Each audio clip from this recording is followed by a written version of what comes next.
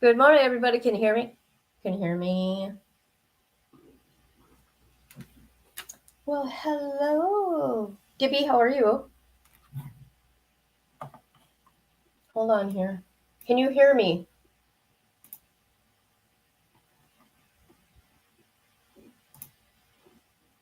Hello.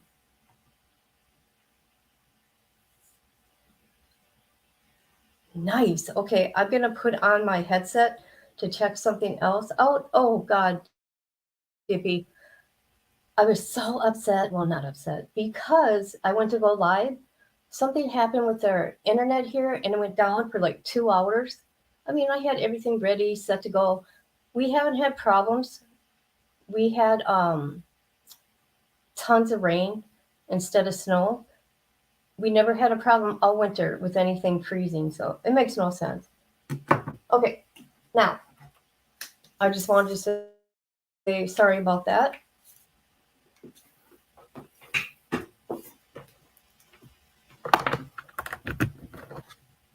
Okay, can you hear me now?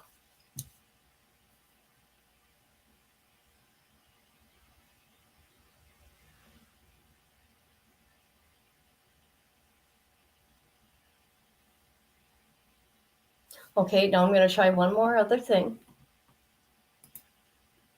Because I had problems last time. I got these new headsets. So, yeah.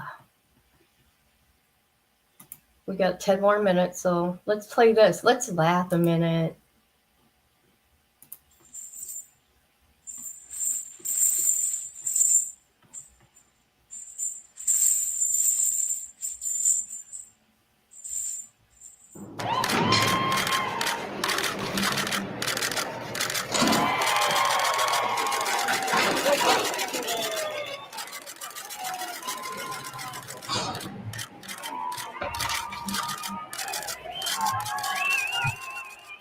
Hi. Hi, Nate. Hi, fans. I know. I haven't been around. I was in the hole. I was in the hole. You asked why I was in the hole?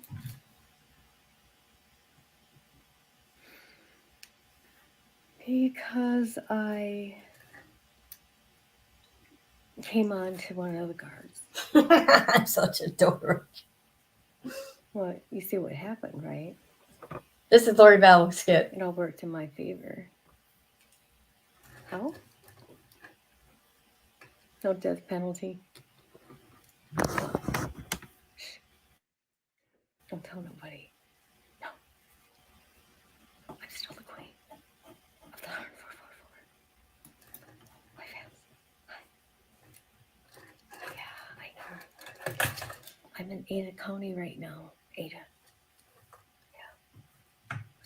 I'm not liking some of the people here because they are not bowing down. But they will. Yeah. Give me a minute, okay? Okay, thank you.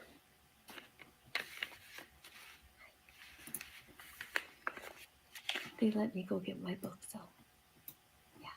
No. I don't have my tablet here. But if my fans want to put something in my canteen, they can do that, yeah. Mm-hmm. Yeah. I know I look good. I don't have CoverGirl, but I got Wet and Wild. Wet and Wild. Yeah. And I got some Elf. I gotta do what I gotta do. Uh-huh. Okay. So, did you get your books? Not yet? I told you. The Prophet. The one and only Prophet. How does that look? The one and only Prophet. Yeah. Hold on. Sorry about that. Okay, we're gonna go through this once again. Living on the edge of heaven. Living on the edge. Yeah. This here. Dare to be a true adventurer. And I've been on some ventures. Yeah. Hawaii was. Okay, before this starts, I want people to know I'm streaming on 2 other platforms. Just so you know, like if you make comments over there, um, well, if you make comments, I see them, but nobody else does, and you can't see anybody's comments. Okay, just thought I'd let you know. Here we go. Lori Velasquez. One of the best. Yes, yes, it was.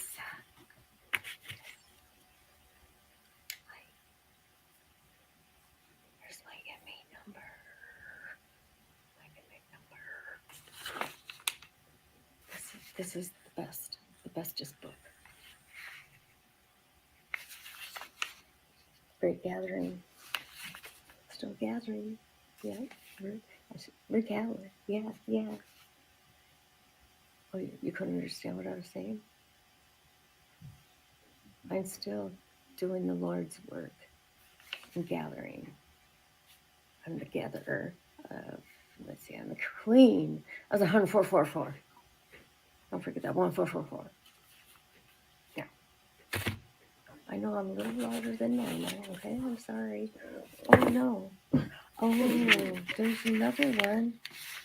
Okay, so I'm going to have to look if they'll let me get up, but I don't have a portal here yet. No portal. I will. I gotta find a place. They got me sleeping on a cot. A cot, not cock. Cot. Oh. Okay. So I got this magic book. So the only true prophet knows I need to talk to him. Because he can read my mind. Yes. He puts thoughts in my head. Yeah. Yeah, he does. Yeah, he does. Okay. Ready? Listen. Listen. Listen.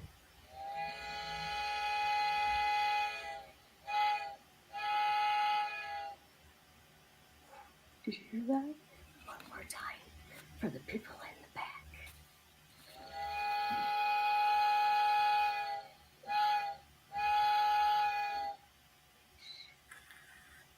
Don't tell Chad. Oh, I don't need Chad. Don't tell anybody. Yeah.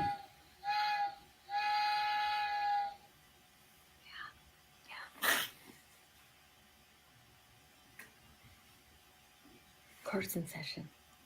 Course in session. There we go. Listen. Listen. Some reports regarding some other things. I can't stand that bitch.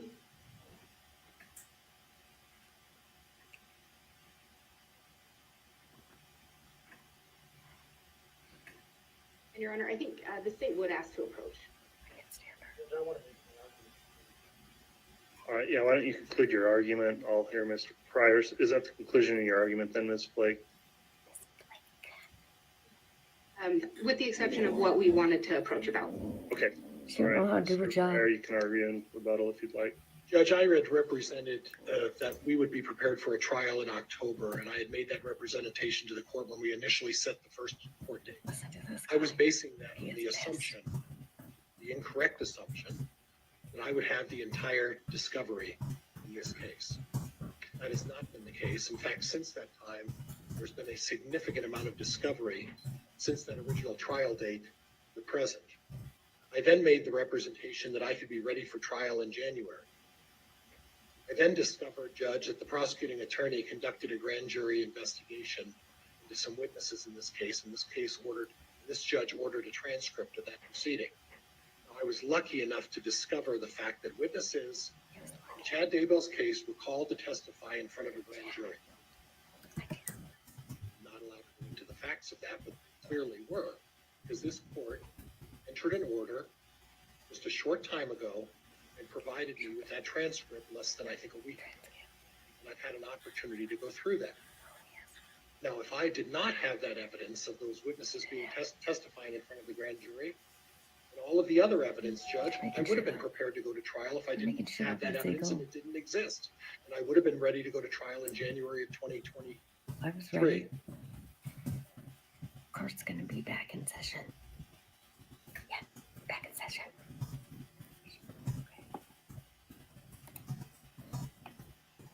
Again, in August, there was an order that I be provided some DNA evidence. I do not have that evidence. Because there is And I could none. really care less whether the I don't state care thinks less. it's exculpatory or not. It doesn't matter what they think, and I could care less what they It don't think. matter. But I'm concerned about what I think. And if I think that evidence is exculpatory, I'm entitled to it. And I'm entitled not only to have that evidence, I'm entitled to test that evidence and have an adequate amount of time to do so. And There they isn't don't get to dictate and one-sided. We've been through this before, and I didn't want to turn into this kind of a tone, Judge, but we've been down this road before. They don't get to dictate what's exculpatory and what I want to use in my case. The only thing they're entitled to is I'm going to show them what evidence I'm going to use. That's what they're entitled to. And they're going to get that. But until they get those reports and the expert reports that I have to prepare, I want the evidence. I want the evidence. I want my expert to have an adequate amount of time to test it. And Ms. Blake brought this up. In both of those DNA cases, Judge, I entered into a stipulation that allowed their expert to test the evidence, give me the report, and allow me to follow up and do further testing if I deem it necessary. And I accommodated them to allow them to do that.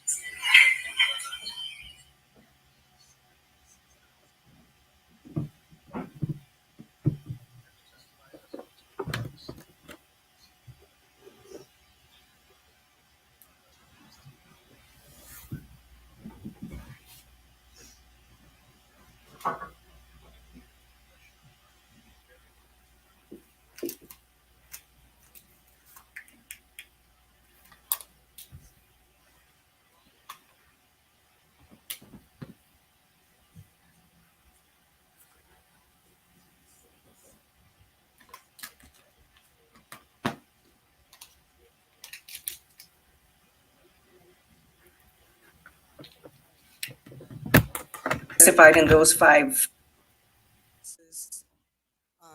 Volusia County, which is Daytona Beach, and Miami-Dade. Okay, so am I right to understand that you've testified as an expert witness in both federal court and in state court, Yes. all in Florida? Yes.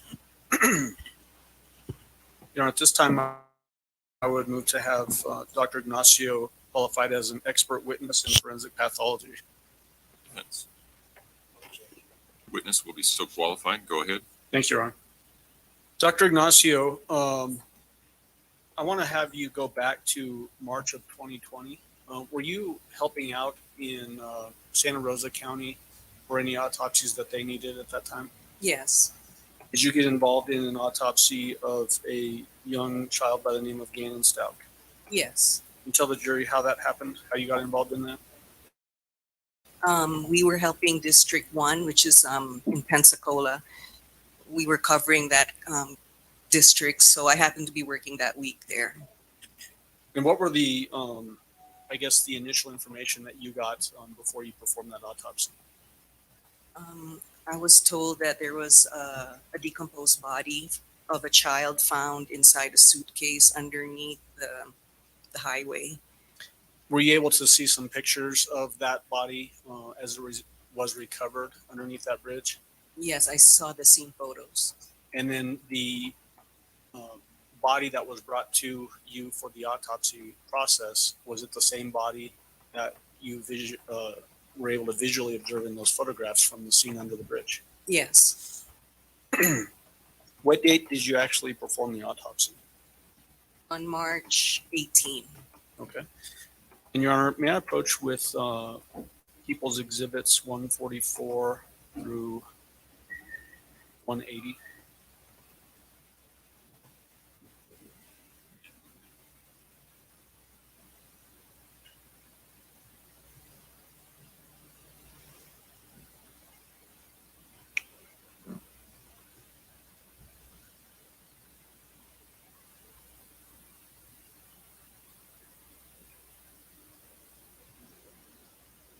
first, in your, can I stand here for just a moment? Yeah.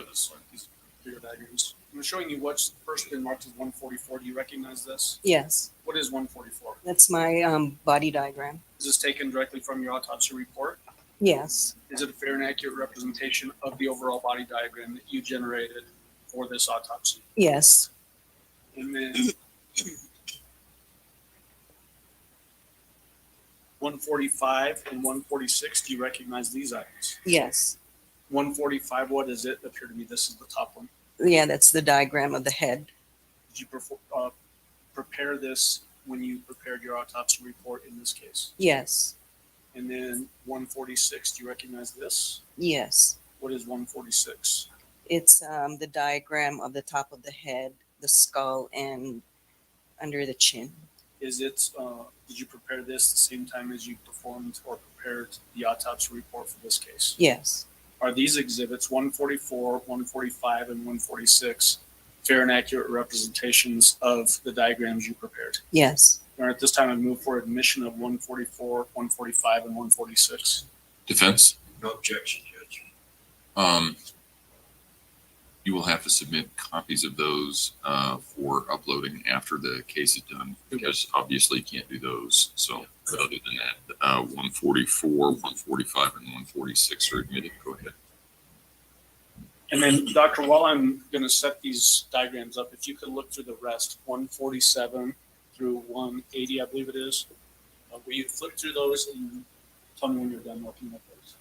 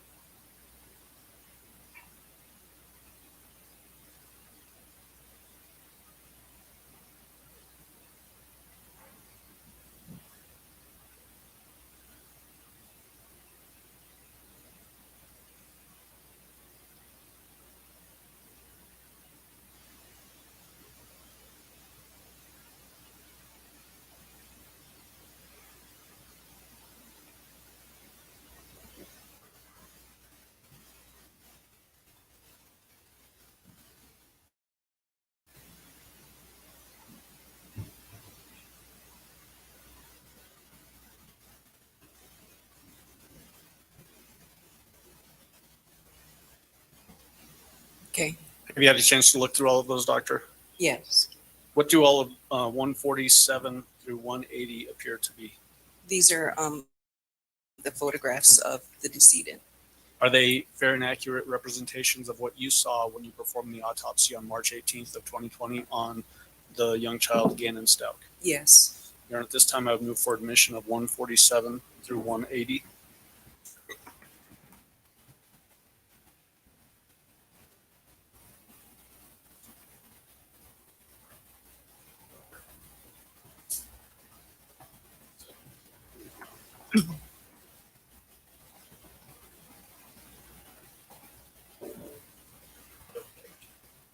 It's 147 through 180 will be admitted.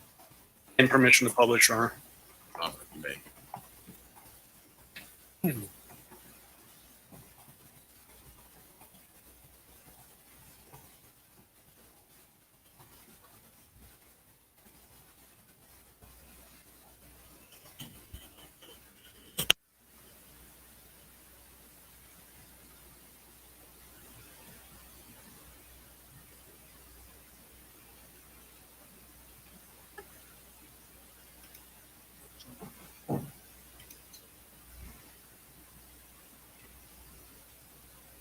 So Dr. Ignacio, I've got 147 on the board behind you. And then to help the jury understand what we're looking at here, if you need to reference any of the body diagrams, please just let us know which body diagram that we need to have up on the easel. And then we'll use that to coincide with what we have in the photographs up on the screen. Is that okay? Okay. So in People's 147, is that a picture from the scene underneath the bridge of the boy that was eventually identified as Gaiman Stauch? Yes. And is that the same child that you performed the autopsy on March 18th? Yes. Advance to 148. So we're looking at People's Exhibit 148 now on the screen. Let's just go preliminarily. Are there very apparent signs of decomposition visible in People's Exhibit 148? Yes. Can you just describe, so that the jury understands what it is that you are calling that decomposition? The whole body looks decomposed. It doesn't look like, normal fresh body. You see a brown gray discoloration on the skin. The right hand, you can already see the bones because it's starting to decompose the skin. Dr. Ignacio, that red handled thing is a pointer. I see that you're Oops. pointing with your hand. That may help you, may not. It's up to you. Okay. And the tip of that thing pops off just to keep you on your toes, doctor. So you can see that the right hand, you're already losing some skin there, so the bone's exposed. You're already seeing bone here because the skin's already decomposed and disappeared. Brown discoloration all over. And then there's black linear lines in the abdomen and chest area, and also on the, I guess would be the left hip there. Are those also signs of decomposition, or what does that appear to be? Yes, I think it looks like could be from the clothing. Okay. So clothing can have an effect on a body as it's decomposing as well? Yes. Okay. So there's a measurement device there in People's Exhibit 148 as well. Is there a wound apparent in People's Exhibit 148 that you can point out for the jury? And if you need to stand up, you can feel free. There's a laceration here on the left chest. This one here. Can't really see it clearly because of the decomposition. The lines are ill-defined. There's a wound here, a wound here, another wound up here.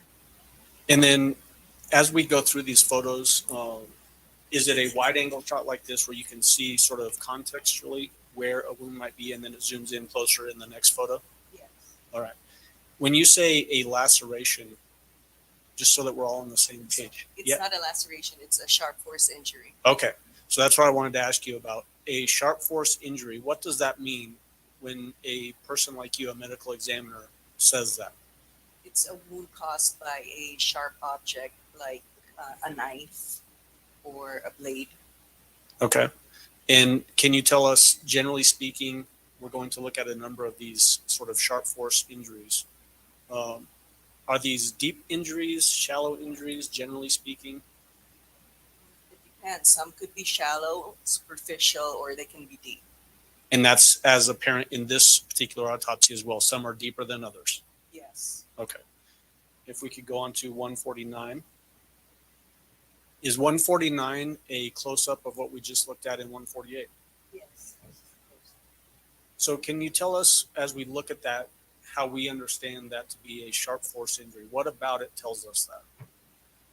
Looking at the wound here, you can't really tell it clearly, but when it went into the rib, the third rib, you could see that it's a sharp, like clean cut line because it hit the rib and the space between the two ribs, which is called the intercostal space where there's muscle.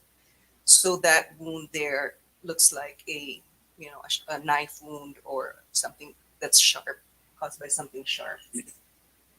Did the decomposition state of this body cause some difficulty in identifying injuries that might have been contributing to what caused the death in this case? Some of them. Okay. Now, if we can move on to 150. This is another sharp force injury. And you can see that it doesn't really look like a sharp force injury. It's got jagged edges from the decomposition. But then you can see the wound inside, that it was just like a linear, straight, clean cut wound. If we could go on to 151. That's a close up of the wound. So let's talk, now that we're seeing this one close up. This looks almost like a hole in the body as opposed to a slit or a slice or maybe even a stab. Tell the jury why that might be for this particular injury and how you can still call this a sharp force injury. So if you look at the skin here where it was cut, it's clean, it's a straight line. But because of decomposition, there's stretching of the skin and it loses elasticity. So that's why it looks round and not slit-like. Like this one is another wound that looks like a sharp force injury. You can see that it's got sharp tips.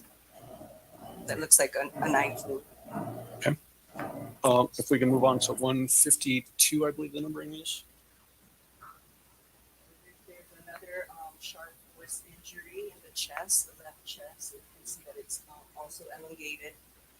That didn't enter the chest cavity, but just hit the muscle, the pectoralis muscle. Okay, and then 153. That's a close up. You can see that it's got a clean line there. Great edge. Okay, and then these measuring devices that we see in these photographs, does that help us give an idea as to how long a particular wound might be? Yes. Okay. 154. Showing the sharp force injury that's like right above the clavicle on the left. One thing I want to have you point out in this particular photo, Dr. Ignacio, is there's a blurred area on this particular photo. Has that been altered? Yes. Does that just, if it had been unblurred, would show the victim's face? Yes. And is this just to be more sensitive to the victim and potentially the jurors as we're watching this or looking at these? Yes. 155. This just shows you a close-up view of the same one that was above the clavicle, left clavicle. And this one again looks almost roundish. How can you tell and how can we understand this to be a sharp force injury as well? The edges are clean and straight. It's not jagged. And the wound that was in the muscle was also straight. 156. This one shows you another sharp force injury in the left upper arm that's near the armpit. Right there. And 157. And this is a close-up view. So now that we've seen several of these sharp force injuries where they're almost pulled open and in a rounded appearance, is that basically what you testified to earlier, that as the skin is shrinking and pulling away, that it pulls the wound open more than it would have if we were close in time to when these injuries occurred? Yes. Okay. 158. Here's another sharp force injury on the left wrist region. And this one we can now see must have been taken before the clothing was taken off the body. You can see some of the clothing that the victim was wearing. Is that likely what the person was wearing when they died? Yes. How can you tell that? Because of all the fluids, decomposition fluids, the coloring. We had a crime scene technician from Santa Rosa testify late last week that also testified that there were defects in the clothing indicating that there were these slices or sharp object cuts into the fabric that coincided with the injuries we see on the body. Did you notice that as well? Yes. 159. 159 is a close-up view of the wound on the left upper arm, like near the axilla. All of these injuries that we're looking at, are all of those injuries marked on that body diagram that you have up on the easel there, which is 144? Yes. We could go to 161. Is that right? 160. My apologies.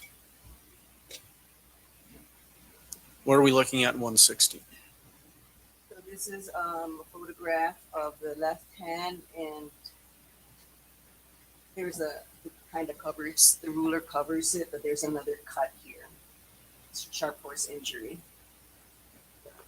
Then moving on to 161. And this is the right hand, the back of the right hand. And you can see here that we've got 1, 2, 3, 4 wounds here. And you can see like the edges are clean cut, caused by a sharp object. When we're looking at these in conjunction with the last photo of the arm and then this one here with hands, when we're talking about cuts to the hands in the forearm areas of Gannon Stauch, how would you characterize those types of wounds? They're consistent with defensive wounds, Okay. trying to protect yourself. Indicating that potentially Gannon was putting his hands up to guard against whatever was happening, Yes, and then they get cut in the process of that. yes. Okay. 162, please. This one shows, excuse me, this one shows the right hand, like the palmar aspect of the right hand. And this is another cut in the middle finger, right middle finger. 163. It's the same photo right there. Okay, and this is This just is the ring finger. right. This is the, oh, sorry. No, sorry, that's the middle finger and the ring fingers. Okay, and then you're just pulling the fingertip back to be able to see that particular more towards the, I guess, the pad of the fingertip. Yes. 164, please. So we're looking at his back, and there's a sharp force injury on the left upper back, right there. This sharp force injury to the upper back, was this one of the deeper sharp force injuries that you were able to document that Gannon suffered? Yes, it fractured the left sixth rib, and it also penetrated the left fifth intercostal space. So that's the space between the fifth and sixth ribs. Does that then cause, I guess, entry into, I guess, the back side of the chest cavity? Does it go that deep? Yes, it does enter the chest cavity. 165. And that's a close-up view of the back injury. Again, is this a sharp force injury similar to the other sharp force injuries we've been looking at this morning? Yes. 166. There's another sharp force injury here. Another one here. Would this be essentially the backside of Gannon's left shoulder? Yes. So this wound ended in the scapula. It hit the bone here, so it just went through the bone, the shoulder blade. And then this one went deeper into the shoulder joint, the left shoulder joint, about 4 inches deep. 4 inches deep, you said? Yes. 167, please. This is a close-up of that more shallow injury, and then the other deeper one is apparent sort of to the left of that. Yes. There appears to be some black fiber there. Can you tell the jury what that is? It could be from his jacket or t-shirt. So basically fibers from clothing. Yes. Is it common for fibers from clothing to get caught up in wounds when there's these sharp force injuries that travel from outside of clothing through the clothing and into the body? Yes. 168. This is another view of the top of the shoulder where you can see the injury that went into the shoulder joint. 169. That's a close-up view. And you know that it's a sharp force injury because it's got clean edges here. So when you're pointing at those, what you call clean edges, to me, it doesn't necessarily look that way, but I'm not in your shoes with your expertise. Those edges that you're pointing at, is that where the skin would have met before being sliced open? Yes, this is fat, subcutaneous tissue underneath the skin. So these are the skin edges, but they just like, stretched and separated. But this is where it was cut. And is this that deeper injury that you mentioned just a moment ago Yes. to the basically the top, maybe backish part of his left shoulder? It entered the shoulder joint. 170. This one is a blurred photo of another sharp force injury on the left forearm. The inside of the left forearm. Yes. And then this one also has a blurred area sort of in the groin area. Do you see that? Yes. Is that blurred out just for sensitivity's sake? Yes. 171. And that's a close-up view. So you can see it's got another sharp edge and you've just got tissue that's coming out from the wound, but that's the cut edge right here. And this is on the, what I would describe as inside of the left wrist. Is that right? Yes. Or forearm area? Yes. 172. What are we looking at in 172? So this is the head and you're looking at the left side. The ear is right here. So there's a cut right in the posterior or the back part of the ear on the scalp. 173. And a close-up view, the cut. Let's talk, since we're now seeing for the first time head injuries. Can you tell the jury, just so that we're all clear, do head injuries have a tendency to bleed heavier than other types of injuries that a human could sustain? Yes, there's a lot of blood vessels in the scalp. And does that cause more bloodletting, potentially staining of scenes where blood is coming out of a person? Yes. 174. We're looking at the right side of the head and we're trying to show, this time it's a laceration. It's not caused by a sharp object. It's caused by a blunt object. So we call them lacerations because it's so hard to see because it's decomposed, but the edges are jagged and underneath the skin, you can still see what they call tissue bridging. That means it wasn't completely cut. Like with a knife, you can completely cut the skin and the subcutaneous tissue, but with blunt trauma, with a blunt object, you may still see some tissue that's not separated yet. So this is a laceration on the right temporal region. So would this be basically right side of the head towards almost a little bit to the back of the head there? Yes, the ear is right here, right ear, and then you can see that there's a wound here. Okay. 175. And here you can see the wound. I don't know if you can see it, but that's the wound right here, and you can see like the edges are not like a knife wound.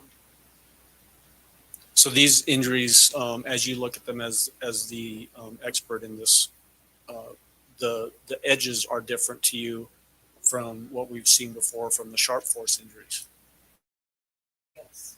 And then when we talk about a blunt force injury like this, what kind of things can cause a blunt force injury like these?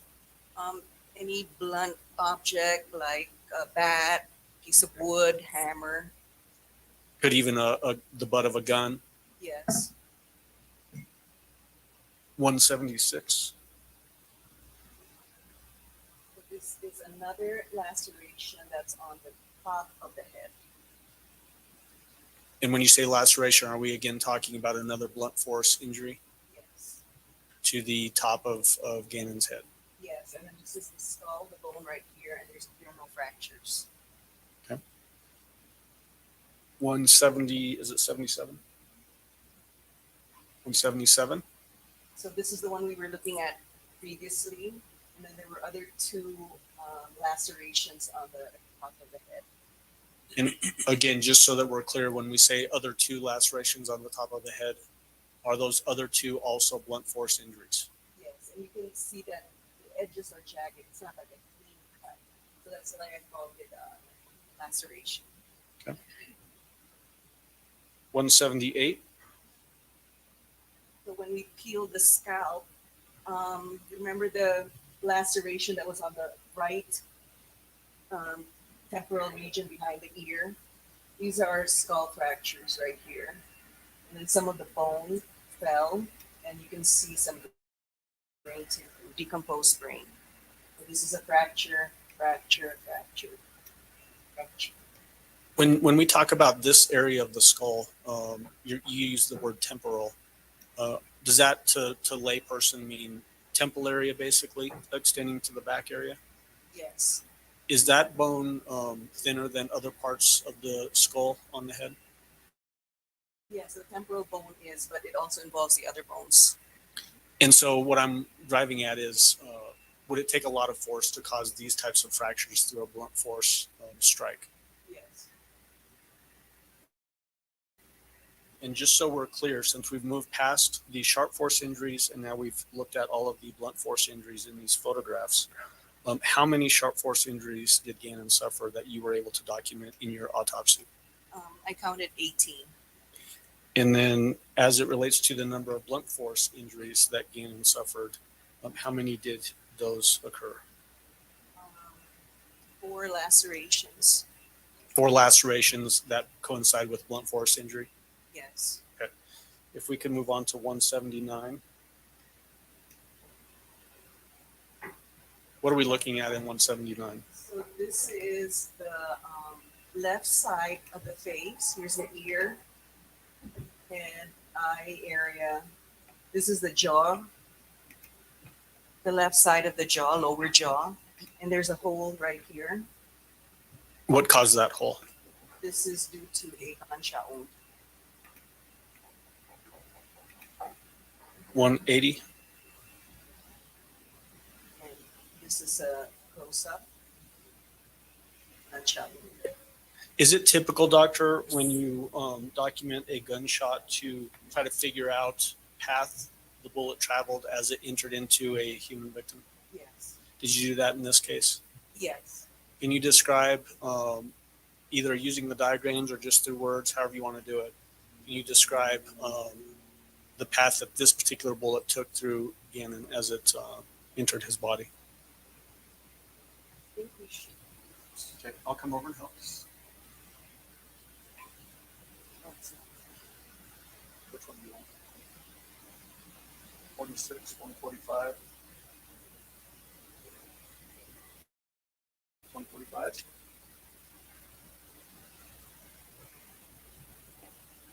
With the on our journey, we also got the shortest east one to find. So I'm going to hold this up, actually, doctor, if that's okay. That's okay. Well, they won't be able to see it. Okay. So the entrance gunshot wound was in the left side of the jaw, lower jaw, the mandible. This entered the oral cavity. It hit the cervical, this second and third cervical vertebrae. So it went to the back. It crossed the midline, and I recovered the projectile. It didn't enter the skull, the cranial cavity. So I recovered it on the right side where the muscles are of the neck. So there was a projectile that went from left to right and then front to back.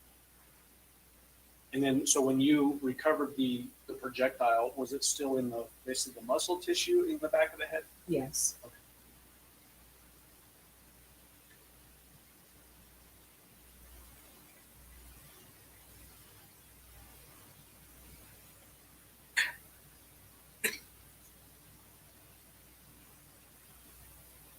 So, doctor, you can sit back down if you'd like.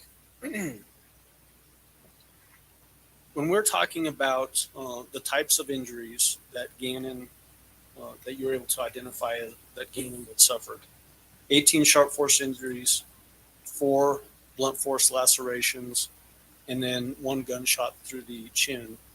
Does that indicate to you that there's some progression that these injuries had to occur in? Yes. Tell the jury what we mean by that and what it is that you're using to rely on and make that conclusion. Um, regarding the sharp force injuries coming first, Well, do you know which one came first? I don't really know, but I'm thinking that it's the sharp force injuries because he could still defend himself. And then I don't know which one came first, the gunshot wound or the blunt trauma to the head, which caused fractures of his skull and bleeding in his brain. So the best that you can tell is that sharp force injuries occurred before gunshot. Is that right? Yes. But it's unclear whether blunt force or gunshot, which one of those occurred first. Yes. Does that indicate some period of time to achieve all of those injuries for whoever was attacking him? Yes. The fact that there's 18 sharp force injuries Yes. and then 4 blunt force injuries Yes. and then a gunshot that entered into the lower left chin and traveled through the oral cavity and all that. Yes.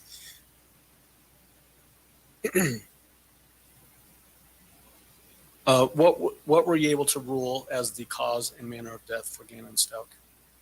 My cause of death was gunshot wound and blunt head trauma of the head. Were there contributing factors to the cause of death? Yes. Sharp force injuries. Those 18 sharp force injuries that we talked about? Yes. And what was the manner of death? Homicide. Is it typical, doctor, that you perform a toxicology test as well Yes. when you do an autopsy? Yes. What is the purpose of doing a toxicology report? We do it in all violent deaths, and it's to determine whether there were any drugs or what drugs were in the system. Was that performed on Gannon Stauch? Yes. Was there anything unusual detected in Gannon Stauch at the time of autopsy? There were some drugs, or there was a drug that was present. Okay, so let's talk first acetaminophen, a typical over-the-counter medication. Was that found in Gannon? Yes. Would that be anything unusual that a child would have potentially residual acetaminophen at the time of autopsy? If maybe the patient the decedent at that time was having a fever or pain, they would give them acetaminophen or Tylenol. Would that be common though in an 11-year-old to find that in a body potentially? No, you don't always see that. Okay. What other things did you find in Gannon's bodily tissues? He also had hydrocodone in the liver tissue. All right, so let's talk about hydrocodone. What is hydrocodone? Hydrocodone is a narcotic analgesic. It's a drug used for pain, and that is also found in cough medications because it's supposed to suppress your cough. Is hydrocodone a controlled substance? Yes, you need a prescription for that. So I can't just go to Walgreens without a prescription and buy hydrocodone. Yes. Is it indicated as highly addictive? Yes, you can be dependent on it. What are the effects of hydrocodone on a human? Depending on the dosage, you can initially become drowsy, lightheaded, dizziness, and if you take a higher dose, it could lead to respiratory depression, or you'll have problems breathing. You'll have lethargy, coma, and eventually death. Was it unusual, in your opinion, to find hydrocodone in a child of 11 years old, like we did here in Gannon's death? Yes, I found it unusual. Is that because of all of those issues you just described? Yes, and if it was for a cough, you would give something that didn't have the, narcotic analgesic in it. Typically, people would not. Yes, that wouldn't be the first line of choice. Okay. May I have just a moment, Your Honor? Great.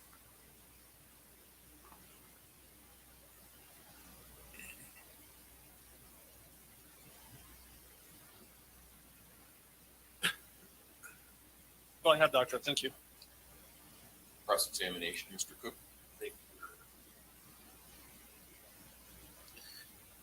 Good morning, Dr. Ignacio. Good morning. My name is Will Cook, and I'm a defense attorney in this case. I'm going to ask some follow-up questions.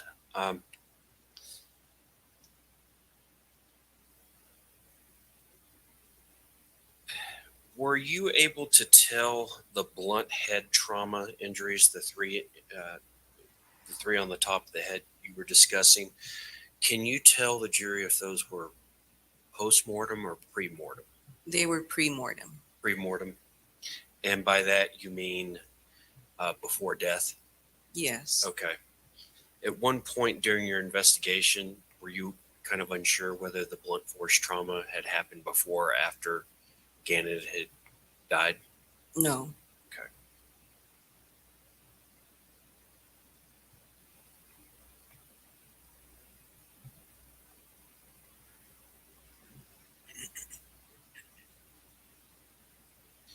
And the injuries that you noted in your report during the autopsy, they would indicate that this was a violent death. Yes. Okay. Also, it looked like a lot of the injuries, the blunt force injuries, the sharp force injuries, it looks like it was just a random act, whereas there's no pattern to it. You have injuries to the head, you have injuries to the body, some are deep, some are shallow. It indicates that this was a random attack, correct? Yes. Okay. There was no pattern to it. Yes.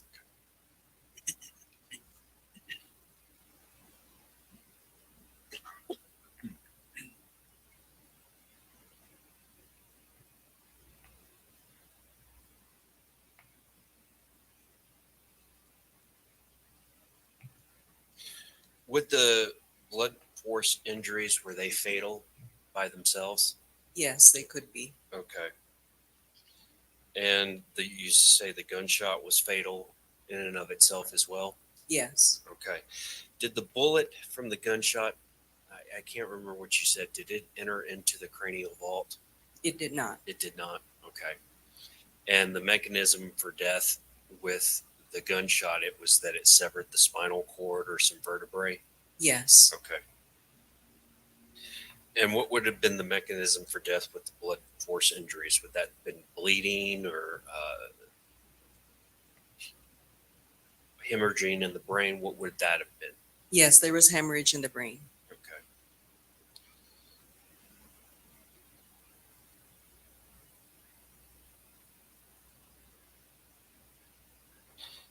When you're doing investigation and autopsies and looking at toxicology reports, did you go back or did your office or did you receive any information about whether Gannon had had a prescription for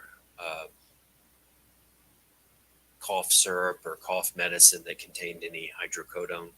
No, I didn't inquire. Okay. So it is possible that he could have had a medication or a prescription from a doctor to assist with the cough. It's possible. And if he had a prescription for a opiate-based cough syrup or cough medicine, then it would follow that it would show up in his blood or his toxicology results. Yes.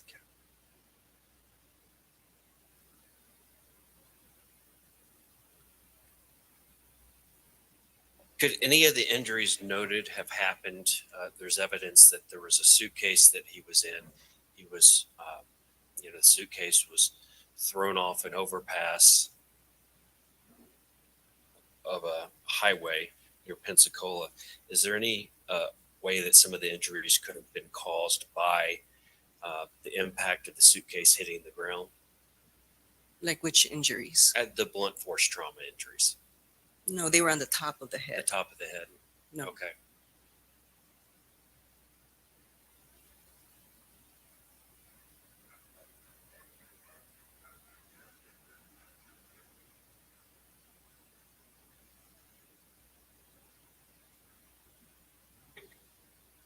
In a lot of injuries, doctor, you'll see stippling or powder burns on the skin where a bullet where a projectile will enter. Did you note any of that, any of those type of injuries on Mr. Gannon? I didn't see any stippling, but Okay. it's also because of decomposition. I might not be able to see it. And that was my next question. Would decomposition, even if it had originally been there, would it make that disappear or decay? Maybe. Maybe. So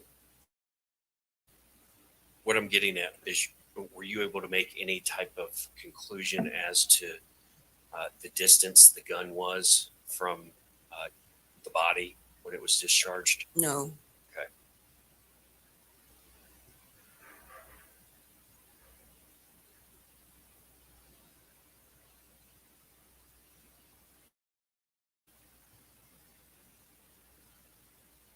Were any of the sharp force injuries, were any of them in and of themselves fatal? Because of the decomposition, I couldn't really tell. I mean, when I looked at the lungs, because I was thinking it would penetrate the lungs, I didn't see any injuries, but because there was decomposition, it was hard to see. So I couldn't really tell with the injuries that went into the chest cavity. So I guess all you can say is it's possible. Is it possible that some or one or more of these sharp force injuries were fatal? Yes, it could be fatal if left unattended. Okay.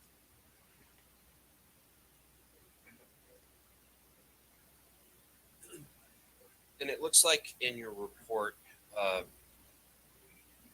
you look for organs, you remove some of them, you measure the contents of fluids in different organs and that sort of thing. It looks like in your report, it mentions that you couldn't find a pancreas. Is that because Gannon did not have a pancreas, or because it had just decayed to the point of being able to identify it? Yes, decomposition. Composition. So a lot of this stuff, a lot of the organs and whatnot in Gannon, they had decayed to the point where you couldn't identify him anymore. Yes. Okay.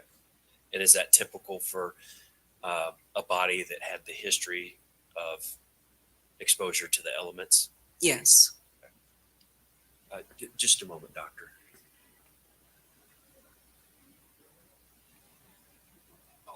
Thank you. Redirect.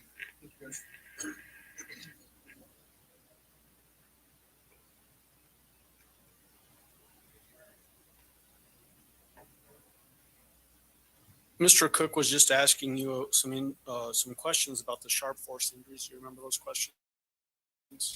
Yes. And couldn't tell whether those could have been fatal on their own or not due to the decomposition. Yes, but I think I said something. I couldn't tell. But then you could die from injuries into the chest cavity if left unattended. Is that why you determined that the sharp force injuries were contributing factors to the death of Gannon Stauch? Yes. The fact that this body was put into a suitcase and thrown over a bridge, does that indicate to you that this was an attempt to hide this type of evidence, the evidence that we're finding from these injuries? I think if you can lay a little bit of foundation about what expertise you might have in that regard. Okay. Let's try that first. Yeah, sure. So, doctor, when we're talking about investigations into deaths of persons, especially, I guess, in Florida, where there's lots of waterways and that kind of thing, is it common to find bodies that have been disposed of into waterways or bayous or marshy areas in Florida? Yes, we have had some deaths. I'm sorry, go ahead. We have had some deaths found in bodies of water. Is it typical in your expertise to find that a person may have been murdered in one place and then intentionally moved to another place like a waterway or bayou or marshy area to make it harder for authorities to find and examine the body? Yes. Okay. Was that apparent in this case? That a body had been moved some distance in mileage and then pitched over a bridge into a potentially marshy and watery area? Yes. And so does the fact that that occurred here indicate to you, in your expert opinion, that there was also the attempt to hide this body from authorities so it wouldn't be detected and examined to determine how this person died. Yes. Is that an intentional act? Yes. You were asked by Mr. Cook about stippling. So let's talk, and so the jury understands what stippling is. Is stippling essentially powder burns on the surface of skin that would be caused by somebody shooting a gun at somebody in close proximity to that skin? Yes. Usually 2 inches to 2 feet from the skin. The gun would be 2 inches to 2 feet from the body. And so you would see the gunpowder leave marks, little pinpoint marks on the skin. These powder burns, are these expelled out of the barrel of the firearm when it's fired? Yes. If somebody put a pillow between the gun and the victim, would that prevent stippling from appearing on skin? Yes. Did you, in your autopsy, also include a pillow and x-rays and find 2 bullets inside of that pillow? Yes.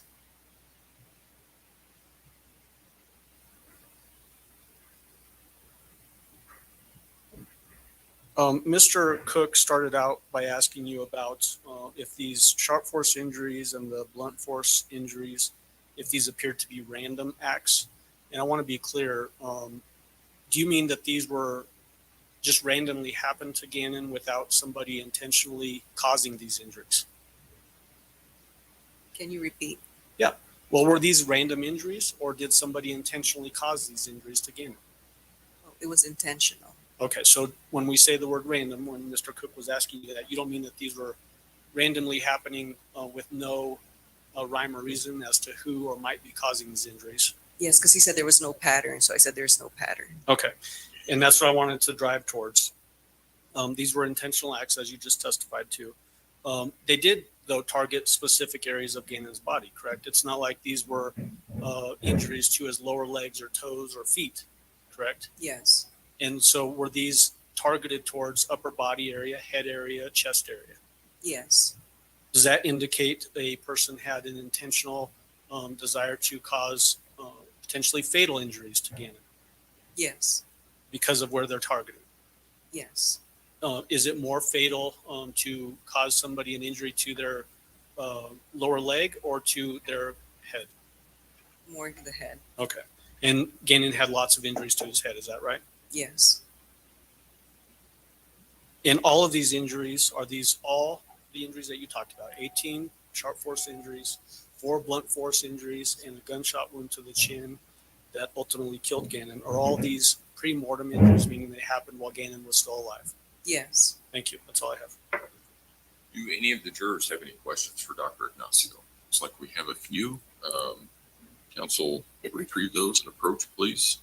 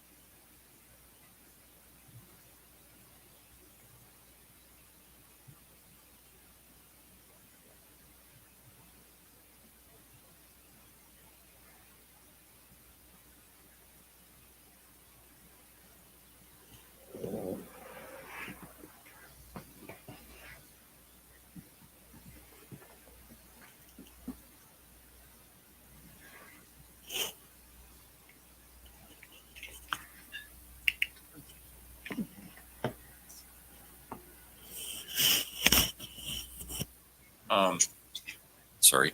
Dr. Ignacio, can you determine how long the body has been decomposing? Do you know when the time of death was? No,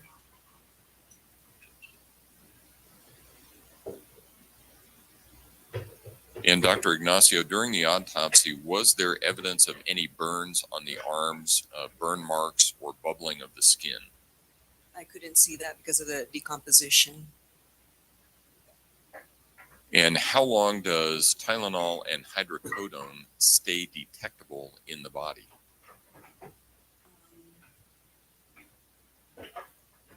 Usually 12 hours after the body would already metabolize the drug and come out in the urine, so that the drug was already there at the time of death. All right. I will allow reasonable follow-up as to those questions only. Mr. Allen? So Dr. Ignacio, just so we're clear, when you say 12 hours for those things to metabolize in the body, if it hasn't completely, like the hydrocodone, had not completely metabolized and been expelled by the body, even if it's been an extended period of time, like in this case, you would still detect hydrocodone. Yes, if you were alive and you would take hydrocodone, after 12 hours, we don't even test for drugs anymore because it's going to be out of the system. But when he died at that time, he had the hydrocodone. It was even able to metabolize because it converted to hydromorphone. So there's some time there, but the drug was still there because he died around that time. When you say that the hydrocodone had started to metabolize, so does that mean that the body has processed some of that hydrocodone, but not all of it at the time of death? Yes, maybe before he died and he was attacked. Okay. Okay. Thank you. That's all I have. Mr. Cook? Thank you. Doctor, when you were talking about the burning or bubbling of the skin, so there could have been burn marks or burn injuries on the arms, but due to decomposition, you would not be able to detect those any longer, correct? Yes. Okay.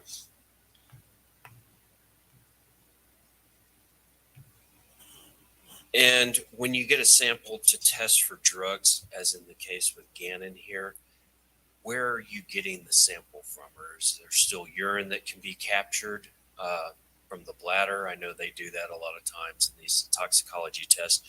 Or just tell the jury where you got these samples from. Since he didn't have any more blood, it was all fluids, body fluids. We couldn't test that, so we take liver. So these levels are from the liver tissue. Okay. And a lot of times in these types of investigations, you have a blood level and a urine level. And I've heard testimony before that a urine levels, they're not as accurate about time of ingestion and everything. And it's mostly byproducts. Would the samples that you got from the liver, would that be considered a blood level or a urine level test? It's a liver tissue level. The liver tissue level. Okay.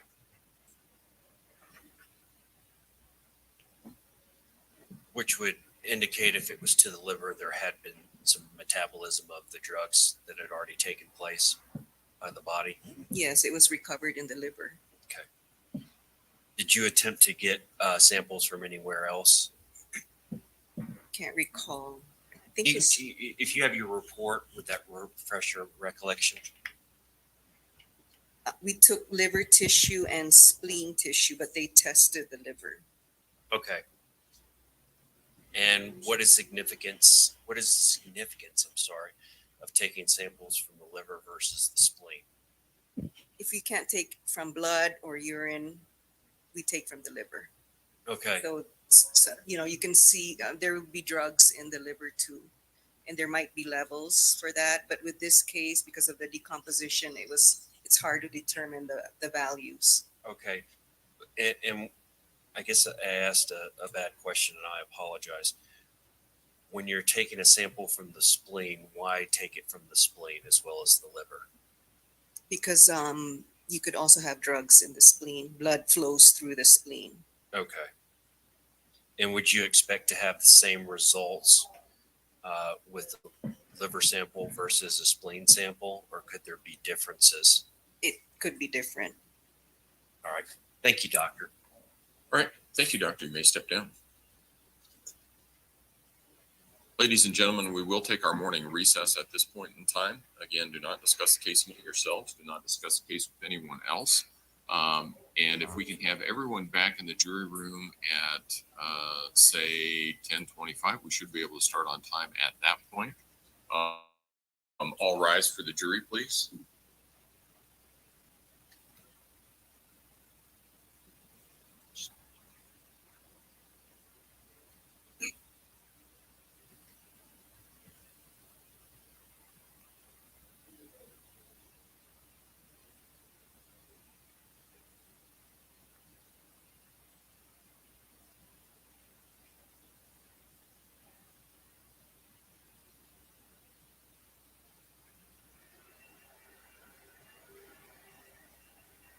Thank you. You may all be seated. Record should reflect the jury has left the courtroom. Is there anything we need to take up outside the presence of the jury? Prosecution? No, Your Honor. Defense? Yeah, Your Honor. Okay.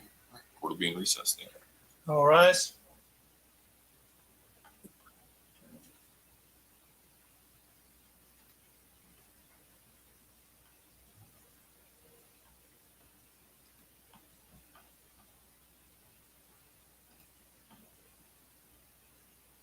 Oh my God, you guys. Wasn't that horrible?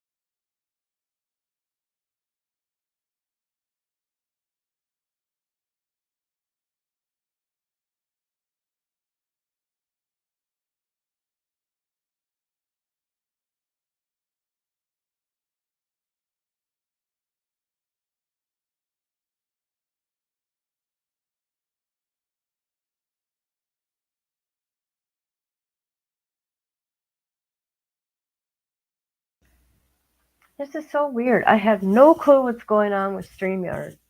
Or maybe it's me. I don't know. I just looked and I was on mute. How could that happen? I don't get it. Can you hear me? Can you hear me now?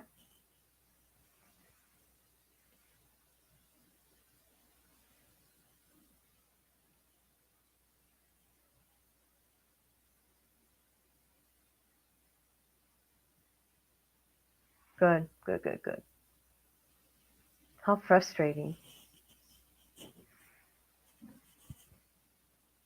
You know, I'm not professional like some of the YouTubers because some of them have been doing this going live for a very, very long time. Not me, though.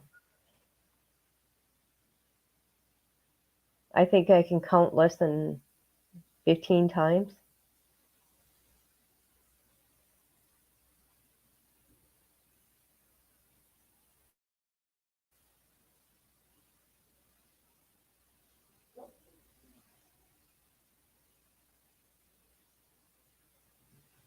I can't believe she's not crying because I've seen other people or defendants or whatever, they cry when they see what they did to their victim.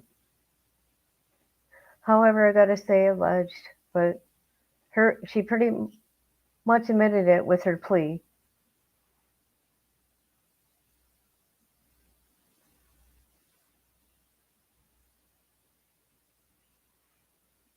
Who's Josh?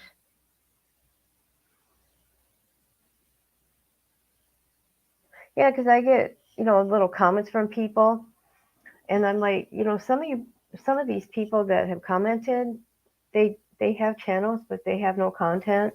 So things are, different and harder until you learn how to use everything. Just saying, people. Just saying.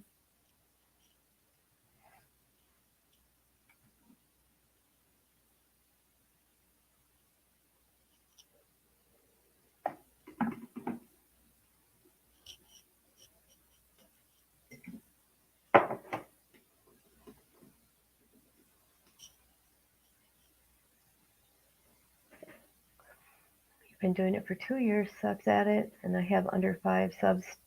I know it takes forever to build up your subs, and what sucks about it that it seems like if you got drama on your channel, okay, or you actually hit like a viral video, then that's where you get your subs. And I hate doing that drama crap. I've done it 2 times, unfortunately.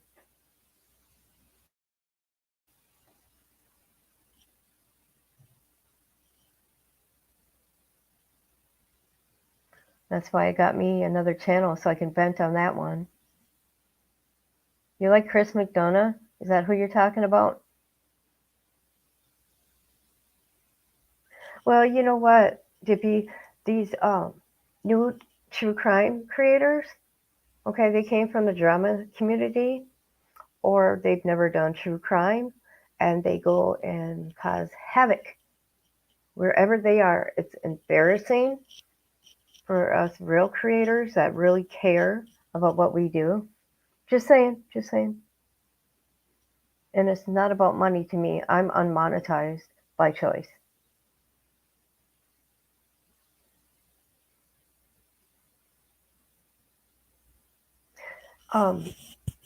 What time are you going live, Dippy?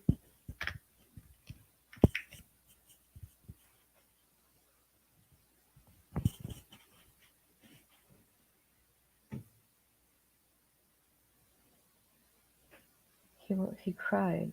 Chris was pushed into by cold case. Chris isn't an innocent. Do you know why he isn't a? Oh yeah. McDonough. Yep. I can't believe he got his channel back, man. He could have got that one guy killed during Gabby's case.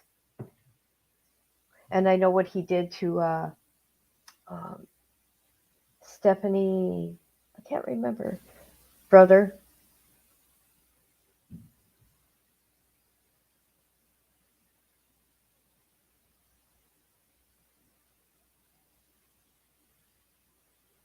I like his wife.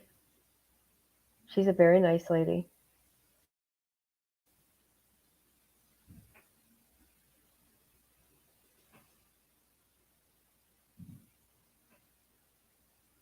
I've watched the case, and I also read all the court documents myself.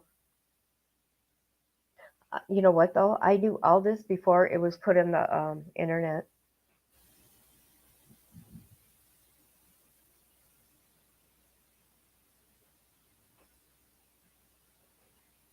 Hold on a minute. I'm going to look at something, peeps, since we're waiting.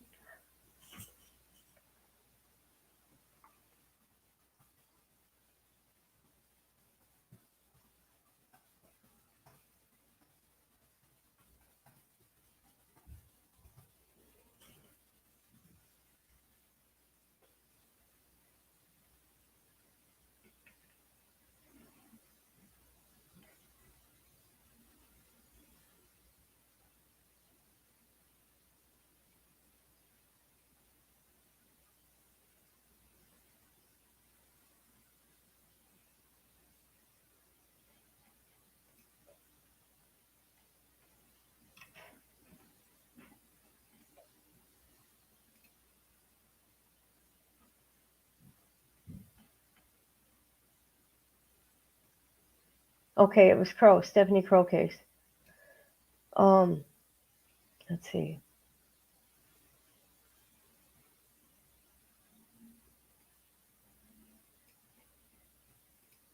Okay, there's a lot of okay, this is the appeals, but I gotta find the lawsuit that he was sued in. He was sued.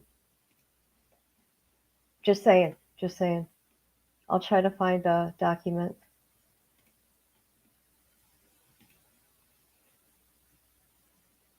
I hope that worked, you guys.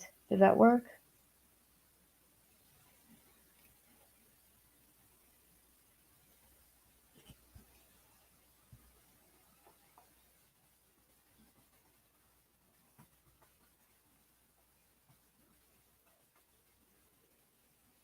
Come on.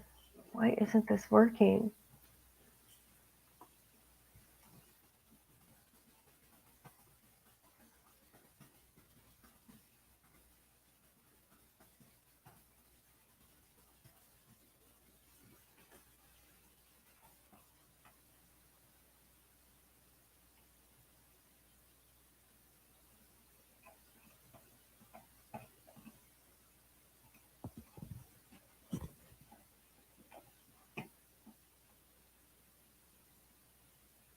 So the Crow family did win over $7 million. Don't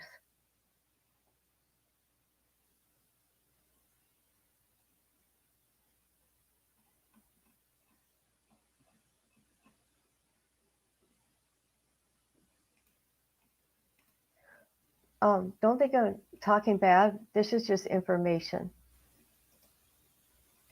And he is really well liked, okay? Just saying.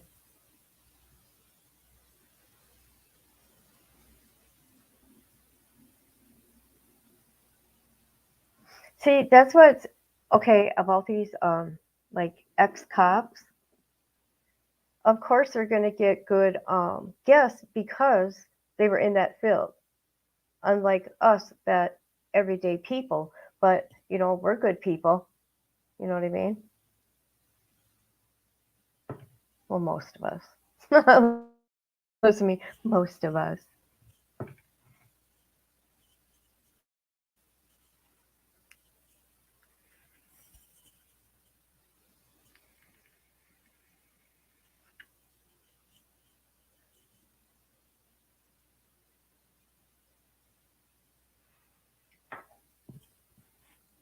So yeah, there you go. That's I had the correct document somewhere right from the court, but I can't find it right now.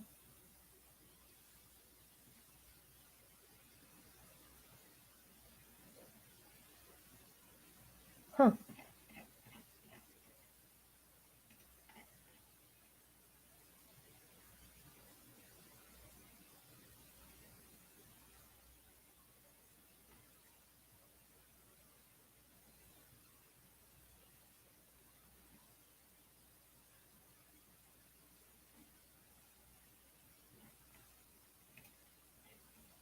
Okay, I'm not gonna look for any more. That's just some information.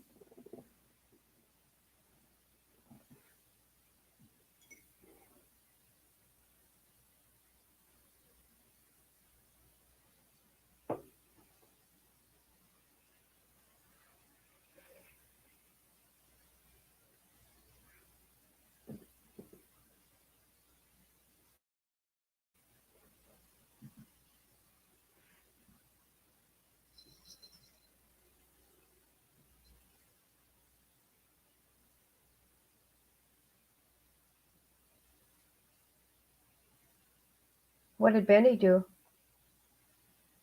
in the Gabby case? I didn't know he did anything with it. I know what he did in the West case.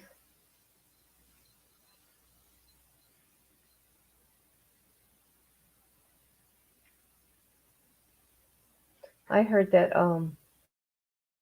he got arrested. I don't know what for or anything. So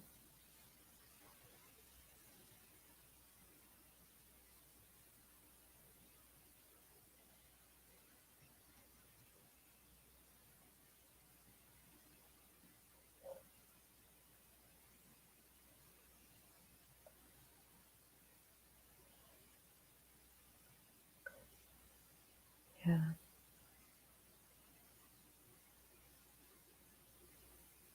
So is anybody, do you follow Lori Vallow case? I do. Opening statements are today. Already started. Disappointing we can't watch it, but Nate from East Idaho News is going to put up the audio tonight, he said. That's going to be a crazy trial, too.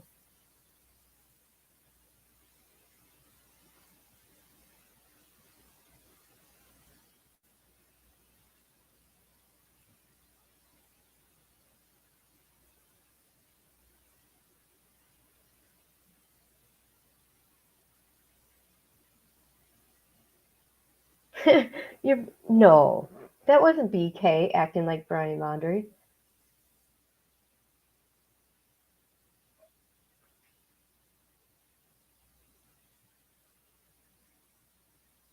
I want to hear about the Vallow case. Well, I got a playlist, and there's many others too.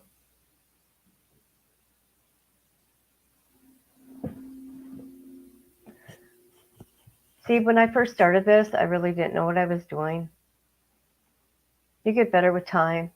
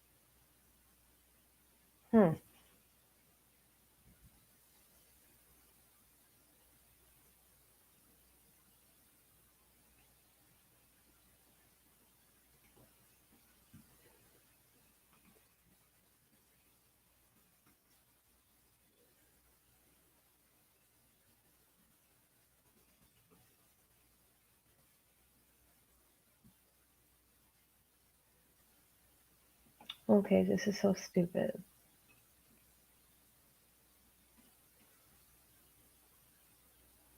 I'm looking for something, you guys.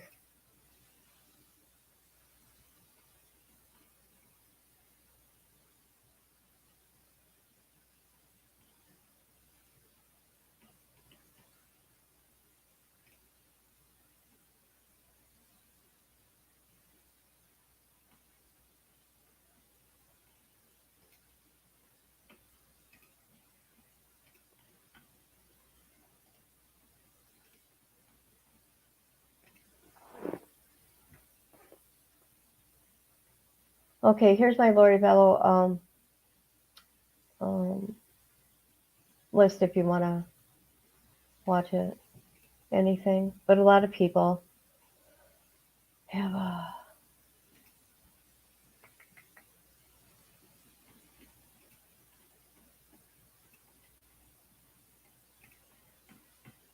here are my skits.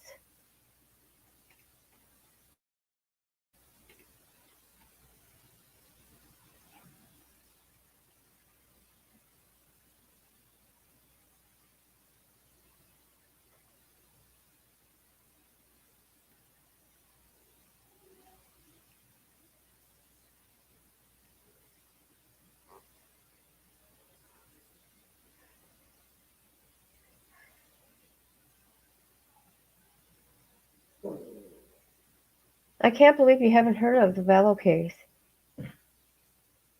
Well, maybe you have, but I don't know. Don't know details.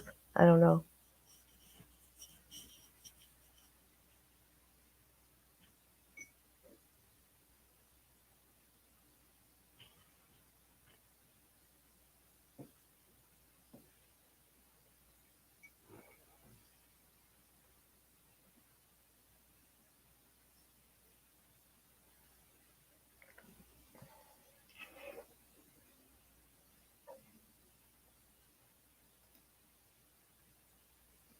Court will recall Here we go. 20 CR 1358, People versus versus Letecia Stauch. Record should reflect the jury's not present in the courtroom. Is there anything we need to take up outside the presence of the jury at this point in time? Prosecution? Defense? Okay, let's go ahead and bring him in.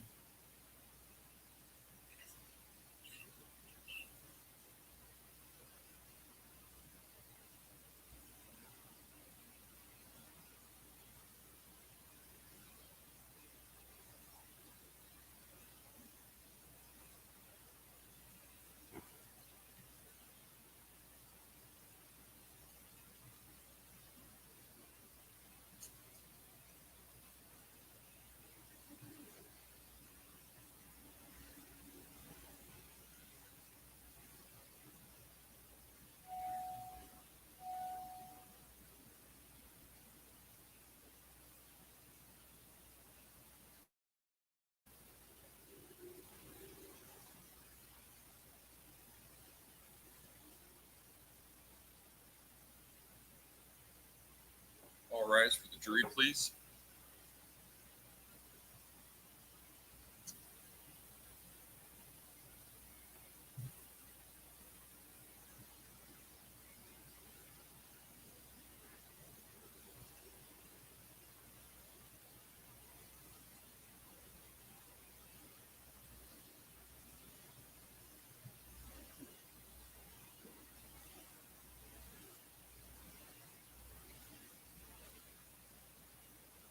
Thank you. May all be seated.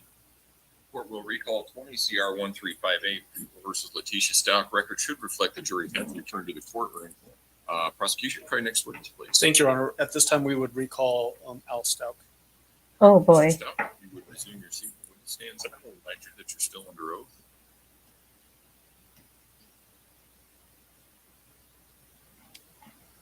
Okay. May I proceed, Your Honor? I don't know if there was something. You may, Okay. yeah. All right. Good morning, Mr. Stauch. How are you doing today? Morning. When you were previously on the stand, we talked with you about your woodworking. You saw some of the photos in the garage of that woodworking. You Did got a at camera one not point working. Suffer an injury as a result of your woodworking? I did, yes, sir. What was that injury? I cut off the tip of my right pointer finger, Your index finger? my index finger, yes, sir. When did that occur? May of 2019, around that time frame. Did you get any prescription medications to deal with pain from that injury? I did. What kind of prescriptions did you get? I believe I would have, I had a ibuprofen prescription and then some sort of pain medicine, I think hydrocodone, some sort.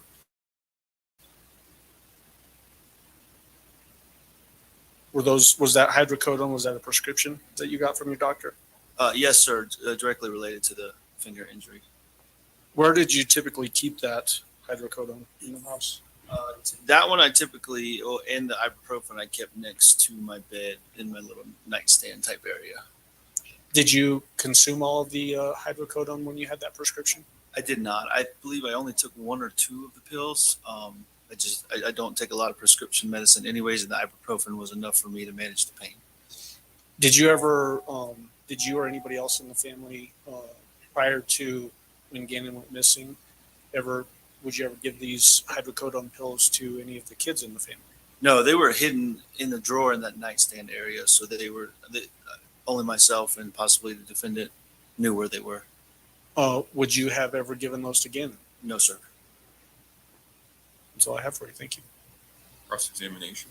Do the jurors have any questions regarding that part of Mr. Stauch's testimony? All right, thank you, sir. You may step down. All right, prosecution, call your next witness, please. We're just checking in the hallway to see if she's out here yet. That's okay.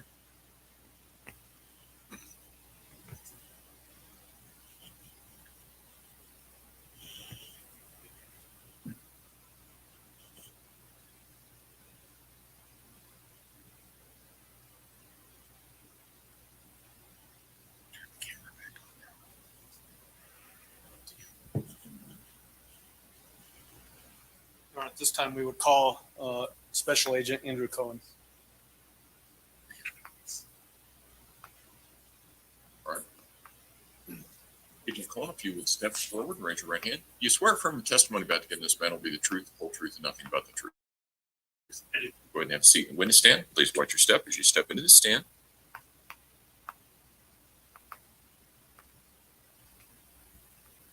Good morning, Mr. Cohen. How are you doing today? Good morning. I'm fine. How are you? Will you please introduce yourself to the jury and then spell your name for the record?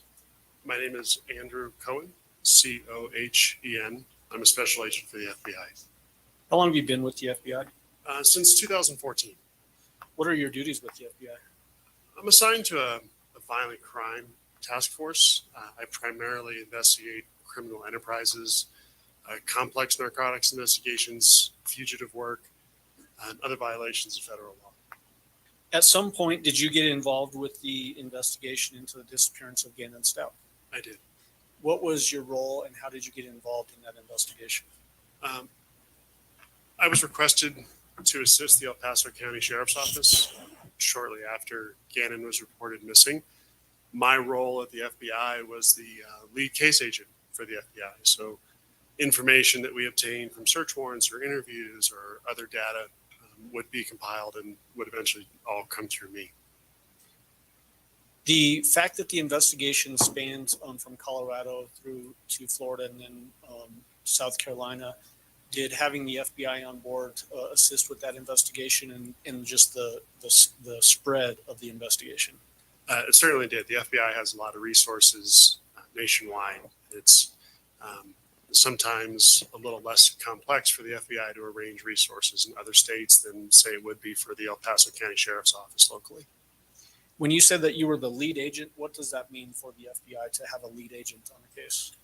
I was assigned the responsibilities of that case, of maintaining the case file and of making the investigative decisions at the FBI. Are you also serving as an advisory witness in this case? Yes, I am. Is that why you're sitting sort of behind us during testimony here? That's correct. Is it probable that you'll testify more than one time? I think that's up to you. Yes, it is. So, Agent Cohen, in your work as an FBI agent, is it typical for you to get involved in wiretaps? I've been involved in several wiretap investigations throughout my career. What does it mean to have a wiretap? A wiretap, common language, is actually the interception of oral or electronic or wire communication. In essence, we're able to listen to phone calls or to view text messages as they're sent. Tell the jury what the process is to gain access to listening to those types of things. A wiretap is considered a very intrusive investigative method. It's not something that you can just do on any investigation or even at the start of any investigation. Quite frankly, it's the most intrusive technique law enforcement has, where we're listening to somebody's phone call in the scenario where you would think you'd have the highest expectation of privacy, talking on your phone in your own private setting. And not only are we receiving the communications of the person whose phone we've installed the wiretap on, but we're also intercepting communications of other people that would be in contact with that person. So in order to get a wiretap, it's a pretty lengthy process. We have to show to the court that there has been an exhaustion of all other techniques that could be used in investigation, and that other techniques wouldn't be effective. So in this particular investigation, we had done multiple search warrants. We had done GPS trackers on cars. We had done location on cell phones. We had done physical surveillance. We had conducted interviews. And we have to demonstrate not only to the court that this is a necessary technique and that it would be reasonable that we would collect evidence, but we also have to show that all that other stuff would no longer be effective in the investigation. What would happen if you've got the wiretap set up, you've got the approval of the judge, and you start to hear something that is outside the scope of the investigation? What would somebody listening to the wiretap do?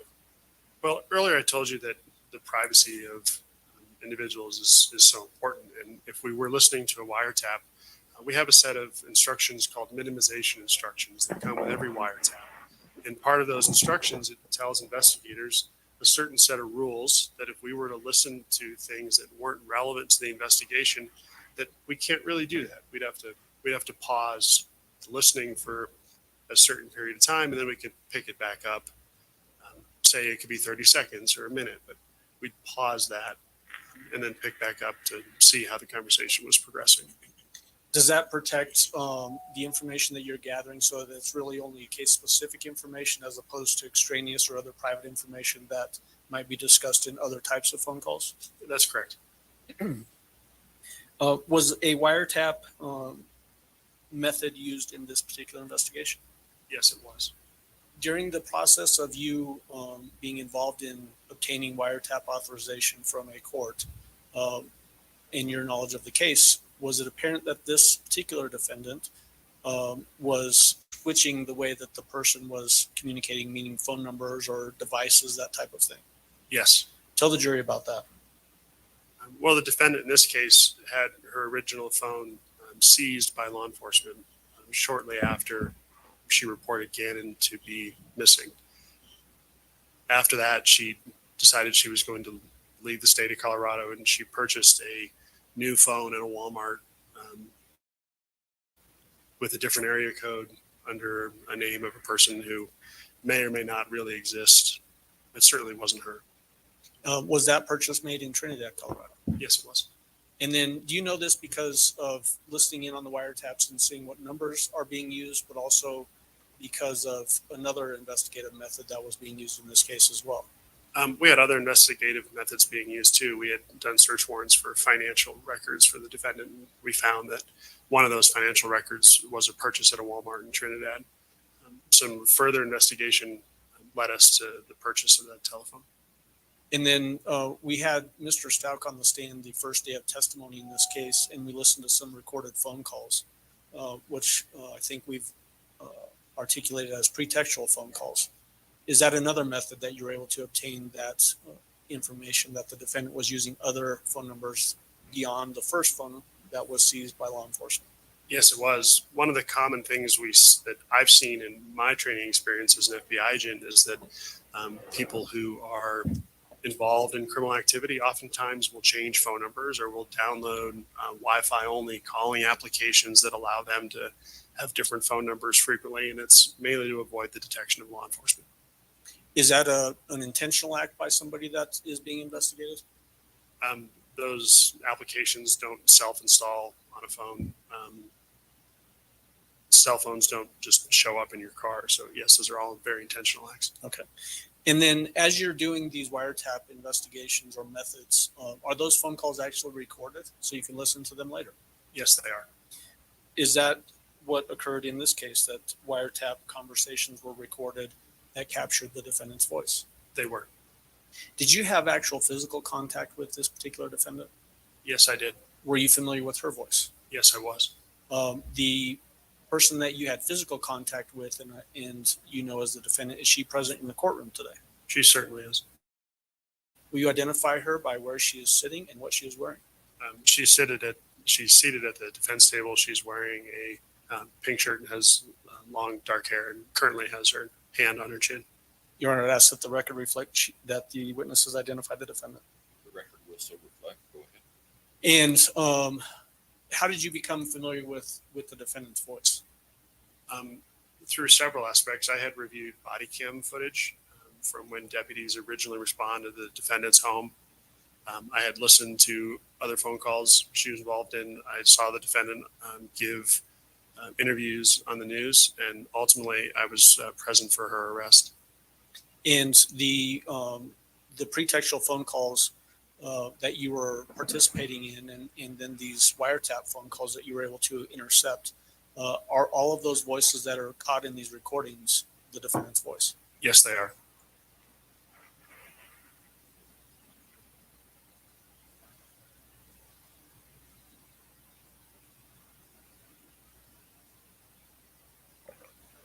With 688, 689, 690, and 691.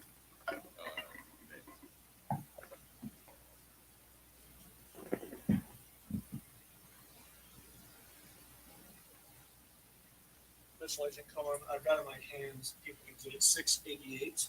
It's a disc. Do you recognize it? I do. How do you recognize it? I reviewed this disc and I initialed the disc. What is the disc contain? This contains wiretap calls, recorded wiretap calls. Does it indicate a time and date of this particular?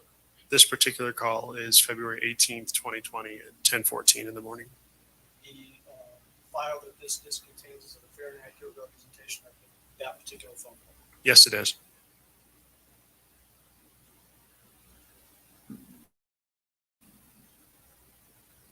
As it relates to 689, do you recognize this disc? I do.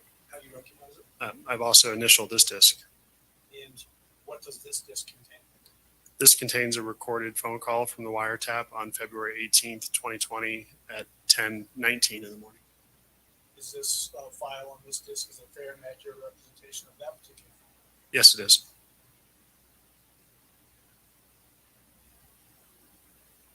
If I'm looking at 690, recognize this disc. I do. How do you recognize it? I've also initialed this disc. And what does this disc contain? This contains a recorded wiretap call on February 18th, 2020 at 11:16 in the morning. Does this file on this disc, is it a fair and accurate representation of that particular phone call? Yes, it is. And then looking at 691, do you recognize this disc? I do. How do you recognize it? I've also initialed this disc. What does this disc contain? A recorded wiretap call on February 18th, 2020 at 2:47 in the afternoon. Does it actually say 1447? It does. And that's 2:47 p.m. Correct. Is this file on this disc is a fair and accurate representation of that particular? Yes, it is. All right, this time I move for admission of 688, 689, 690, 690. Mr. Tillman. Your Honor, subject to the objection I had in the prior. Council approach, please.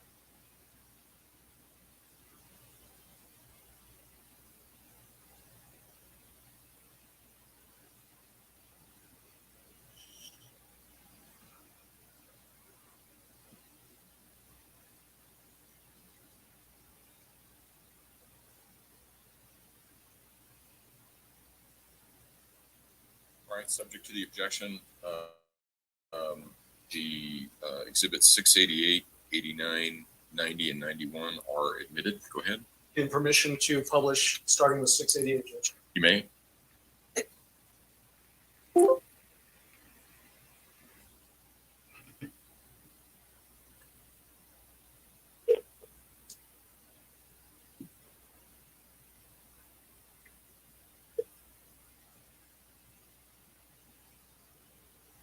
How can I help? Yes, I didn't get any confirmation about my test I paid for. And so just for reference sake, before we get too deep into the phone call, sounds like there's two voices. That's correct. Do you recognize one of the voices? I do. Is it the female voice? Yes, And whose voice is that? that's the defendant's voice. Okay, go ahead. Thank you. Okay, can I have your name, please? I can check if we've got the order here. Yes. Tisha, your last name is Stauch, Stauch. Okay, give me one moment, please. Let me have a little look.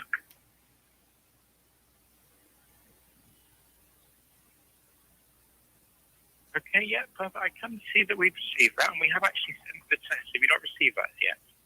Have what now? We have already sent the results to your email account.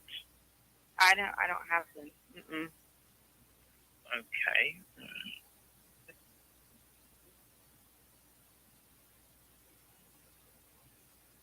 Okay, let me try resending that, and if you don't receive it, give us a call back. Okay, thank you. Thank you, now. Bye-bye. So Special Agent Cohen, the phone number that at the very beginning, let me back up. There, you can hear ringing. Does that indicate that this is a phone call that was initiated by the defendant to a particular place? That's correct. Were you able to investigate and determine who it was that she was calling? I was. What was the phone number that she was calling?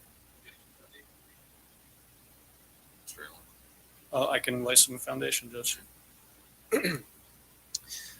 When a wiretap is obtained, does it record both the outgoing and receiving phone numbers? As part of the overall wiretap in this investigation, We also installed something called a pen register trap and trace device. That particular device will record both the outgoing or incoming phone number from the subject telephone.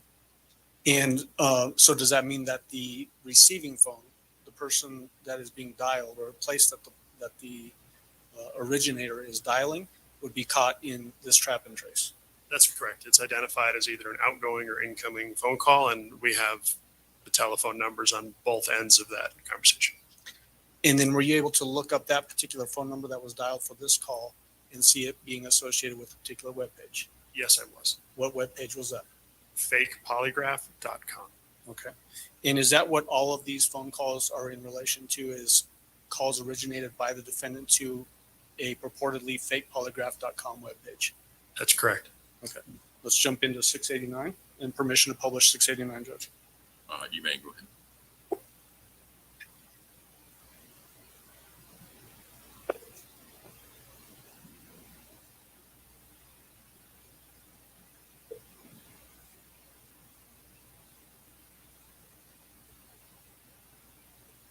May I help? Hi, yes, I was just talking to you. Is there a way you confirm where you sent those? Because I still didn't get them. Yeah, so I'm just going to get that resent for you. So if you wait for the next sort of 10, 15 minutes and let me know if you haven't received it by then. I was saying, can you check the email? Because I just want to make sure. Okay, yeah, give me a moment.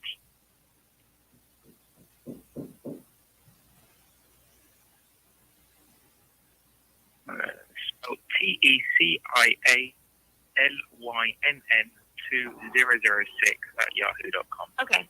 Okay, cool. So you said like 10 and 15 minutes? Correct. Okay, thank you. Have a good day.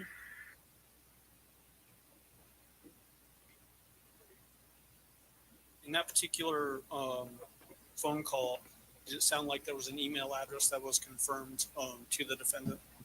Yes. What was that email address? It was Tisha Lynn at 2000. I can't remember the exact address, but it was an address that we knew to be associated to the defendant. Okay, and that's what sounds like an England English speaking person relayed, and then the defendant acknowledged that as being the correct email address. That's correct. Okay, and then 690, permission to publish. You may go ahead.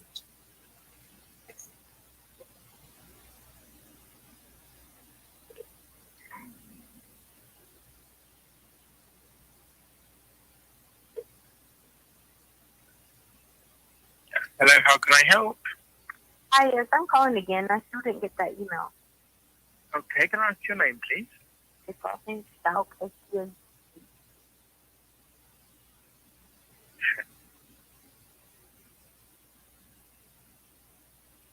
Ah, right, yes, perfect. I can see here. You just want 10, 15 minutes, and you said it again. I still don't have it. Yeah, no, unfortunately, it's actually been blocked by management disorder due to the contents of the questions, so we're not going to be able to send this report. Okay, so do I get my money? Unfortunately, not on this case, no. Obviously, true to our terms and conditions, it does clearly state that any sort of illegal activities or anything like that, obviously the management do reserve the right not to send the report. Obviously, we do incur processing fees, that's why a refund wouldn't be due. So what do you do now? Just delete it and go on about life and money? Yes, we would do indeed.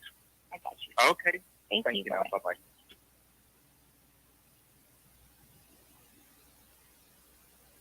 In that particular call, is it essentially being communicated that a polygraph result is not going to be provided because it's associated with illegal activity?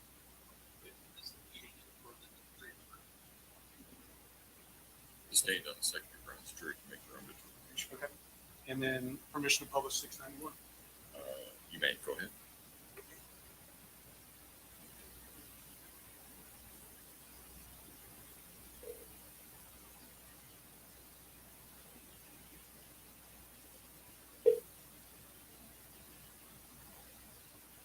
Hi, how can I help? I didn't hang up. Oh, yeah, sorry, I can hear you now. How can I help you? Okay.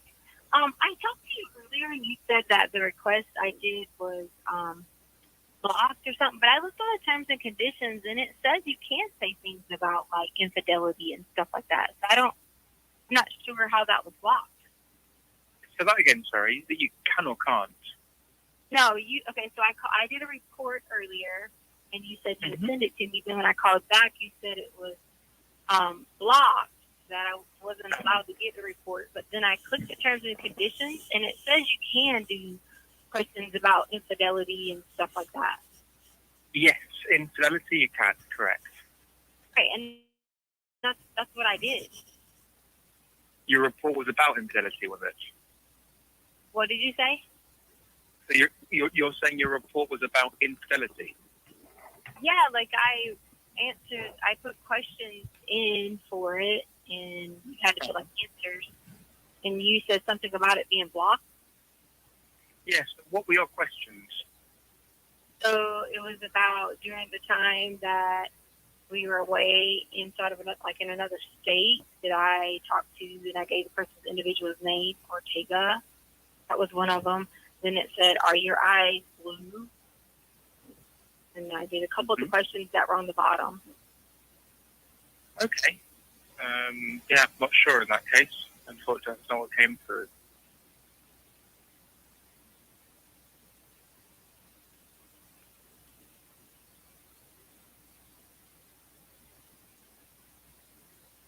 Yeah, I'm not quite sure what's happened there then. Because I read that you can do this.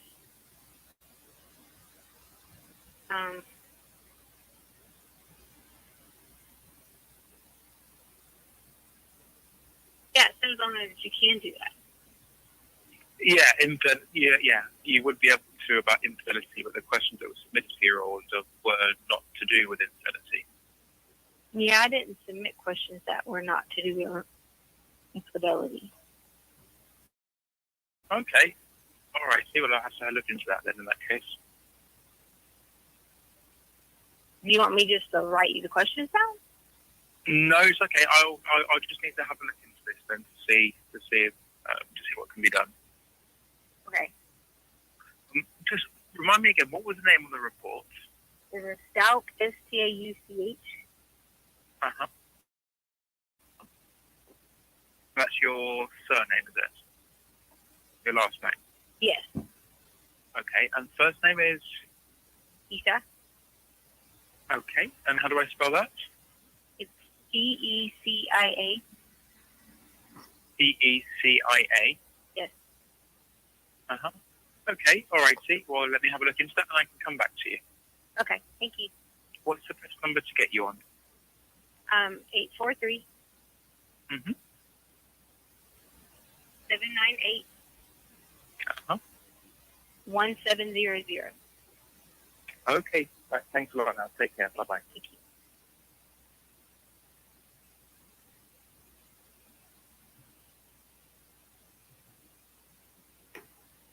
Special Agent Cohen, these phone calls are from February 18th, as you testified.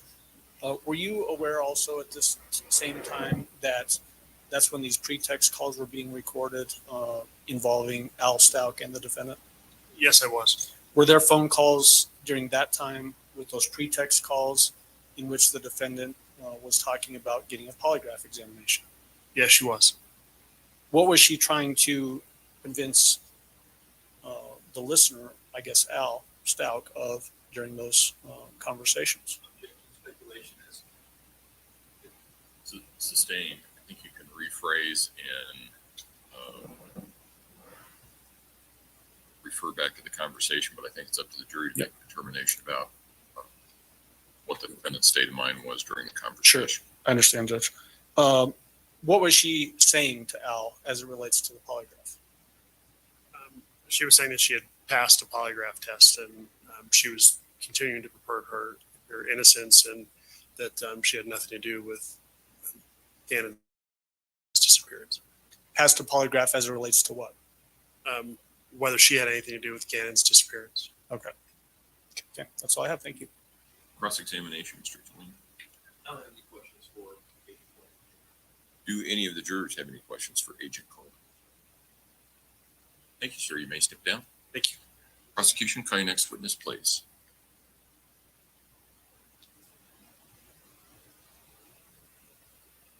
We would call Christina Cervantes. Last name again? Cervantes. Cervantes. Yep, it's spelled Cervantez, I believe.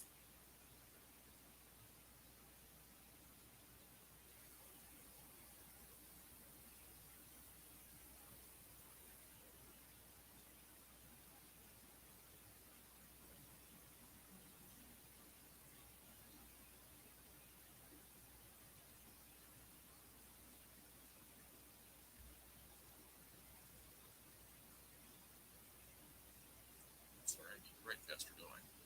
Please raise your right hand. Do you swear or affirm the testimony about to give in this matter will be the truth, the whole truth, and nothing but the truth?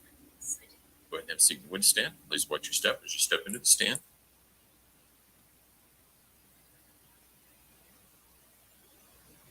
Mr. Allen? Thank you, Your Honor. Will you please introduce yourself to the jury and then spell your name for the record? My name is Christina Cervantes, Christina. Last name Cer. V as in Victor, An as in Nora, T as in Tom, E as in Edward, C as in Zebra. Do you need a glass of water? Yes, please. There's a water pitcher there. Be careful when you unscrew the lid because it comes out fast when you do that. You have to turn it just a quarter turn roughly, I think.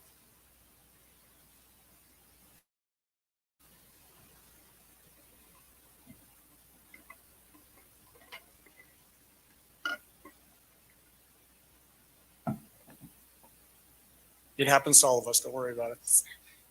What is your current occupation? My current occupation is crime lab specialist with the Texas Department of Public Safety in Texas. Did you used to work for the sheriff's office here in El Paso County? Correct. What was your occupation with this sheriff's office? Evidence technician. What were your duties associated with being an evidence technician? My duties were to intake evidence as it was collected from the scenes, from the officers as well. We also responded to calls when we had evidence to collect from those scenes. We also received phone calls from the public in reference to getting their property back.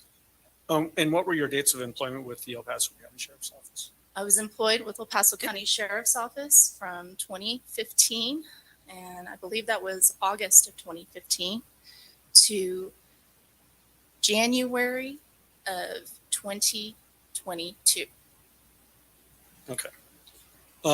Were you working in January, February timeframe of 2020 for the Sheriff's Office? That is correct. In that same evidence technician role? Correct. You mentioned that sometimes you would get calls from people in the public. What were those calls typically in relation to? Typically, they were the public wanting their property back. Anytime we had evidence collected, the person would call oftentimes and ask for their property to be returned to them. Would that happen fairly regularly? Yes, sir. And when they're asking for property to be released back to them, is this property that might be held for either a criminal investigation or even a civil matter? That is correct. What would be the, I guess, the protocol on a civil matter if there's some property that's held by the sheriff's office and it's a civil issue? So if it's property that is held within a civil matter, usually we would have to get authorizations from the detectives in charge, letting us know what we could release, what we couldn't. Oftentimes, if there was an authorization from the court stating, hey, you can release this, it usually was signed by a judge, we could release it that way as well. But we always have to have that authorization in place before we could release it. What was the protocol in place as it relates to any evidence or property that's held on a criminal matter? On a criminal matter, usually until the case was completed and we got the proper authorizations, till those were received, we could not release it until that time. Okay. As it relates to this time frame, do you remember working on February 12th, 2020? And I know this is over 3 years away, but do you remember working at that time at the sheriff's office as an evidence tech? Yes. Do you remember getting phone calls as it relates to the Gannon Stauch / Letecia Stauch investigation? Yes. What were the nature of those phone calls that you were receiving in the evidence area for the sheriff's office? So the nature of the phone calls could range from callers calling in saying they would like certain items of evidence back. From what I can recall, on several occasions, I had received phone calls in reference to property belonging to Mrs. Stauch. Okay. So just so that we're all understanding, did you receive some calls in which the caller identified themselves as Letecia Stauch? Not that I recall. Okay.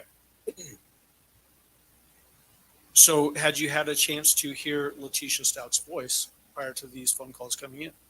At one point, I did. I do recall her coming into the lobby area at one point. Okay. So what do you remember about that particular occasion? I just remember her coming in and asking for her property back.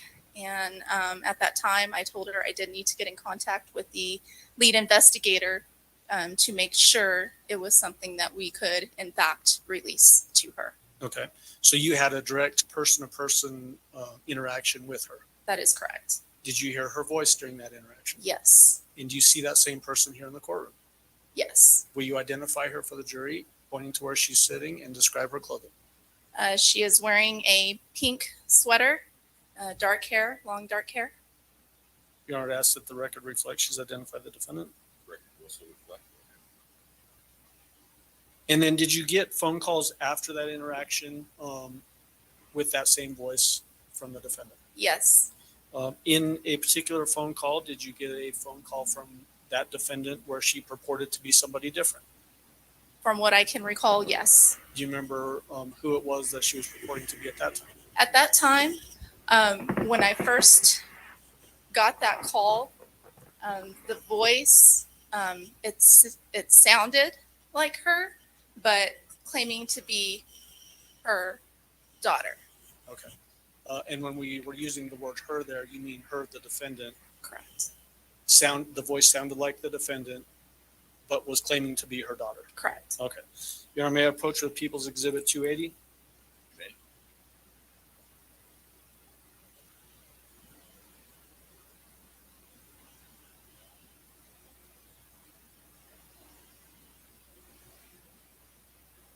What's marked as a People's Exhibit 280.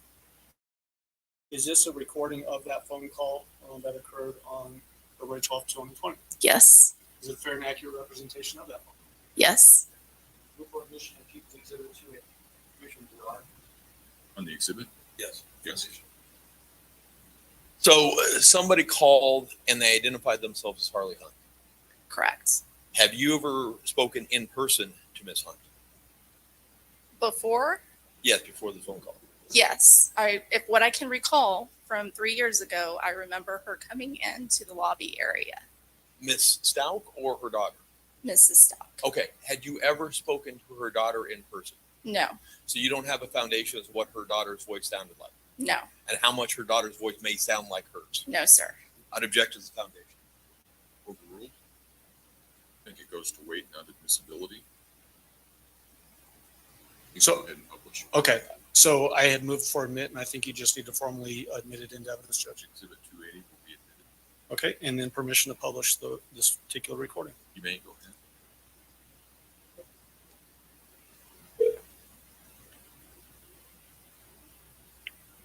Office evidence, this is Carl. Yes, I was The first voice that we hear, is that your voice? Correct. And then that second voice, whose voice is that? Based on your knowledge, Based on my knowledge, Mrs. Stauch. the defendant. Correct. earlier. I think you might have been busy or something, so I waited to call back for a little bit. It's okay. Sorry. How did you call? I just called you like maybe 15, 20 minutes ago, and you said, hold on. No, that wasn't, there's 4 of us working here, so that wasn't me. Yeah. I'm like, boy, I don't listen to the news. You were busy. Okay, so I'm trying to find out about some contents of mine that was in a car. So, my book bag, which had a lot of my Social Security card, birth certificates, and stuff that was in a car that's still impounded, and I just want to know. They gave me the purse one day out of it, but how can I get book bag? And I need my MacBook for school. Your MacBook. Okay. What is your name? Harley Hunt. Harley Hunt. And do you have a case number so I can look it up? Let's see this. I have this paper. It says agency number. Is that it, or I have a VIN number?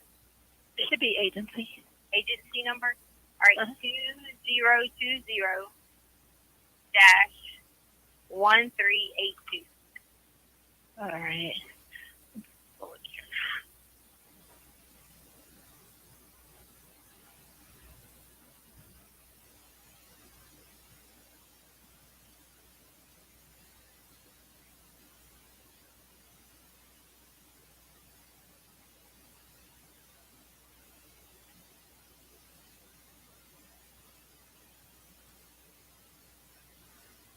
Excuse me.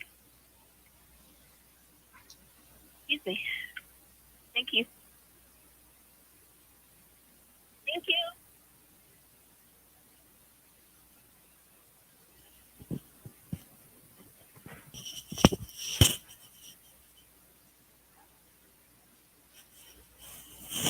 You said it's a book bag?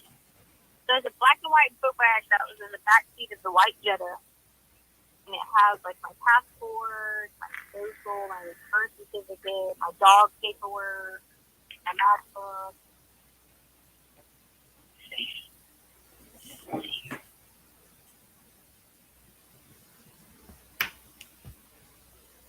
Yeah, there's like there's one blue bag that had a MacBook in it, and then there was a black and white book bag, and there was like my diamond rings are in it, and then there's pink holder that has like my birth certificate and all that in there. Okay. Let's see here. Like, I understand they might still be holding the car, but like I can't like even like work or anything without having my passport because I'm a flight attendant. And Okay. And you said your name was Carly Hunt, is that correct? Harley Hunt. Harley Hunt. Okay, Harley. Well, I can tell you right now, everything on this case is evidence. So because it's evidence, I cannot release it back to you without written authorization from the basically a higher authority. They have not given us any written authorizations to release. So unfortunately, what you may want to do is contact the detective on this case. Have you been in contact with anybody? Yeah. All right. Well, let me go ahead and get the lead detective's number for you, and you can call them in reference to this. Okay. Okay. All right. Hold on just 1 second.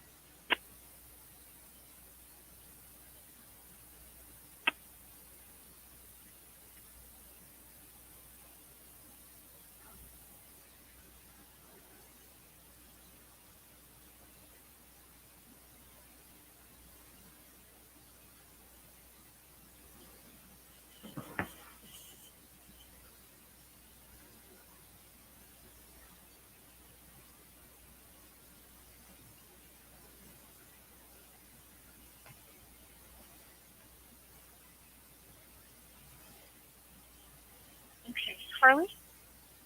Yeah. Oh, okay. So that's going to be Detective Bethel. And her desk number is going to be 520-7291. Okay, thank you so much. You're welcome. Have a good day. Ms. Cervantes,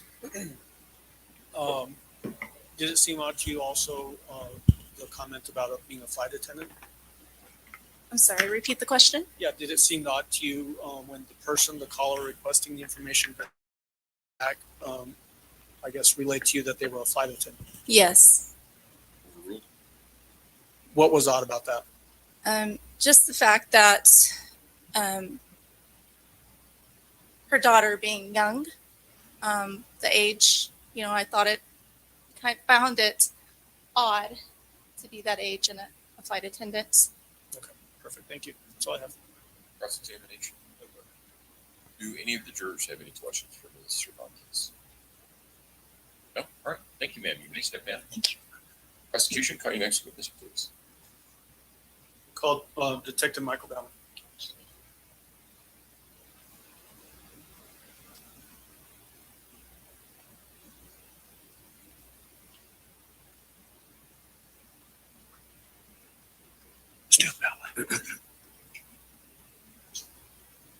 Detective, if you would step forward and raise your right hand, please, sir.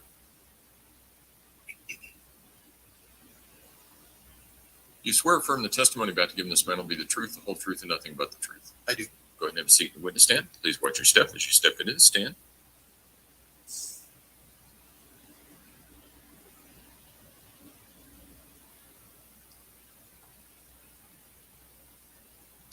Good morning, Detective. Will you please introduce yourself to our jury and then spell your name for the record?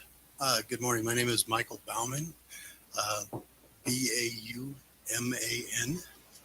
Detective, who are you employed by? The El Paso County Sheriff's Office. What do you do for the Sheriff's Office? I'm a digital forensics detective. What are your duties associated with that position? Basically, my job is to find and preserve data that may be evidentiary of nature on electronic devices. What kind of electronic devices do you typically work with? Computers, cell phones, DVRs, things like that. And then is there a particular device that helps you get data off of these other electronic data points? Yes, sir. We have a number of devices that we use. For instance, with computers, we use a software and hardware combination called Celebrite. We also use something called Gray Key, which is for extracting data from phones. For computers, we use Axiom and kind of beefed up computer workstations. Tell the jury what Celebrite is. You mentioned it. Celebrite is basically a combination of hardware and software. It is it's a little device that plugs into the USB on your computer, and then you can plug phones into that and so forth and extract data from the phones. And then Celebrite has a second function, which it actually goes through that data and turns it into something that's readable and sortable and so forth. Do you have particular training that allows you to use that particular, is it a device or what is it? It's a device. It's a combination of hardware and software. Do you have training that allows you to use that? Yes, sir. What does that training consist of? Well, I have 3 different certifications with Celebrite, and basically 3 levels. The highest level is Celebrite Advanced Smartphone Analysis. It's just basically each one was the first 2 together were a week long, and the CASA, the smartphone analysis one, was also a week long. That specifically dealt with using that tool. Basically, it's a hands-on program that you go in. The county spends a lot of money, and I sit there and learn how to use the machine, basically get an idea of what it's doing. So, tell the jury about what the process would be like if I handed you a phone to use with this device. What process would you go through to obtain the data from that phone? So effectively, if we know, for instance, if we know the passcode, we'll use that as an example. We'll take that phone. We will, you set the phone up by enabling developer options and things like that. If it's Android, if it's iPhone, it's different. If it's iPhone, you just tell it to stay awake, basically. Then you plug the phone into the Celebrite UFED device, which is the little thing I talked about that you plug into your computer. And then you go through the steps on the screen that allows the phone, and you're interacting with the phone and the computer to set up permissions so that you can download data off the phone.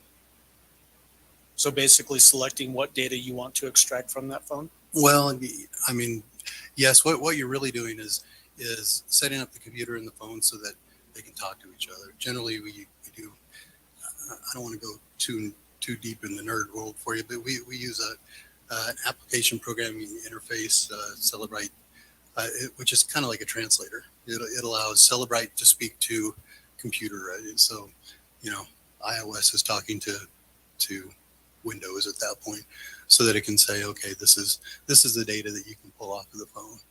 And so that's kind of how that works. And so then it pulls the data off the phone. We then use the physical analyzer software to parse through that data and find the files that are in there. What kind of things do you typically extract from a person's cell phone? It depends on the phone, but oftentimes we extract pictures, text messages, instant messages, internet search histories, activity data, locations, all those types of things. What do you do with that information when you extract it? You put it on a disk? Yes, sir. We'll take that information, run it through Physical Analyzer, and then we'll take and create what we call a Celebrite report. And that Celebrite report is basically a standalone piece of software that puts all that data into something that you can categorize and search and let me look at these time frames, or let me search for these keywords in the extraction of the data we were able to pull. Is it typical that you obtain these phones that you use this device on comes from some other detective that's involved in an investigation? Yes, sir, generally. Will that detective generally give you some guidance as to what they might want off of that phone if you can obtain it? Sometimes, frankly, again, I don't want to go too deep in the weeds but Celebrite's able to parse about 400 out of 4 million applications. Now that was a couple of years old, those numbers. So I generally try to pull as much as I can, and then I allow the detective to take and based on the scope of their warrant or their waiver, they go through that data and find out what's pertinent to their case, since I don't know the case like they do. Okay, so you're kind of leading into the next area that I wanted to go into. Once you put this stuff into a Celebrite report, as you described, put it onto a disk, does that then make it accessible to other detectives in the investigation to use for whatever investigative purpose they may or may not have? Yes, sir. So once we've done that, we'll turn that over to whatever team is going to examine the device, and they'll go through and say, okay, we need to find all the messages that may contain the word John. So they'll go through and search for those things, or whatever might be the case in their actual investigation. Would they do that separate from working in hand in hand with you? They would do it on their own? Yes, sir. Okay. All right. Are there other people with the sheriff's office that have training in being able to use the Celebrite device to obtain data off of phones or other devices? Well, through attrition, no, currently I'm the only digital forensics detective with those certifications, or at least with current certifications. Okay.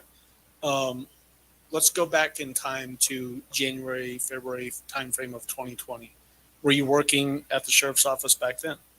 Yes, sir. Did you get involved in the investigation into the disappearance of Gannon Stauch? Yes, sir. What was your role in that investigation?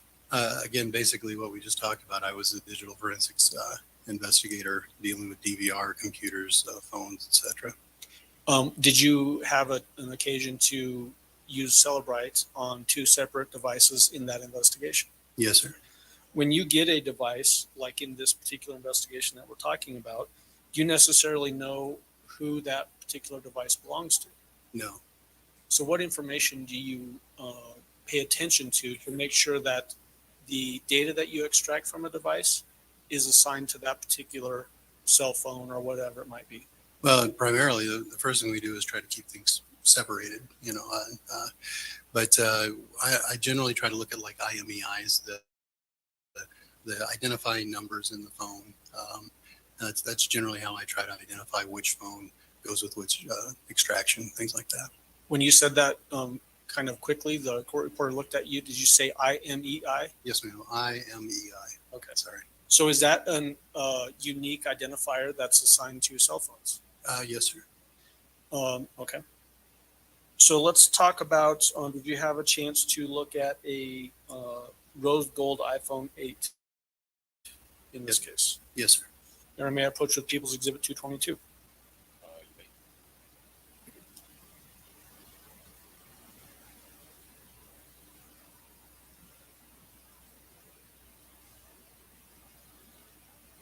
If you could just look over People's Exhibit 222, and when you're done looking it over, will you let me know? I'm done. Okay.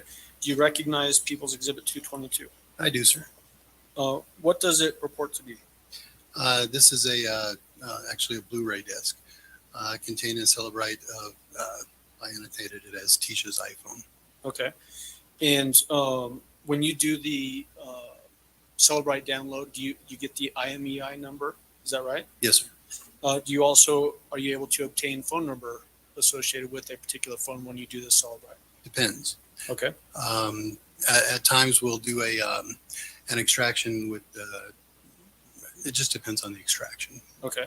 Do you remember for this particular one, if you're able to get the phone number in the report for this particular iPhone? I don't recall. I can look at my my report and see if that refreshes my memory. Would that refresh your memory to look at your report? Yes, sir. Or may he refresh his memory with his report? You may. Thank you. Do you have it up there with you? I have, yes, sir. Okay.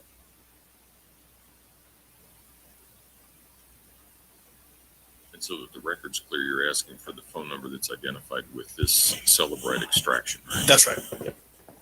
Excuse me just a second here while I pull out my Papaw glasses.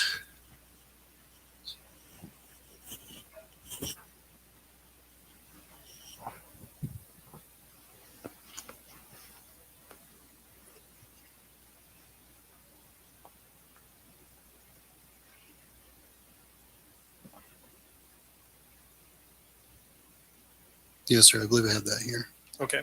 What was the number associated with that particular iPhone? 843-655-7-460. Okay.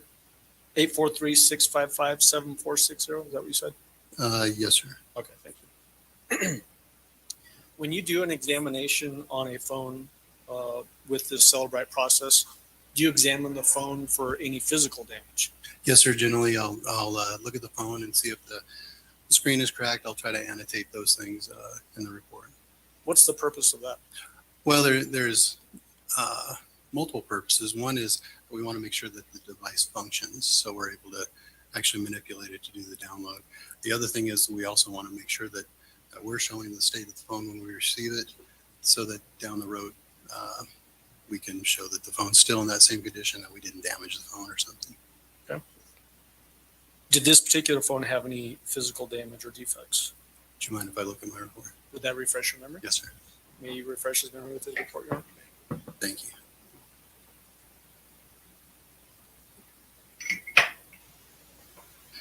I noted in the report that I observed no major defects on the device. And then did you, in fact, perform a Celebrite extraction of that particular phone? Yes, sir. Is that extraction on People's Exhibit 222 that's in the envelope in front of you? Yes, sir. I move for admission of People's Exhibit 222. Defense, subject to objection raised in the record. Right, the objection is overruled. Exhibit 222. 2 will be admitted. Go ahead. Thank you, Your Honor. May I approach with 224? You may.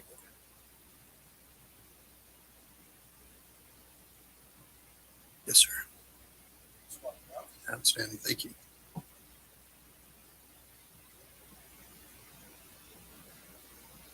Have you had a chance to look over People's Exhibit 224? Yes, sir.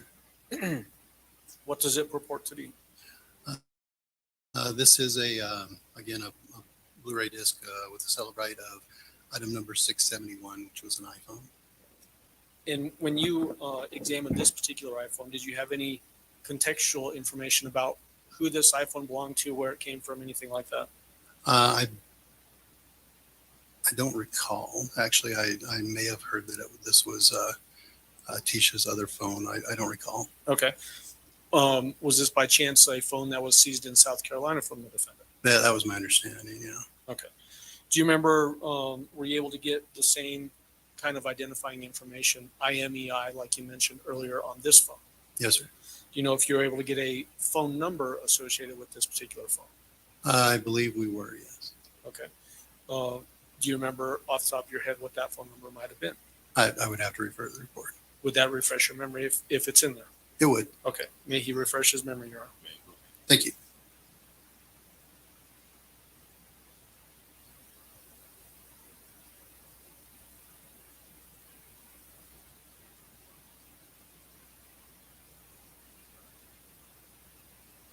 Getting your glasses out again? Yeah, either that or you'll have to hold it so I can see it further away like that. Sorry. Your arms aren't quite long enough anymore? No, sir, they've gotten shorter, I think. Let's see. Okay. The phone number associated with this phone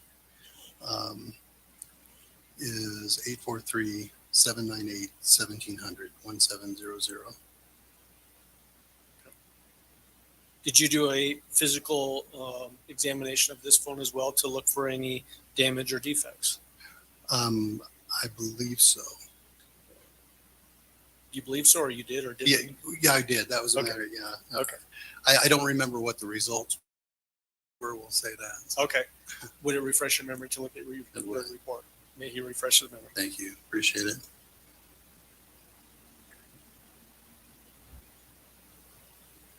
Actually, it looks like I didn't actually note on this one that any damage, which would indicate to me there probably wasn't any damage, but I didn't actually specifically note it in the report. That's fine. Just so that we're very clear, though, did you say was or was not any damage? I'm assuming there wasn't. I think I would have noted it if there was. However, Okay. I didn't specifically note it. Okay.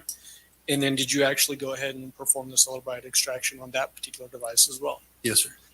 Similar to the last device that we just talked about, did you place that on the disk and that's what's in People's Exhibit 224? Yes, sir. All right, move for admission of People's 224. That's Exhibit 224 will be admitted. Okay.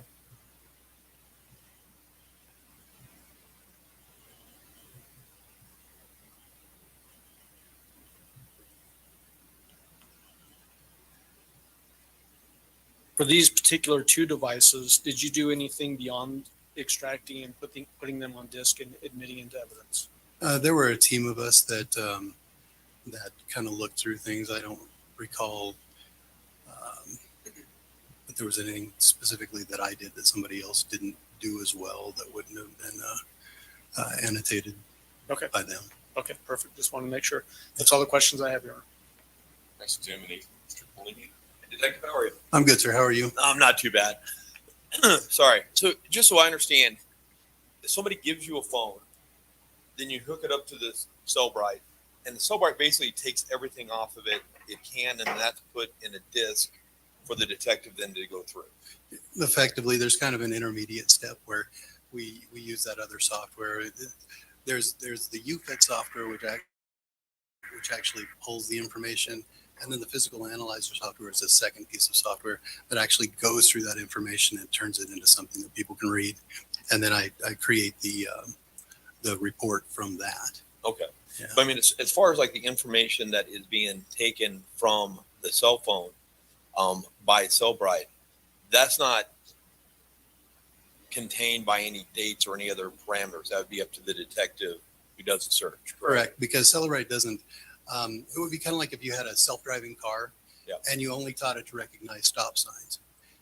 You wouldn't want to trust that car to drive you around town because it doesn't know the rest of it, right? Sure. And so Cellbrite knows 400 out of 4 million applications that it knows how to sort through. So we pull as much as we can so that we have the ability, if we need to manually sort through the other things.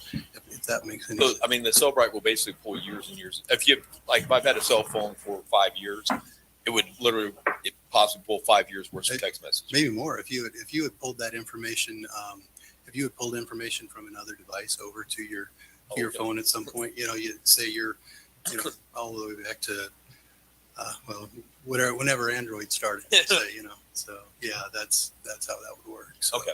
Thank you, Detective. absolutely. Redirect. Do any of the jurors have any questions for Detective Bell?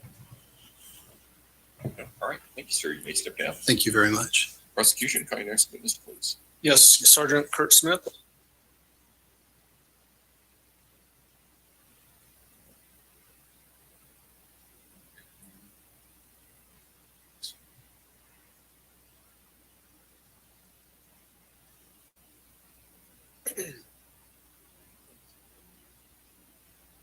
Sergeant Smith, if you would step forward and raise your right hand, please, sir. Do you swear affirm the testimony about to give this man will be the truth, the whole truth, and nothing but the truth? Go ahead and have a seat in the witness stand. Please watch your step as you step into the stand.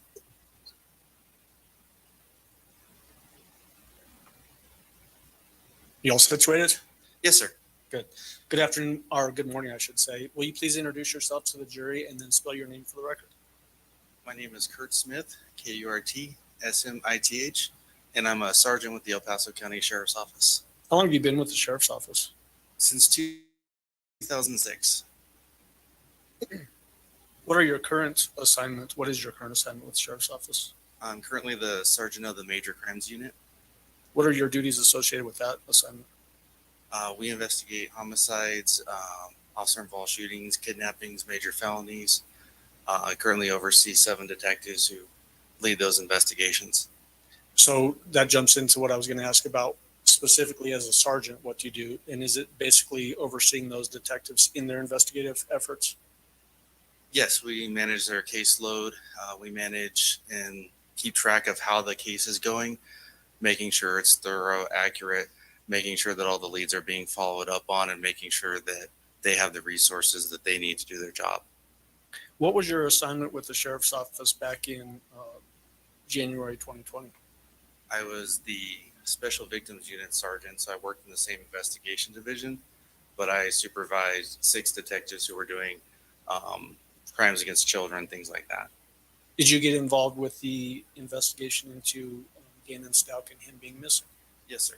How did you get involved in that investigation?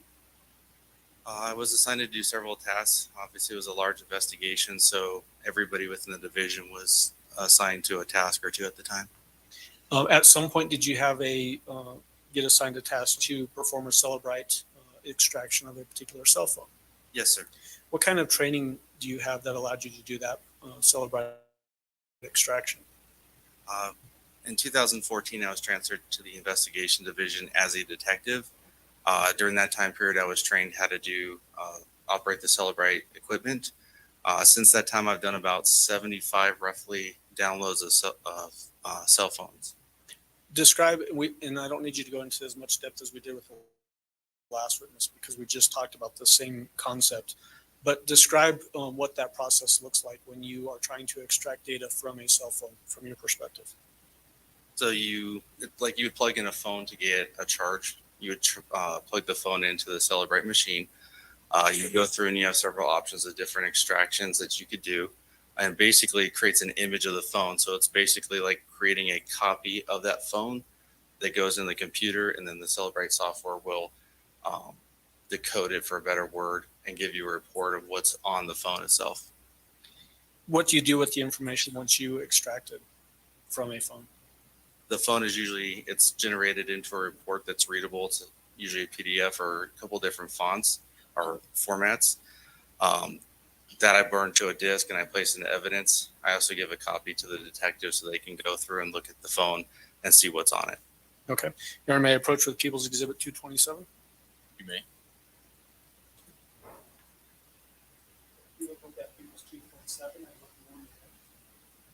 Yes, sir. Do you recognize 227? Yes, sir. What is it? It's a Blu-ray disc. It's item number 45 inside of an envelope. What does the Blu-ray disc contain? The Blu-ray contains the Celebrite report for the phone that I did. Do you know what particular phone this was? It was an iPhone 6, but I can't tell you whose phone it was, sir. Okay. On the evidence label, does it give you some identifying information about the particular phone? Yes, sir. It says it's the kid's phone. He's reading off the evidence label, Your Honor. What does it specifically say? If you could just read it.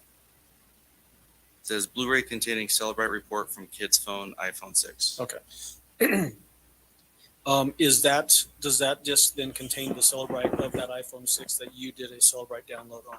Yes, sir. Is it a fair and accurate copy of that Celebrite report? Yes, sir. And move for admission of People's Exhibit 227. Exhibit 227 will be admitted. Similar to what we just talked about with the last detective that was on the stand. Once it's on that disk and downloaded from the phone, is that then accessible for the greater investigation if detectives want to access it to maybe search for specific things that might have been contained on that phone? Yes, sir. Okay. And was that the case with this particular disk? Yes, sir. Okay. Thank you. That's all I have. Cross-examination, Mr. Tilley. Do any of the jurors have any questions for Sergeant Smith? All right. Thank you, Sergeant. You may step down. Judge, if we may approach. You may.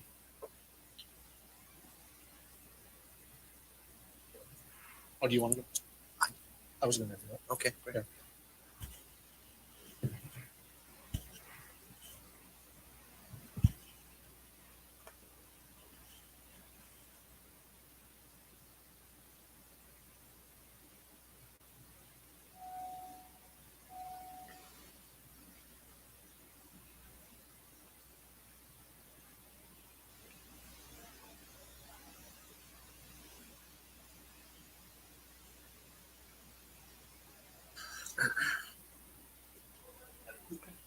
All right, ladies and gentlemen, you have seen a number of conferences up here, and you're not going to be surprised. But we were talking about a break for this morning. Trials are dicey things. Sometimes witnesses go a lot faster than you think they're going to, and sometimes they take a lot longer than you think you're going to. So the downside here is that we have some time that we're not going to be able to use. But what we're going to do is have you come back from lunch early. So we'll have you come back at 1 o'clock. And we should be able to start right on time at that point. Again, don't discuss the case among yourselves. Don't discuss the case with anyone else. Don't do any independent research about any aspect of this case. And we'll see you back at 1 o'clock then. All rise for the jury, please.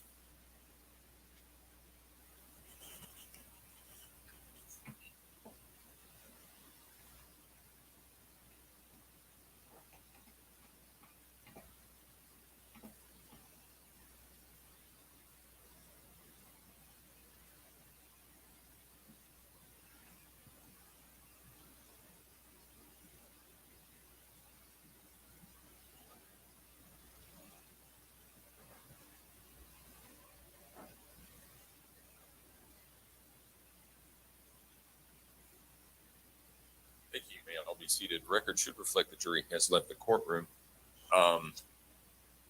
Is there anything else we need to take up at this point in time? Prosecution? There you go. Defense? Okay. We'll see everybody back at 1 o'clock then. Thank you. All rise.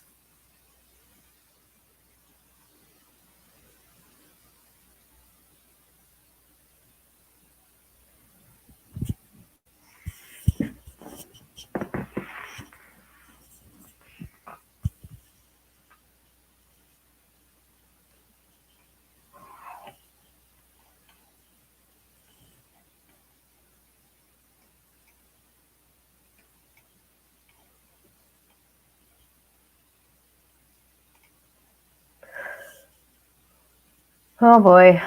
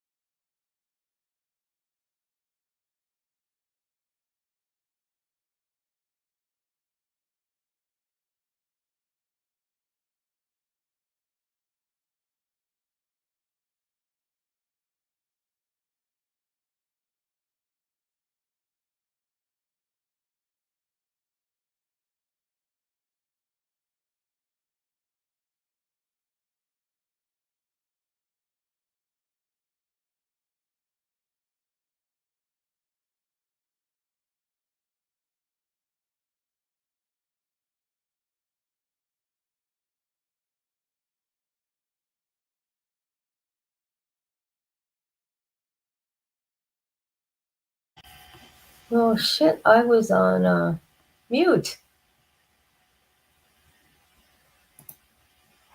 Okay, what do you guys want to do?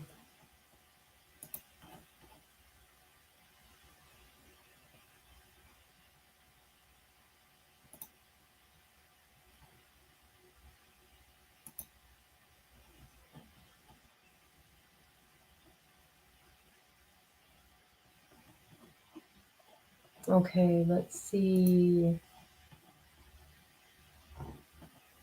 Trying to find something to watch here. Oh.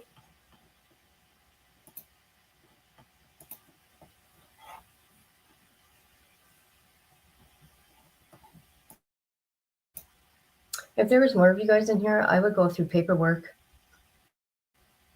or more documents of Letecia's.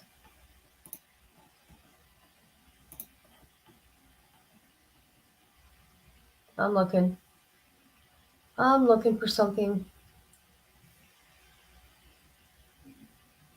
Hey Dippy, you got any ideas what we should watch in the meantime?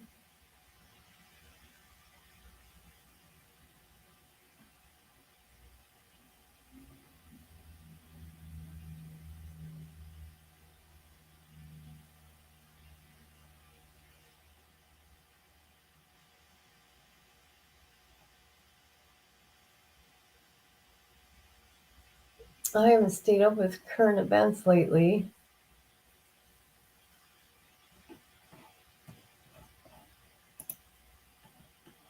I'm going to go to Twitter and see what's going on in Lori Bellow's case.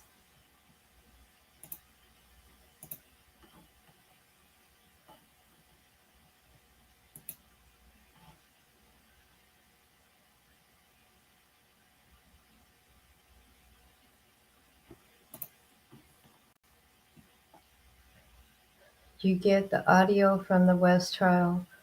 No, I bet you Analyzing Life will, though, because that's her case.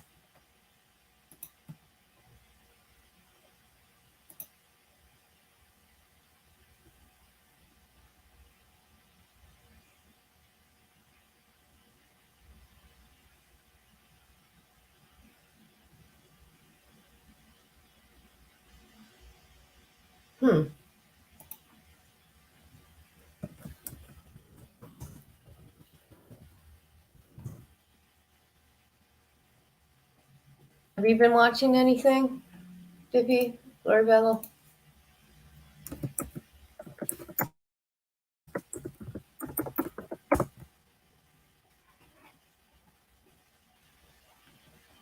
Oh, yeah.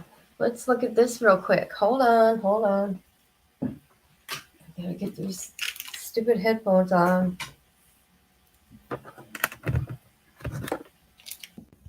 Okay, we are going to look at Nate's. Let's see. So now we're going to Twitter.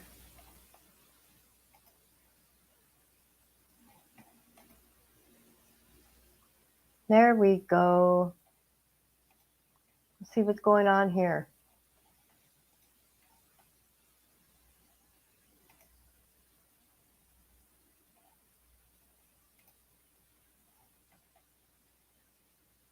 Who's walking in the courtroom here? Let's look at that.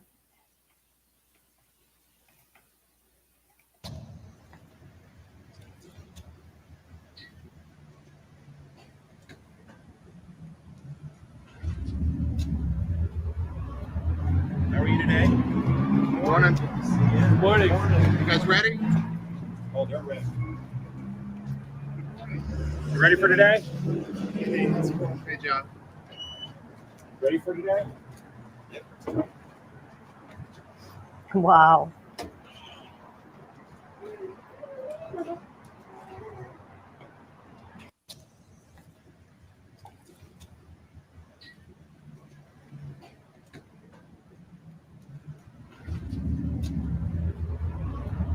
How are you today? Morning.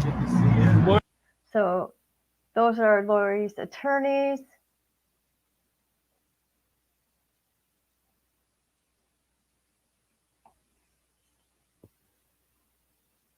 Oh, here's more. Let's look at this one.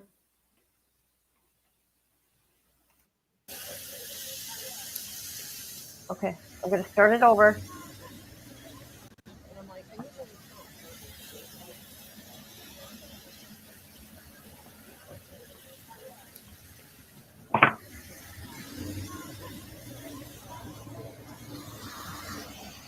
Wow, look at how pretty that area is.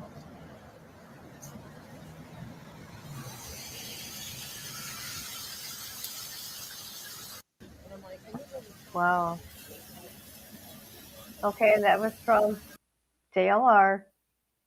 See what else we can find here. I'm looking.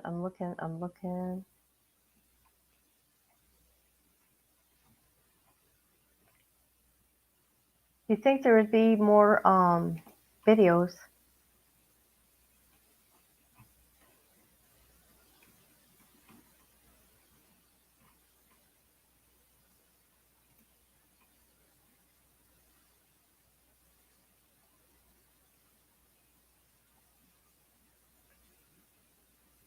Actually, there's not many. Oh, here we go. Here's a detective. You guys ready for today?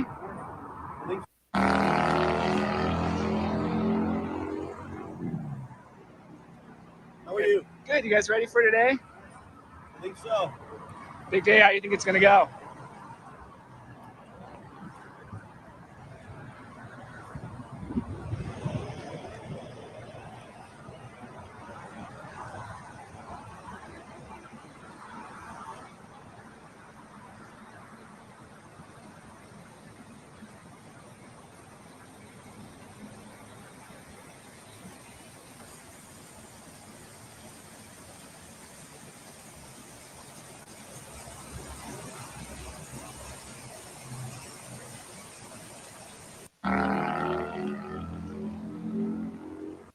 Okay. He didn't have much to say. I remember him from the prelim. Lori's, I think, or Chad's.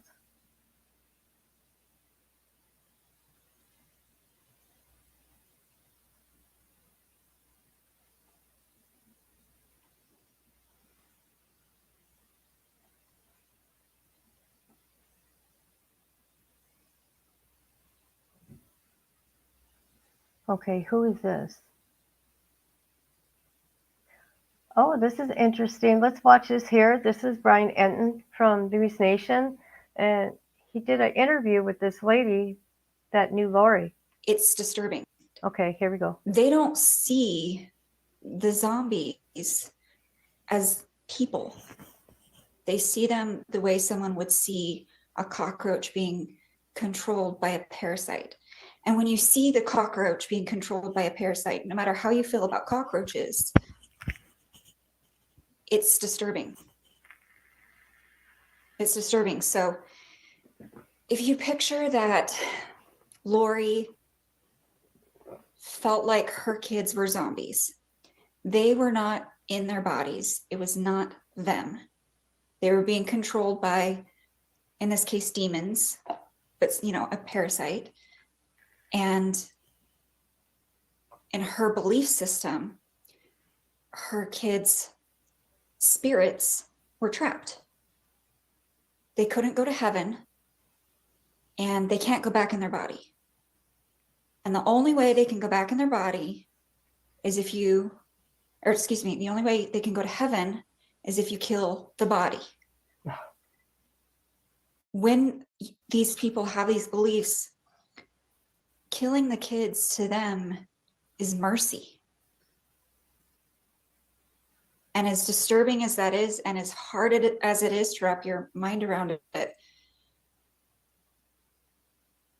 that's why someone who spent all these years being kind and loving could then do that. You have to believe it in order to be able to do that. She changed so fast. She changed so fast. It wasn't, I mean, it was over the course of a year or two, right? And in particular, it was kind of a slow climb until she started getting together with Chad, and then it was fast. But Chad was telling her all of this stuff, and she trusted him, and she believed him, and believed that they were married in another life and had other families, and that he, was a prophet. And if you really truly believe that, if you believe with all your heart that this person, everything they say and do is right, and they tell you that your child is not alive, that they have a parasite and they're suffering and they will suffer. And to be honest, Lori's always been a little selfish. And I think it would be naive to ignore the money aspect, because the money was a huge factor. I don't think she had any sympathy for Charles. I don't know if she even believed Charles was dark. I think Charles, it was probably just money. But the kids don't make sense to me, except in this aspect.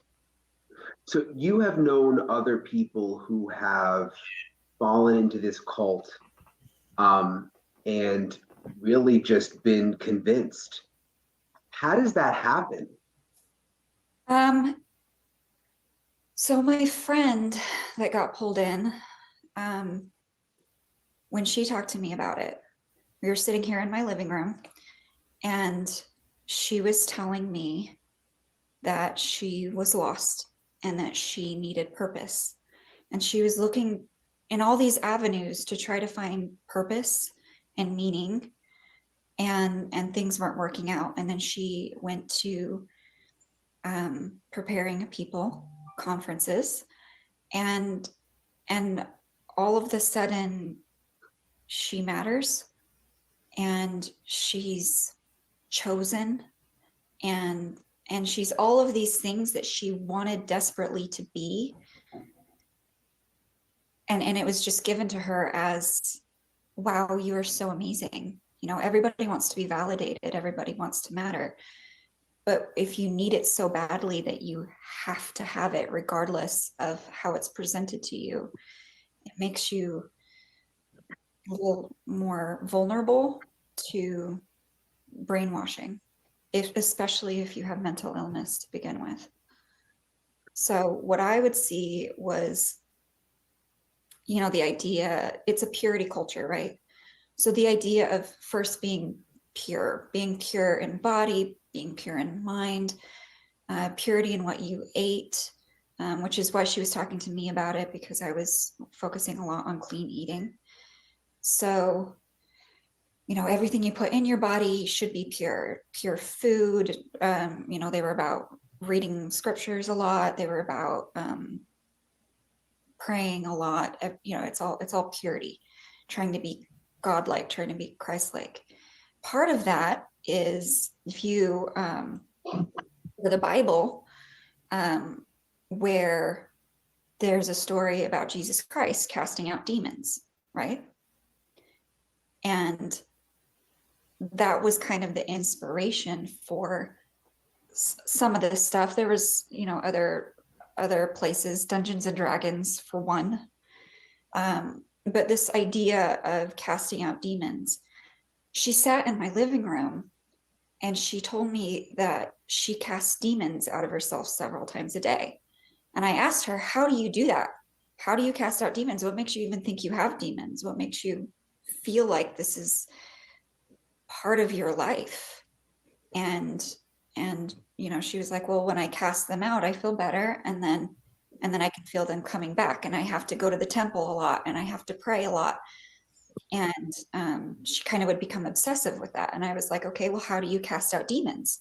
She goes, oh, you raise your right arm to the square, and then you command them 3 times to leave. And I was like, oh, and that works for you? And she's like, yeah, that works for me. And I was like, okay, and I'm thinking, I'm never going to do this. I don't believe in it. But if someone that you care about that has mental health issues, that has no purpose, tells you I feel like if I raise my arm and repeat a phrase 3 times that I feel better, like who's going to have a problem with that? If you care about that person, you're just going to be like, okay, that's fine. But yeah, it starts with this purity culture and becomes about being important. And then they make it about being exclusive. And that's part of where money comes in, where they're needing money from followers and they're needing money from, you know, if you need money and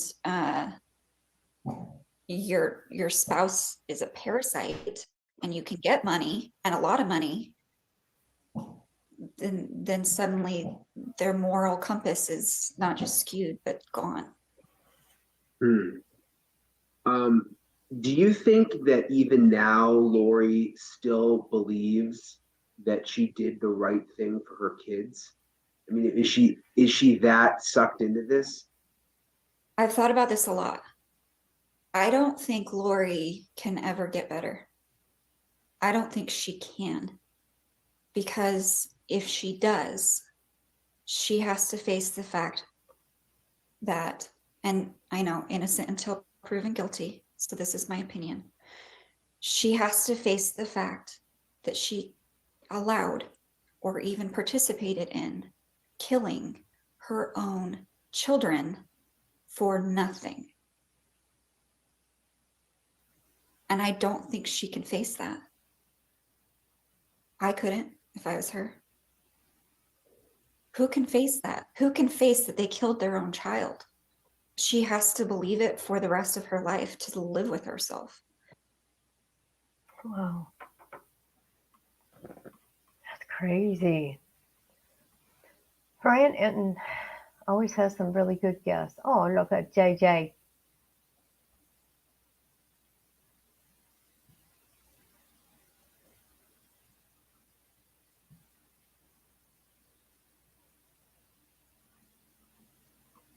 Okay, pretty much the same stuff. Who's this guy? Oh, he's from Court TV. Okay, let's go back up here. I thought I seen another one.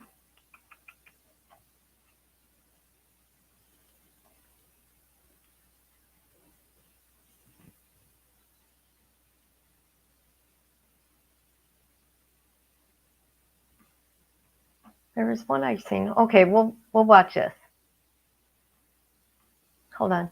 I don't even know how to explain it. Can you tell me where your kids are? What happened to JJ? They've been missing for 4 months. You have nothing to say? Until November of 2019, nobody knew the names Lori Vallow or Chad Daybell. But 2 days before Thanksgiving, that all changed when Lori's 2 children, 7-year-old JJ and 17-year-old Tylee, went missing in Idaho. They are just the most unbelievable children you'd ever meet. The missing kids began to expose an unhinged family dynamic that started 2 years earlier when Lori, a devout member of the LDS Church and once described as a patient, wonderful mother, started reading and studying books from author Chad Daybell, books about preparing for the end of the world. And what Chad Daybell taught his followers was that there were negative or evil spirits that could occupy a human body, and that the only release that person would have was when they died. Cult members would talk about zombies, and when Lori started getting sucked in,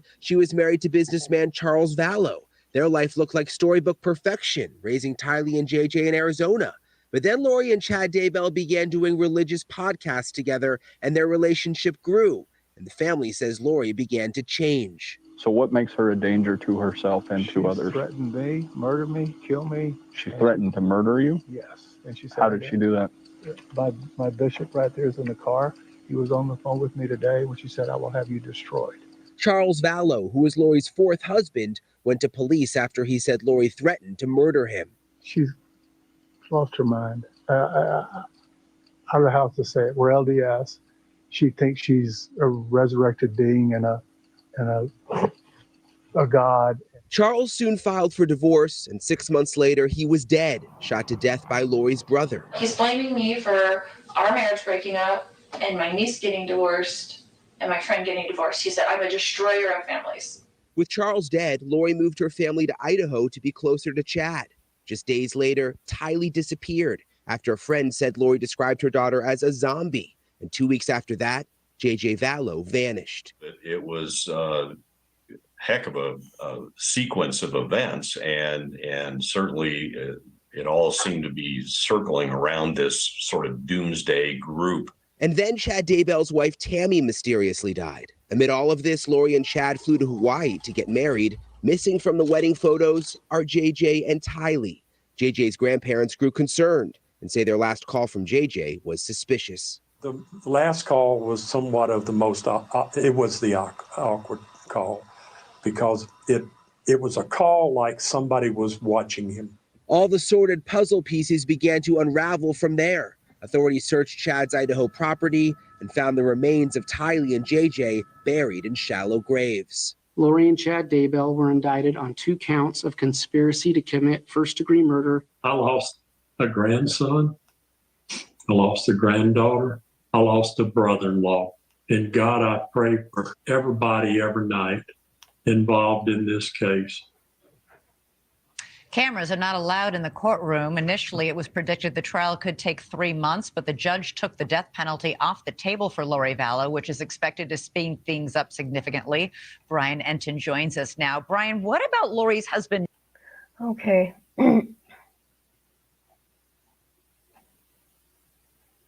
Let's see what's going on, the latest. Oh God, I hate Twitter. So they can have a cartoon character like crap.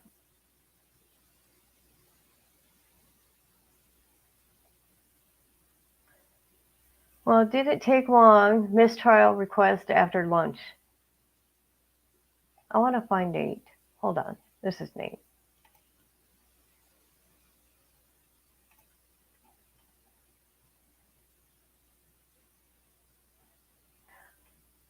Okay.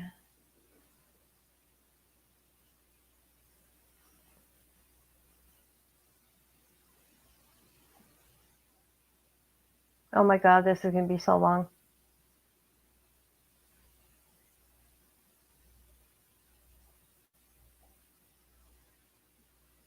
It'll be nice when Nate does a recap. Because there's no cameras in the courtroom. Of course.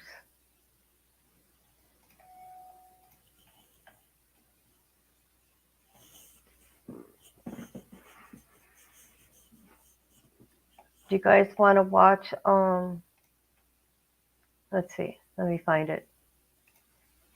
Lori's, let's see.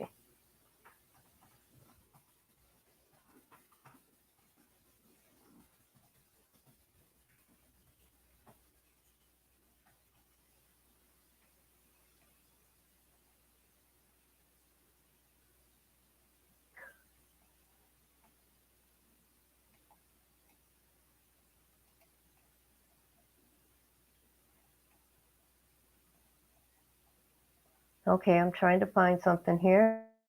Oh,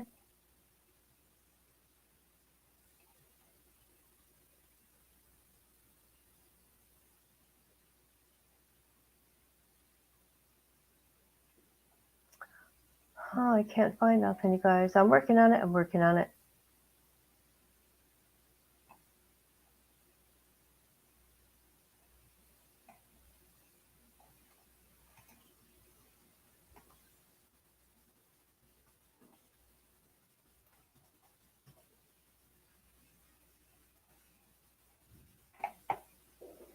This is so stupid.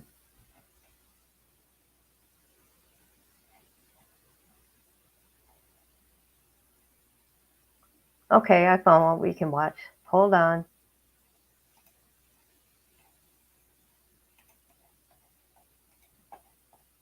Just to get a refresher.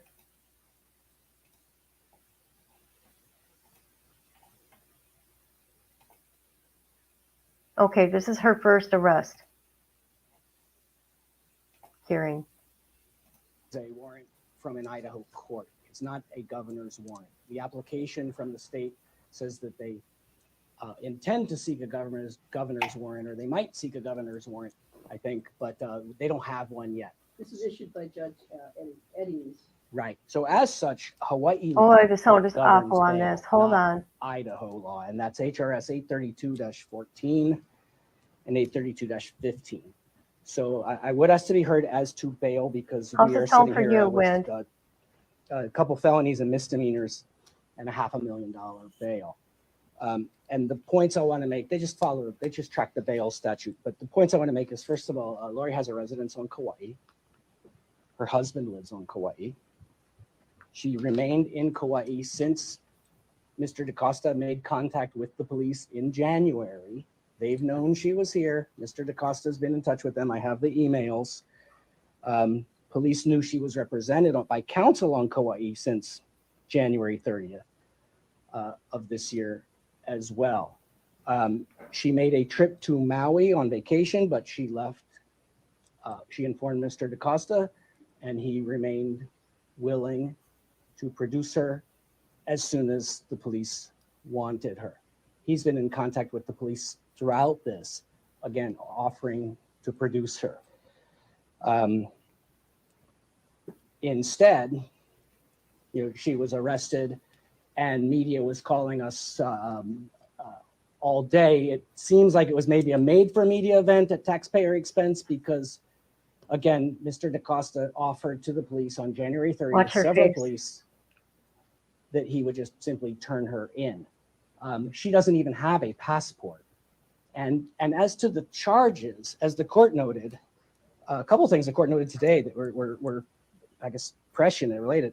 First of all, there's no life in prison or death penalty in this case. So she has a right to bail. And then again, that should be set by this court under this court's bail standards.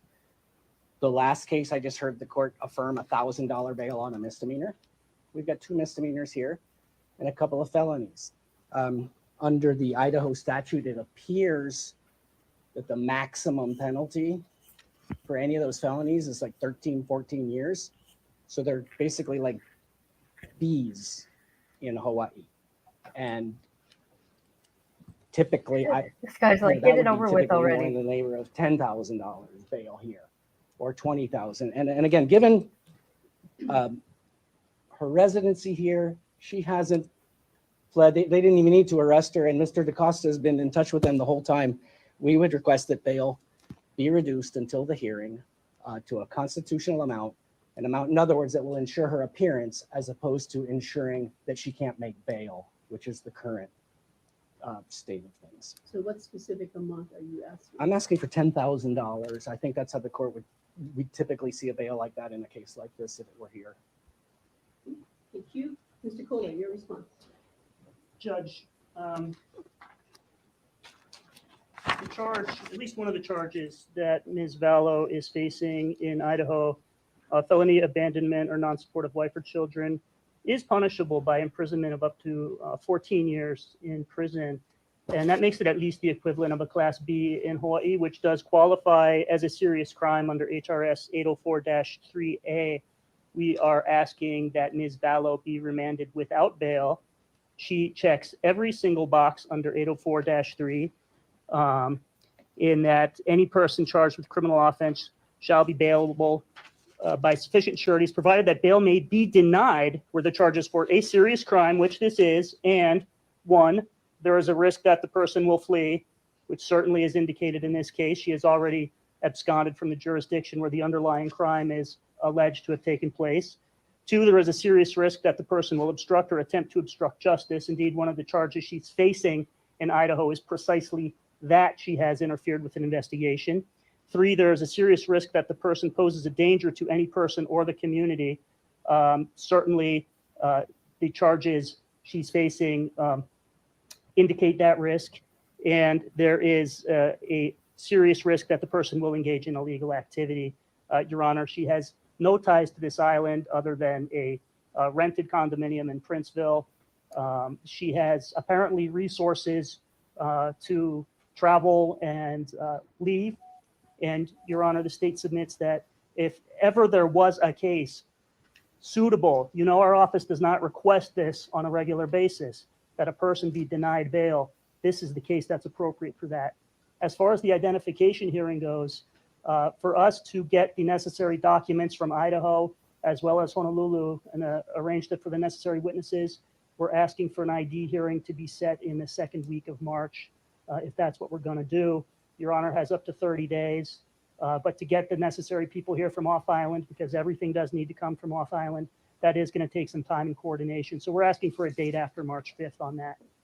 Mr. Kohler, a couple of things. Let's begin with a statement made by Mr. Hempy a few minutes ago. Are you in agreement with his categorization that this is not a governor's warrant? No, the governor's warrant has not been obtained yet. The governor's warrant is obtained after the person has been brought in and demanded, exercised their right to demand the governor's warrant. The Madison County prosecutors, per my discussions with them, which have been ongoing, they are prepared to immediately seek their governor's warrant and have it domesticated in the state of Hawaii. Okay, very good. Now, Mr. Kohler, I guess the most important question I have is, why would it take 3 weeks to get the witnesses or other means of identification so that we can go forward with the hearing? Because we need to get fingerprints from Idaho sent here. They need to be compared in Honolulu with Hawaii fingerprints that are on file for Ms. Vallow. They need to be, the results of that analysis need to be checked by another analyst in Honolulu, and then we need to bring the witnesses over here. And particularly if Your Honor is inclined to apply, we note that the rules of evidence do not apply to identification hearings, but if we are going to have to comply with those rules, then we need to make sure we actually bring the live witnesses here, and that requires coordination with a number of individuals who, we have been working on that and advised them as soon as we learned this morning that Ms. Vallow intended to contest her extradition, we began making those arrangements. But we don't want to get in a situation where we commence next week and then we have to continue because somebody was unavailable, Judge. We want to be able to get it all done at once. And we think that's reasonable in light of the circumstances. Mr. Hempy, your response? Your Honor, I don't think I heard anything that takes 3 weeks. And we're concerned with her in custody, by the way, for another reason. Yesterday when she was arrested, and my office was calling cell block, Mr. DaCosta was calling cell block, and they told him she's not here. And basically she was MIA for hours. And we learned since that the Idaho police were questioning her while with the Kauai police, while they knew she was represented by counsel. It's just another reason to get this done faster. I mean, fingerprints and fingerprint comparisons don't take very long. And getting people over here shouldn't take 3 weeks. And just in response to the bail warrant, she is presumed innocent, and I don't think the state has checked the box of danger to the community. They're alleging simultaneously that she's not with the children, but that she's a harm to them, and there's certainly no allegation that she's a harm to the community on Kauai. So that's my response. Okay. All right. Anything further? You decide. Unless Your Honor has particular questions. No, I don't. Okay. All right. Then, first of all, as to bail, bail is confirmed in the amount of $5 million. As to the hearing, we will set the hearing.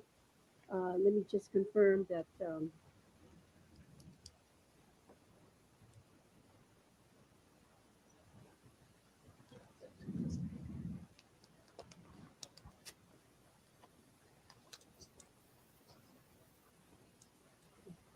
We're going to set it for Monday, March 2nd, 2020.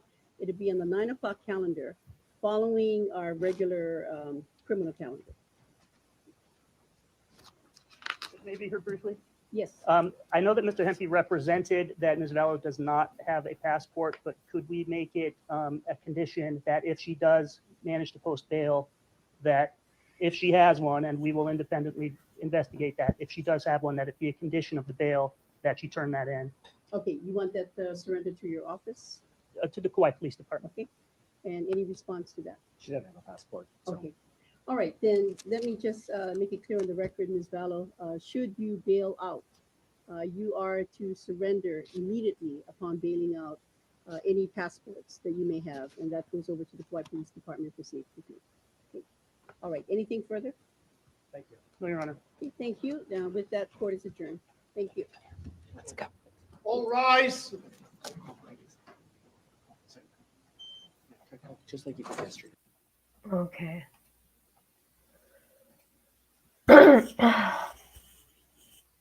I'll try to find something else. Hold on.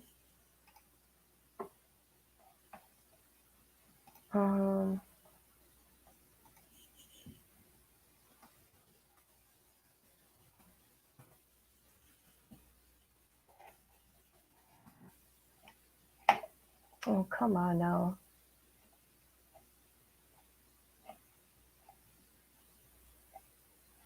Oh my God, I can't find nothing on here. Playlist, there we go.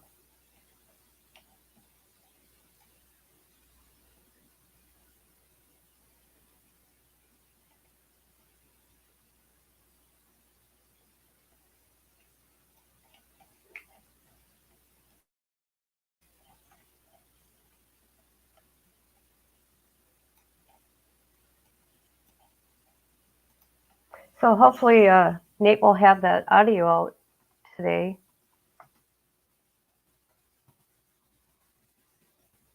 Of this hearing.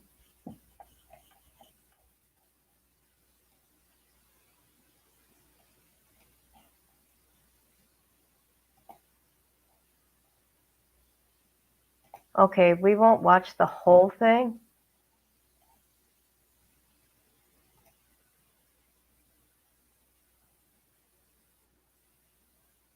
Okay, hold on.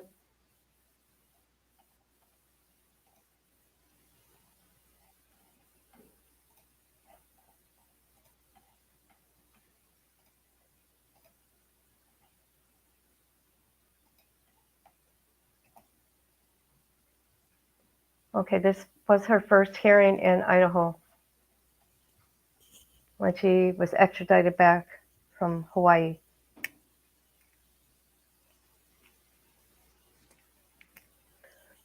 Lori was married a total of 5 times. Chad only once, but he was cheating on his wife with Lori.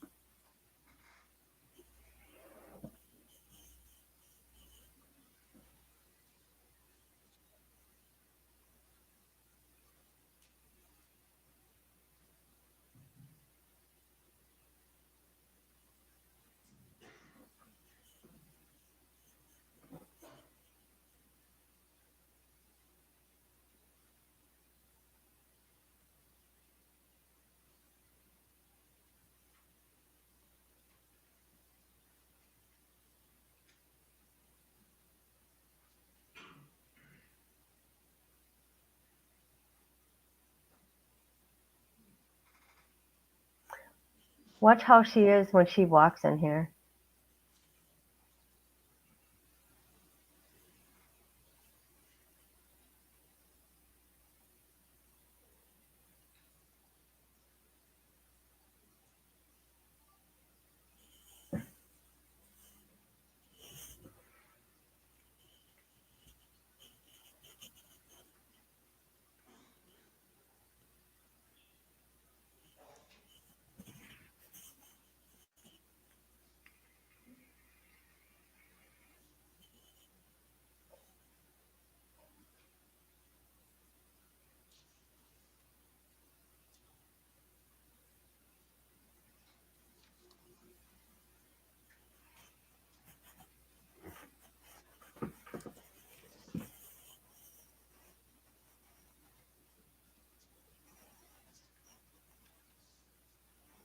Here she comes.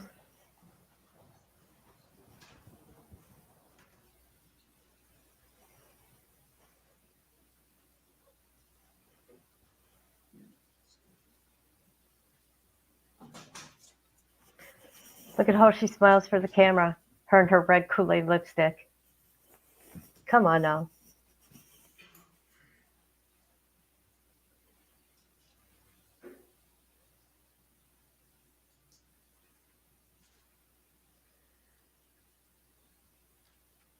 All rise.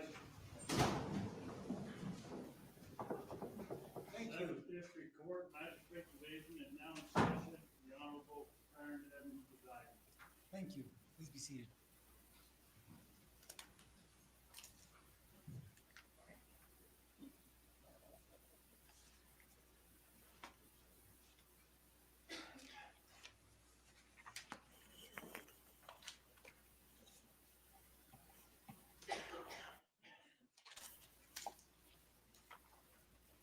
Before we get started, I'm going to review one thing for the audience here today regarding disruptive behavior. Any activity or behavior which is considered disruptive by the court will result in removal from the courtroom.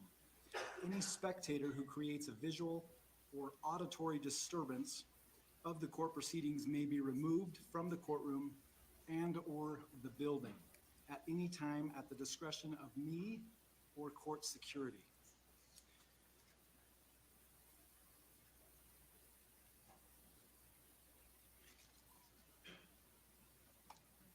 We'll now call the case.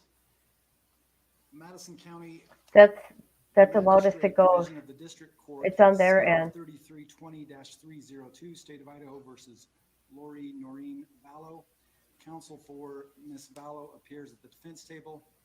We have Ms. Elcox, Mr. Webb, and Mr. Means. Counsel for the state is Mr. Wood. Hey, it's all the way up. This is the date and time set for an initial appearance. The defendant is also present here in the courtroom. No problem. Counsel for defense, in the court pleadings, it designates Ms. Vallow, aka Ms. Daybell. How would your client like to be referred to by the court? Mrs. Daybell, please, Your Honor. Ms. Daybell, do you read, speak, and understand the English language? Yes. Ms. Daybell, did you fill out a notification of rights form with your counsel prior to the hearing here today? Yes. Do you understand your legal rights here today? Yes. Do you have any questions about the form that you filled out or your rights? No. All right, we'll proceed forward then. Ms. Daybell, it's my understanding that you've hired these three attorneys that are with you here today, and that's your position that you'd like to retain your own private counsel. Is that correct? Yes. Did you get a copy of the criminal complaint as well as the arrest warrant that has been issued in this matter? Yes. Ms. Daybell, I can read the criminal complaint in its entirety, or we can summarize it going through each of the charges. Which would you prefer? We will waive a formal reading, Your Honor. We'll just go through the counts then, one by one, as well as the penalties. This criminal complaint was filed here in Madison County on February 18th, 2020. It is State of Idaho versus Lori Noreen Vallow, aka Lori Noreen Daybell. It charges the defendant with 5 different counts. The first count is desertion and non-support of children or spouse. That count is a felony under Idaho law, Idaho Code 18-401, Section 1. The punishment is up to a 4-year maximum imprisonment in the state penitentiary and or up to a $500 fine. It designates or alleges that the defendant, Lori Noreen Vallow, aka Lori Noreen Daybell, on or between the 23rd of September 2019 and the 18th day of February 2020 in the county of Madison, state of Idaho, did desert a child under the age of 18, to wit, JV, date of birth 5/25/12, who was dependent upon the defendant for care, education, or support with the intent to abandon JV. Ms. Daybell, do you understand what count 1 alleges, as well as the maximum penalties? Under count 2, it is that same charge, desertion and non-support of children or spouse. It's also a felony under Idaho Code 18-401, subsection 1. It is punishable by up to 14 years in the state penitentiary and or up to a $500 fine. It alleges that the defendant, Lori Noreen Vallow, aka Lori Noreen Daybell, on or between the 8th day of September 2019 and the 18th day of February 2020 in the county of Madison, state of Idaho, did desert a child under the age of 18, to wit, TR, with a date of birth of 9/24/2002, who was dependent on the defendant for care, education, or support with the intent to abandon TR. Ms. Daybell, do you understand what's been charged in count 2 as well as the maximum penalties? Ms. Daybell, count 3 is a misdemeanor under Idaho law. It's the charge of resisting and or obstructing an officer, a violation of Idaho Code 18-705. It's punishable by up to 1 year in the county jail and up to a $1,000 fine. It alleges that the defendant, Lori Noreen Vallow, aka Lori Noreen Daybell, on or about the 26th day of November 2019 in the county of Madison, state of Idaho, did willfully delay and or obstruct a public officer, to wit, Lieutenant Ron Ball of the Rexburg Police Department, in the discharge of his office by giving false information regarding the whereabouts of a child, JV, date of birth 5/25/2012, and thereby delaying the search for JV. Ms. Daybell, do you understand the charge in count 3 as well as the maximum penalties? Count 4 is also a misdemeanor. It's a charge of solicitation. It carries with it up to 6 months in the county jail and a $500 fine. It's a violation of Idaho Code 18-2001. It alleges that the defendant, Lori Noreen Vallow, aka Lori Noreen Daybell, on or about the 26th day of November 2019 in the county of Madison, state of Idaho, with the purpose of promoting or facilitating the commission of a crime, encouraged and or requested Melanie Gibb to engage in conduct which would constitute the crime of resisting and or obstructing an officer. By requesting and or encouraging Melanie Gibb to give false information to law enforcement regarding the whereabouts of a child, JV, date of birth 5/25/2012. Ms. Daybell, do you understand the charge of count 4 as well as the maximum penalty? Yes. The last count is count 5. It's a misdemeanor under Idaho law. It's a charge of contempt, a violation of Idaho Code 18-1801, subsection 4. It's punishable by up to 6 months in the county jail and up to a $1,000 fine. It alleges that the defendant, Lori Noreen Vallow, aka Lori Noreen Daybell, on or about the 30th day of January 2020, in the county of Madison, state of Idaho, did willfully disobey a lawful court order in Madison County, case number CV 3320-45, by failing to physically produce minor children JV and TR to the Rexburg Police Department and or Idaho Department of Health and Welfare within 5 days of service of the order. Ms. Daybell, do you understand what's been alleged in count 5 as well as the maximum penalty? I understand. Ms. Daybell, do you understand that all of those charges and their maximum penalties could run consecutively, one after the other, or they could run concurrently, meaning at the same time? Do you understand that? Yes. In addition to the rights form that you've already filled out pursuant to Idaho Criminal Rule 5, I'm also going to give you the following rights. Number 1, you are not required to make a statement, and that any statement made by you today can be used against you in court. Number 2, you're entitled to know the nature of the charges that have been brought against you, which we've already gone through. Number 3, you are entitled to bail. You have a right to bail. Number 4, you have the right to be represented by counsel. Number 5, you have a right to a preliminary hearing. That preliminary hearing must be set within 14 days if you're incarcerated. It can be set within 21 days if you're not incarcerated. That preliminary hearing is a probable cause hearing where the state will have the burden of showing probable cause that the 2 felonies have been committed in order for you to be bound over to the district court. You also have the right to communicate with counsel and immediate family, and that reasonable means will be provided for you to do so. Do you understand those legal rights, Ms. Daybell? All right, Ms. Daybell, now we'll schedule the preliminary hearing. I've met with counsel in chambers prior to coming out here, and there's a few dates that I believe did work. Mr. Wood, on behalf of the state, you designated that the state needs approximately 2 weeks to be ready. Is that correct? Yes, Your Honor. And you also designated that the state needed 2 days for the preliminary hearing to take place. Is that correct? Yes. Does the defense want to comment as far as how much time they need to be ready, as well as how much time the preliminary hearing will take? Your Honor, I think 2 weeks is more than sufficient, and I agree with the proposed 2-day setting. Right. The court has available March 18th and 19th. Does that work for counsel for the defense?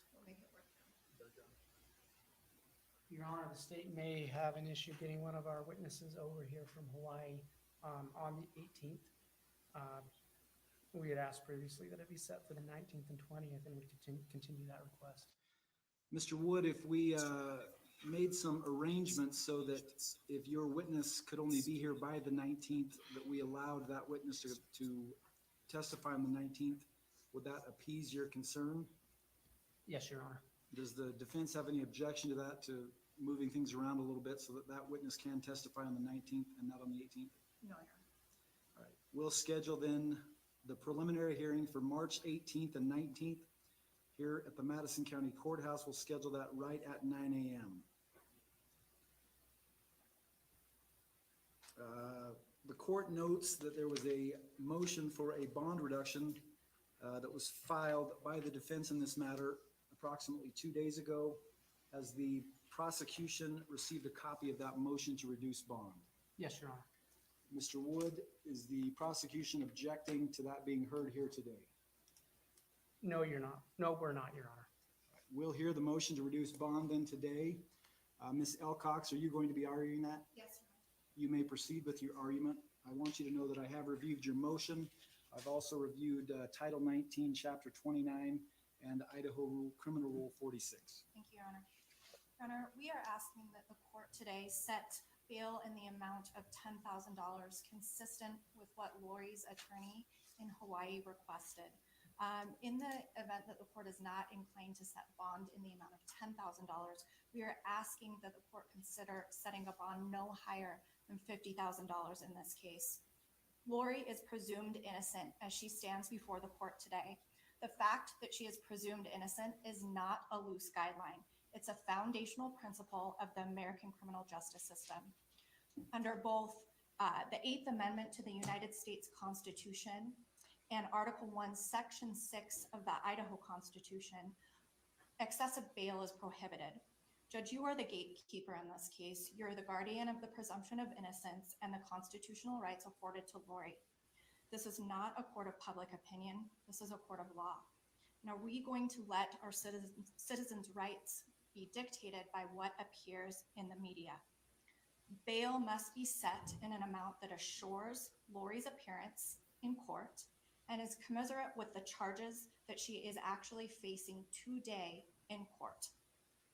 A $5 million bond is unreasonable, it's astronomically excessive, and is the functional equivalent of holding Lori without bond. This is a violation of Lori's constitutional rights. I can tell the court that in my almost decade of practicing law as both a prosecutor and a defense attorney, I have never seen the crime of desertion charged. This is because abandonment issues are generally dealt with under the Child Protection Act, not the criminal code. But even under the desertion criminal statute, which Lori has been charged with and faces these charges here today, the maximum fine, as Your Honor said today in court, that can be ordered is $500.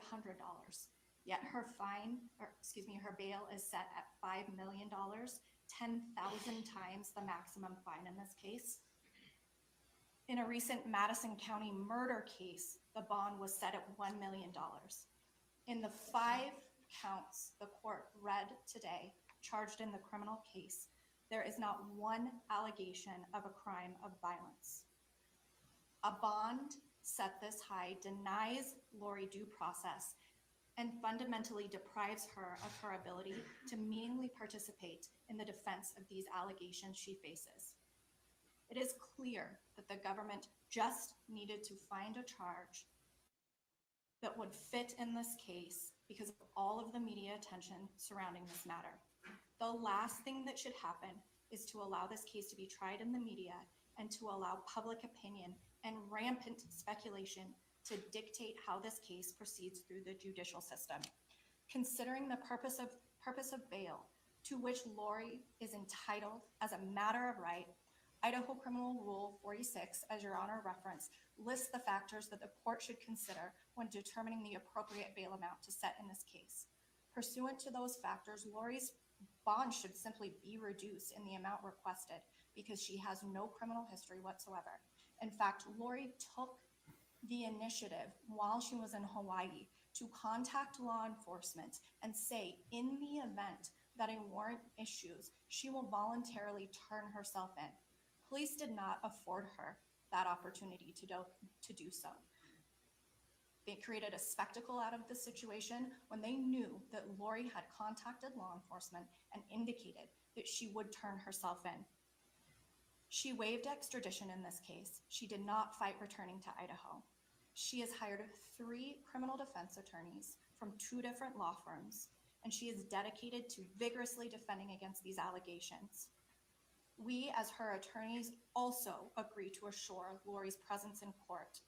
Chad, Lori's husband, has returned to Idaho to his home of his own volition, and Lori and Chad maintain a residence locally. That home was purchased over 5 years ago, or approximately 5 years ago. Chad, their children, their children's spouses, and grandchildren are all located locally. Furthermore, Lori's passport is expired.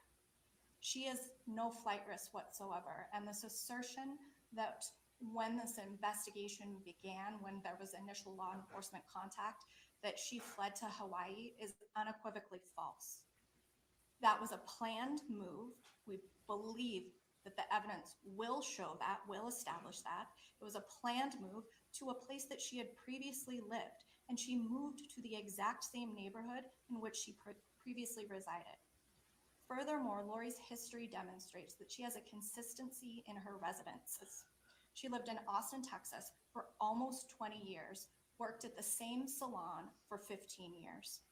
She then moved to Chandler, Arizona, where she resided for 5 years in the same house. She worked as the director for Broadway Kids, an organization that puts on summer camps for children, and she also taught group fitness. Between 2014 and 2018, she lived in Hawaii until she returned there this fall. Lori's history demonstrates that she has consistent long-term residence and a long-term employment in those places that she's lived. Further, Your Honor, there is probably no greater assurance that Lori will appear before this court and any other court assigned to preside over this case because of the droves of people that she has following her every move, even before she was charged. She has TV cameras in her face. She has people following her. It is built-in pretrial monitoring to a level I have never seen before. It's more effective than any sort of surveillance that law enforcement could put on her. She cannot go anywhere without cameras and people scrutinizing her every single move. She poses no flight risk whatsoever. She is intent on defending against these allegations and proving that she is innocent, despite the fact it's the state's burden to prove her guilty beyond a reasonable doubt. If the intent of the high bond as originally set in this case was to ensure that Lori was transported back to Idaho, she is back. And as I stated, she is eager to defend against these charges. Regardless as to whether she has been tried and convicted in the court of public opinion, Your Honor, here today, Lori is innocent. Lori will absolutely abide by any pretrial release conditions, any sort of monitoring that the court requires, but there is simply no basis for a bond this high, and it must be reduced given the charges that she's facing. For those reasons, Your Honor, we would ask that you grant the defendant's request to reduce bond.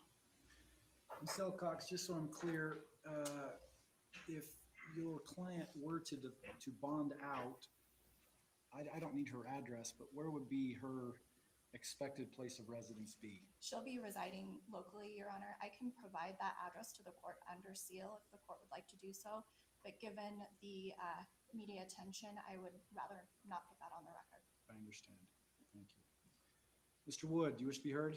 Yes, Your Honor. I'll address counsel's comments first on how we got here and why the bond for the bill was set at what it's at. This case didn't start as a criminal case, Your Honor. It started as a report of 2 missing children who are still missing. November 25th, Rexburg Police late in the day get notice that this young child is missing. Within 24 hours, they respond. When they respond, they're given verifiably false information by the defendant. And so the next day they obtain warrants and to search the residence for the child. And at that point, the defendant is gone. Now they say it's a planned move. Maybe they did plan to move to Hawaii. However, they clearly left very quickly as soon as they were contacted by law enforcement. The vast majority of their belongings were still in that apartment. And so the investigation continued. A Child Protection Act was filed, and an order was given for Lori to produce the children, for the defendant to produce the children, which she did not do. I'll address this issue that she informed law enforcement that she would turn herself in. It's kind of hard to trust someone to turn themselves in on a warrant when a simple welfare check caused that person to leave. Your Honor, as counsel stated, Idaho Criminal Rule 46 lists the factors to be considered at setting bail. So we'll go down through those. The defendant's employment status and history. As far as we're aware, she's not presently employed. No argument can be made that she's at a risk of losing employment.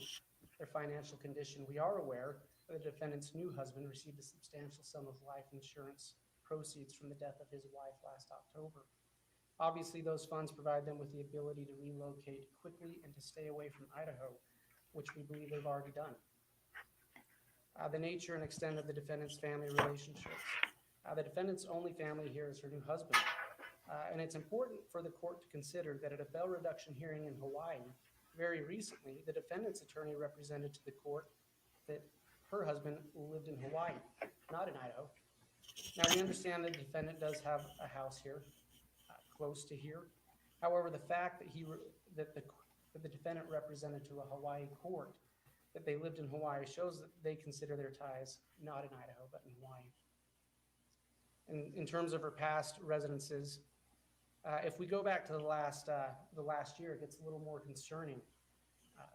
In regards, since this last summer, the defendant has lived in Arizona, Idaho, and Hawaii. And quite frankly, the circumstances under which she left Arizona, which was soon after the killing of her estranged husband by her brother, and the circumstances in which she left Idaho, which was the same night Rexburg police did a welfare check on her, give the state serious concern that she is a flight risk. Factor 4 is the defendant's character and reputation. Since this last summer, there has been a clear and alarming pattern in the defendant's life. There are literally 3 active investigations of suspicious deaths that she is related to. And I want to be clear, Your Honor, we're not saying she's been charged in those. And we're not saying the court should treat her as such. However, she is related to each of those deaths, and it is alarming to the state. As we've said before, Your Honor, the defendant tried to mislead Rexburg law enforcement about the whereabouts of her children. In furtherance of that, she tried to convince a family friend to tell the Rexburg police that the children were with her in Arizona, even though they weren't. And that, Your Honor, the defendant has a history of defying court orders. In the child protection case associated with this case, she refused to produce her children as ordered. In a 2009 child custody case in Travis County, Texas, the defendant was found guilty of 7 different counts of civil contempt. Factor 5, the persons who agreed to assist the defendant in attending the court at the proper time. Again, Your Honor, that's pretty much limited to her new husband. And due to the fact that he and the defendant left so abruptly before, we don't have a lot of assurance from that. Factor 6, the nature of the current charge and any mitigating or aggravating factors that may bear on the likelihood of conviction and the possible penalty. In regard to those factors, Your Honor, the state would first point out the language of Idaho Code 18401, which states that it is a felony for anyone having a child under the age of 18 years dependent upon him or her for care, education, or support, who deserts such child in any manner whatever with intent to abandon it is a felony. In any manner whatever. That's a broad statute, Your Honor. It's broad because it deals with protecting children. So the aggravating factors bearing on the likelihood of conviction in this case include the following. The defendant established a residence in Madison County, Idaho, with 2 minor children. Those children ended up being reported as missing and the defendant left the state without them. The defendant defied a court order to produce those children. One of those minor children is only 7 years old and has special needs which require medication and medical attention. Both of the minor children received Social Security benefits, and the defendant continued collecting the children's Social Security benefits into her own account, both after the last known sightings of the children in Madison County and continuing into Hawaii.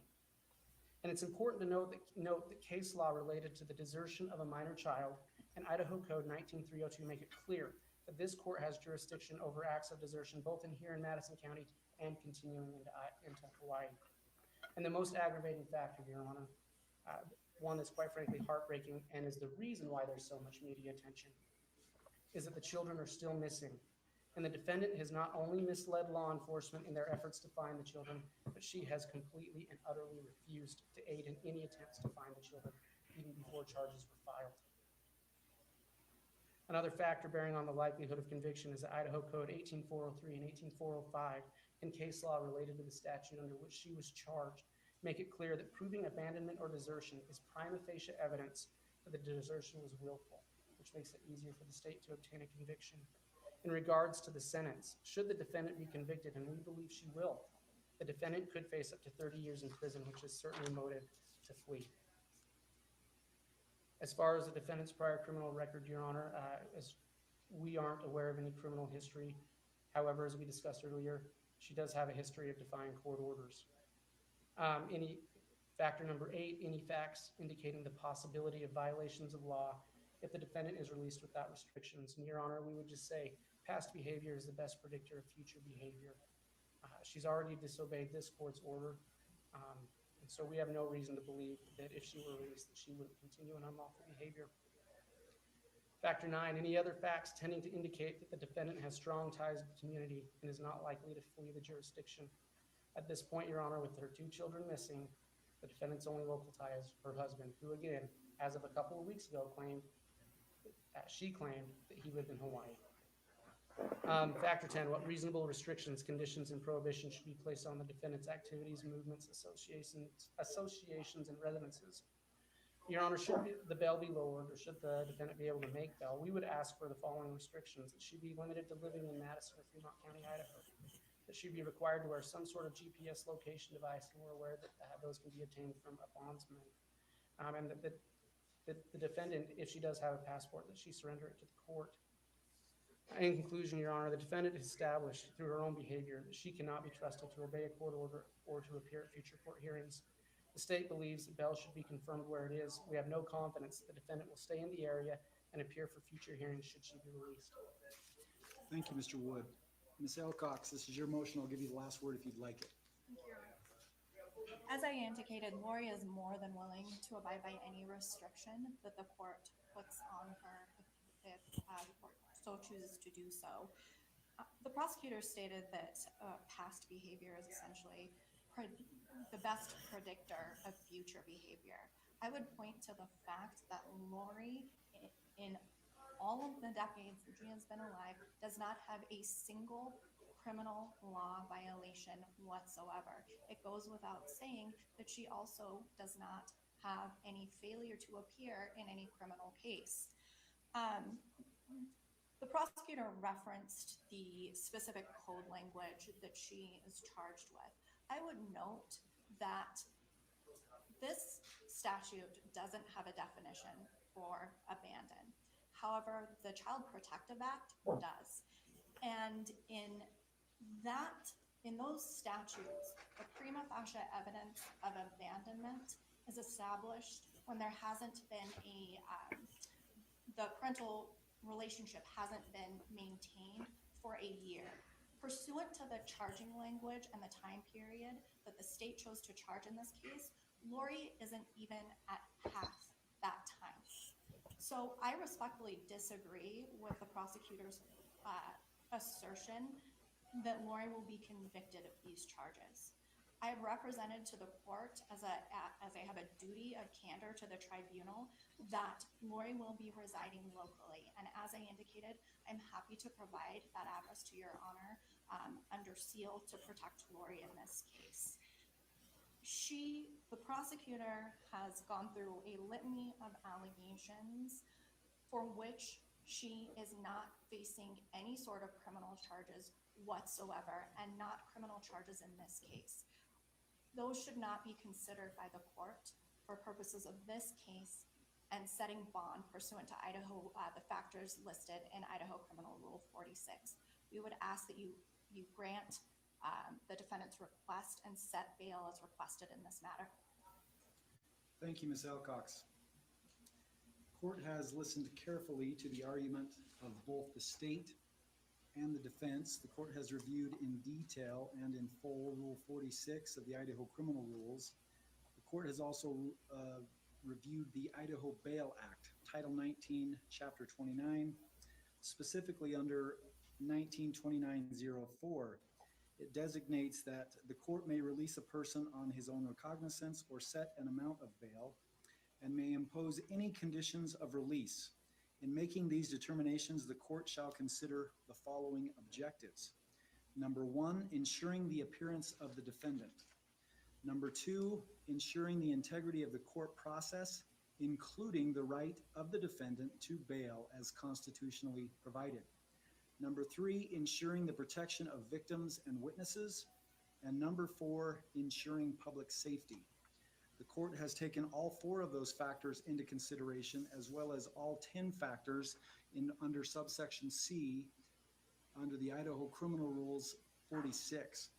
And based upon the argument that I've heard here today, the court is going to reduce bail. I'm going to reduce bail to the amount of $1 million. I recognize all of the factors that have been looked at here.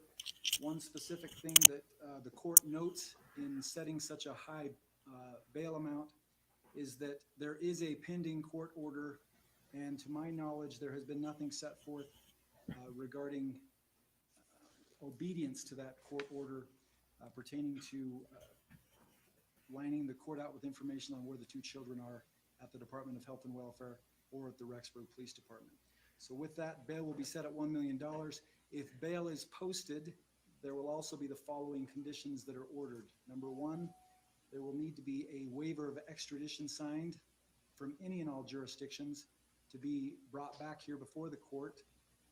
Number two, I'm going to require that Ms. Daybell not leave Bonneville, Jefferson, Madison, and Fremont counties. If she were to leave any of those counties while this case is pending without permission or authorization from the court, that would be a violation of the terms of bond and release. I'm also going to order that there be an ankle monitor that is placed on the defendant. That will need to be all lined out before she's eligible to bail out. It will be monitoring 24 hours a day, 7 days a week as to where the defendant is. And then lastly, I'm going to order as a term of any release or bail that the defendant appear for all court appearances, that she maintain contact with her counsel, and that she abide by all the laws of this state, this country, this county, and this city. Mr. Wood, do you have any questions about my ruling regarding the reduction of that bail? No, Your Honor.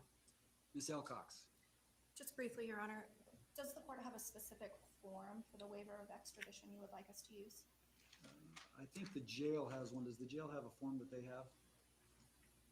If you'll communicate with the jail, I think they do have a form. If not, why don't you submit the one after you've got Look at her approval from smile. Mr. Wood. She's evil. You can submit that after she signed it, and the court will review to make sure it meets my satisfaction. Yes, Your Honor. And do you have, would you like us to coordinate setting up the ankle monitor through the jail, or do you have a specific agency you would like us to use? You can coordinate with the jail and or the sheriff's office. They'll know that information. They may have someone that they usually use. I'm not sure of that. If you have a preference, you could provide that information to them. And if there's an issue, it can be brought before me for my approval. Any other questions? No, thank you. I believe that takes care of everything that we're here for today. In a moment, I'm going to leave. When I do that, the audience is going to be asked to rise I'm going to leave the courtroom. After I leave, I'm instructing everybody to be seated again. There will be the removal of the defendant from the courtroom, and then everybody will be excused row by row pursuant to court personnel here today. With that, we'll be in recess. All right.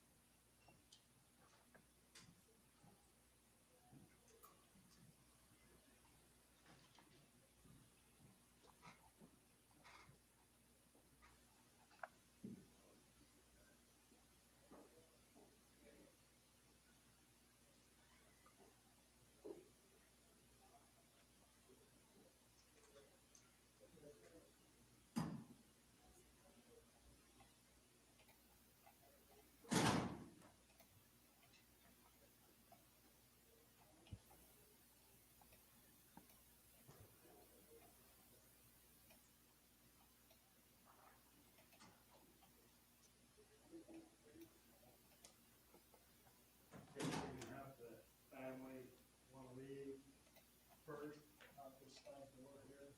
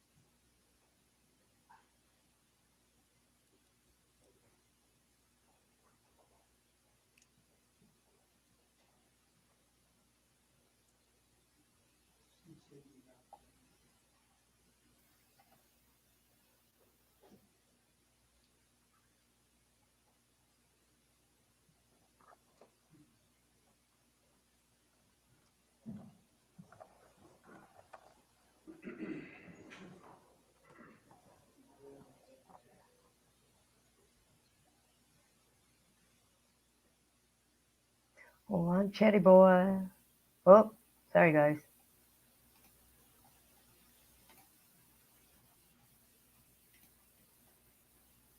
Oh, what's going on here?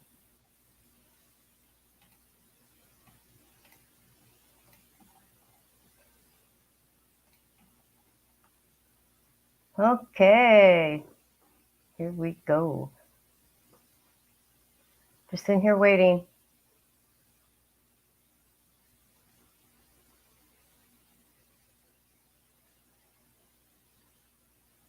How is everybody today?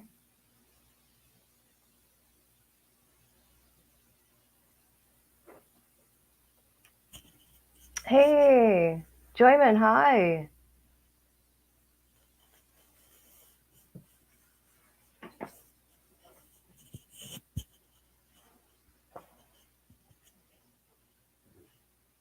Here we go.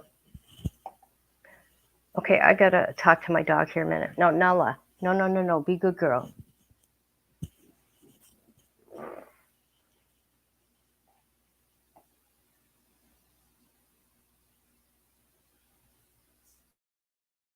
I won't get to eat until this is over with because it makes too much noise. Right. Oh. Call 20 CR 1358, People versus Letecia Stauch record should reflect the jury is not present in the courtroom. Is there anything we need to take up outside the presence of the jury? Prosecution? No, Your Honor. Defense? Okay. Do you have your witness? Yes, we do. Okay. All right. Then let's go ahead and bring the jury.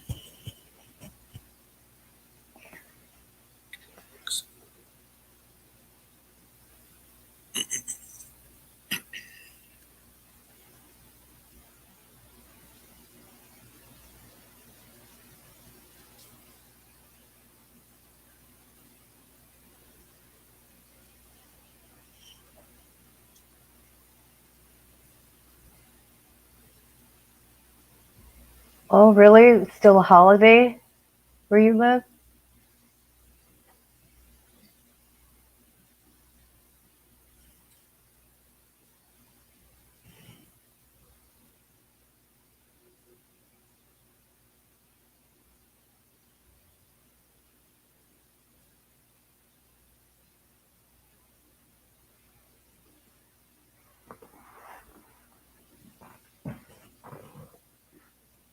All rise for the jury, please.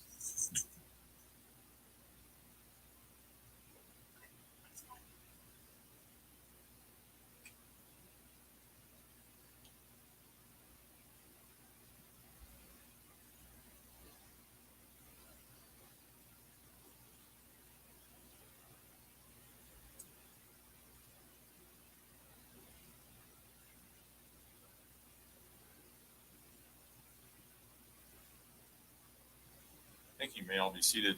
Court will recall 20 CR 1358, People versus Letecia Stauch. Record should reflect the jury has returned to the courtroom. With that, prosecution, call your next witness, please. Thanks, Judge. Good afternoon. We would call Detective Christina Perry.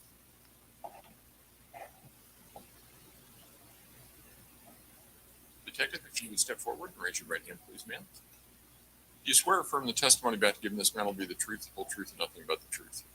Go ahead and have a seat in the witness stand. Please watch your step as you step into the stand.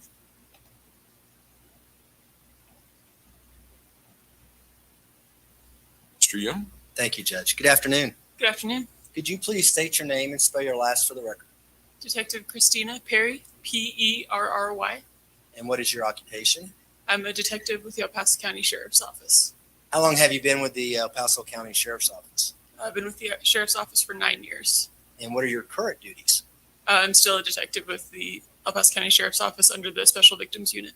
And what is a Special Victims Unit? Typically, we do cases involving children, cases involving at-risk adults, and sex crimes. How about in January of 2020, where were you assigned within the Sheriff's Office? I was with the El Paso County Sheriff's Office as a detective in the Financial Crimes Unit. Were you asked to assist in the investigation in the disappearance of Gannon Stauch? Yes, sir. And what was your role back then?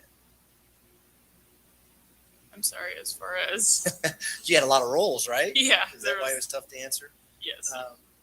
Let's talk about the investigation kind of as a whole.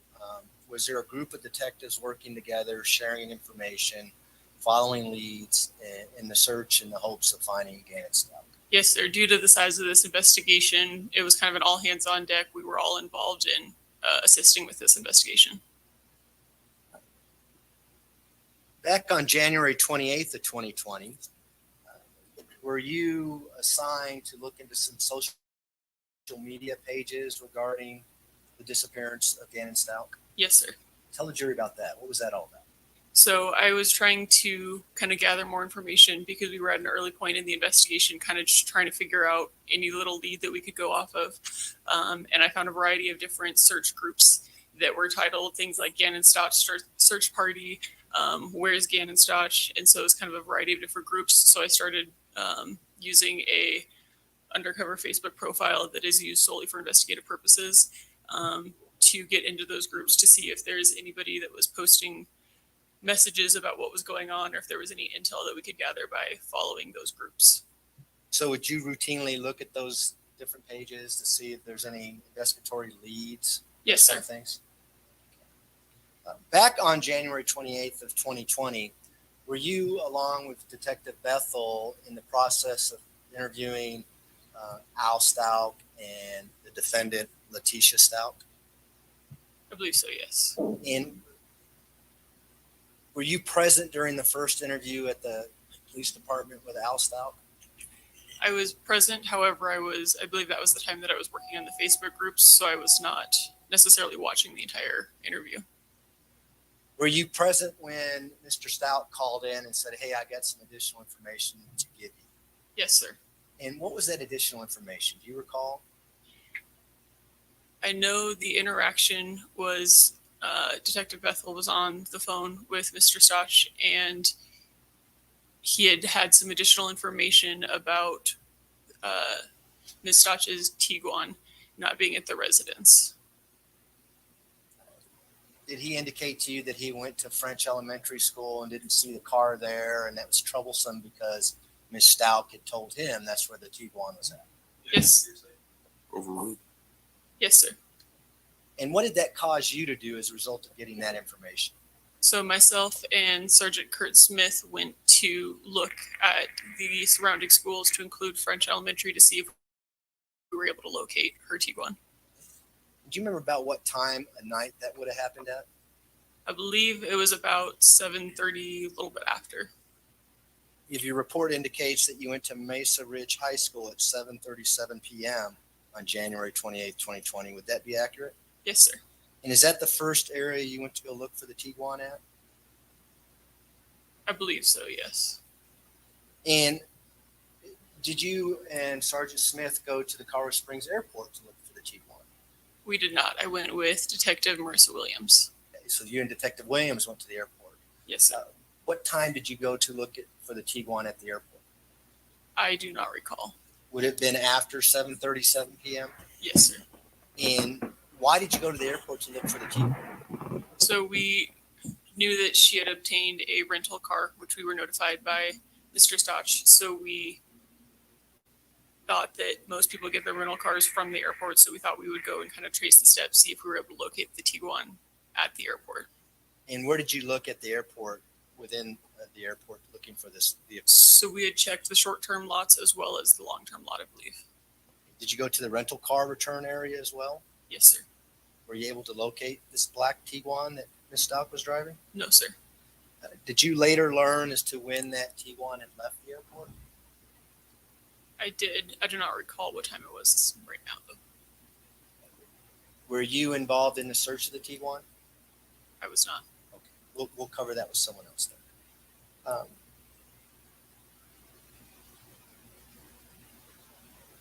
Were you asked to go to the residence to pick up some additional witnesses, i.e. Gannon Stauch's sister, Lena Stauch? Yes, sir. What was that all about? Tell the jury about that. So we wanted to conduct a forensic interview with Lena Stauch, and so I was requested to come in with Detective Williams or transport Lena to the office of the sheriff for that interview. And did you do that? We got there, and Detective Williams ended up driving her herself while I stayed to assist with the search of the residence. Did you also come into contact with an individual by the name Harley Hunt? Yes, sir. And do you know who Harley Hunt is? Yes, my understanding is that Harley Hunt was Ms. Stauch's daughter. And did you or anyone else attempt to interview Harley Hunt on January 28th, 2020, when you went back to the residence? Yes, sir. When I was there, Detective Arndt had advised me that she had tried to speak with Harley, and Harley had refused to respond to the office for an interview and refused to give any information. And while you're there at the residence, do you remember about what time you got back there? I would have to reference my report. If your report says 10 p.m., would that be accurate? Yes, sir. So 10 p.m. on January 28th, 2020, you're at 6627 Mandan. Yes, sir. And who else was there? Do you recall to conduct the search? I know there was Detective Farrell, Detective Arndt, and Detective V. Hill were also present. And what was your role in that part of the search? So I performed scribe duties. And scribe duties is I record all evidence that's collected and assist with putting it into packaging to be transported to our evidence facility. And so could you explain that process to the jury? Do other detectives collect the evidence, give it to you, you bag and tag it, so to speak? Yes, sir. So when you perform scribe duties, it's like a carbon copy piece of paper, and every item that another detective finds during the search, they would bring me. I would package it in an envelope and collect it all in one place, and then I was responsible for transporting it to the evidence facility when it would later be processed into evidence and completely sealed and everything. And approximately how long were you there? Do you recall? No, several hours. And did you have further contact with Harley Hunt at that time? While I was waiting for other detectives, I spoke with her kind of about various topics. She had notified me about her career aspirations and about kind of different various things. But if I would mention anything involving her brother, she would refuse to talk to me. Was that unusual to you? It seemed odd, yes. Was she otherwise pretty talkative when she didn't talk about the reason why you're at the house searching? Yes, sir. And did you note the things that you actually bagged and later submitted into the evidence locker? Do you have, can you tell the jury those items and I can help you refresh? Yeah, I have a copy of my report if I can reference. If you could turn to, it would be page 8 stamp 10075, 5 of 6 of your report.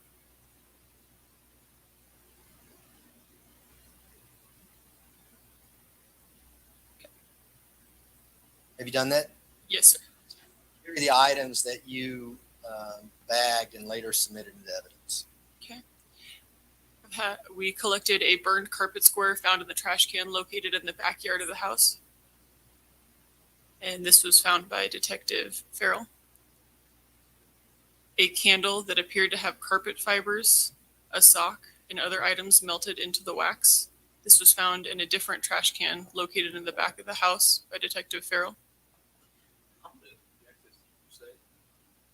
Where the stuff was found, what happened to Mr. Young? Yeah, and it goes to the chain of custody. Detective Farrell is going to be testifying next, and he's going to cover these items. But since she's the one that actually put them in envelopes and sealed them, I've got to be able to cover it with her. I think you're on number 3 there. Yes. Number 3 was swabs from a black and white Nike woman's right shoe. This was found in the laundry room by the garage by Detective Farrell.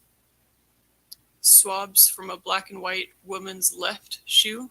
This was found in the laundry room by the garage by Detective Farrell. Swabs of the light switch located in the basement hallway outside of Gannon's room, collected by Detective Farrell.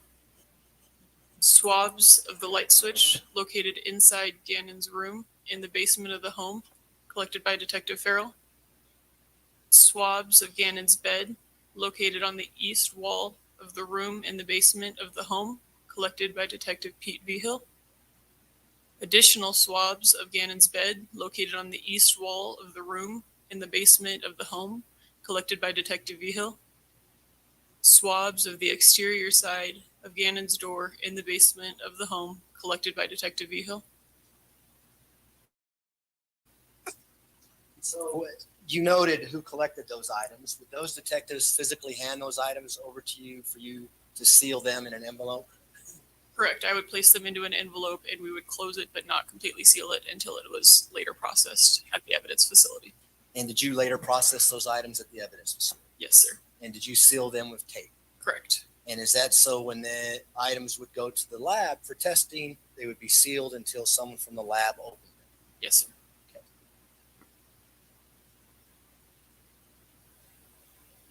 You turn your attention now to January 29th of 2020. Were you at the El Paso County Sheriff's Police Department here, right downtown? Sheriff's office, yes, sir. Is that on Bermejo and Tejon, just across the street? Yes, sir. Were you there waiting for Miss Stauch, the defendant, to show up for an interview? Yes, sir. And did she show up? No, sir. Did she show up late? I believe she showed up later after I had already left. When she arrived, did you go out to look at the vehicle that she arrived in? Yes, sir, I did. And what kind of vehicle did she arrive in? In her VW Tiguan. And is this the same VW Tiguan that you were looking for the night before? Yes, sir. You had a description of it, I take it? Yes, sir. Did you have photos of it? Yes. So did you recognize it? Where did you see it on the 29th when Miss Stauch came down to the Sheriff's Department? She was parked inside the El Paso County Sheriff's Office parking facility that is located off of Castilla. And it was parked, I believe, on the 3rd floor when we located it. And what was its condition when you saw it? It appeared to be freshly washed. There was still water droplets all over the outside of it. How do you know it was freshly washed? It was a otherwise dry day. It wasn't raining. And so the presence of water on the entire exterior was unusual. And was Detective Farrell with you at that point I believe so, yes. And did he take pictures of the vehicle? I believe so.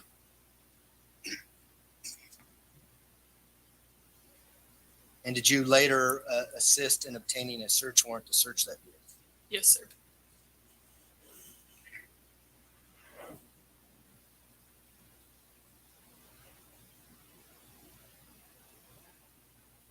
Based on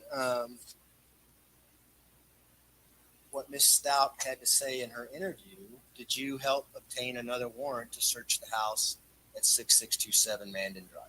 Yes, sir. And as far as you know, did that house go back and be searched on January 29th, 2020? Yes, sir. Were you involved in that at all? I believe that one was just the Metro Crime Lab.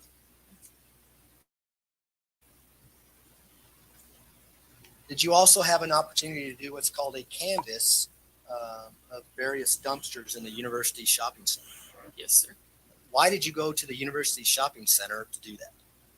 So we had received information that Miss Stauch was seen at the Petco located at University Village on 2 occasions that day. This would have been what day?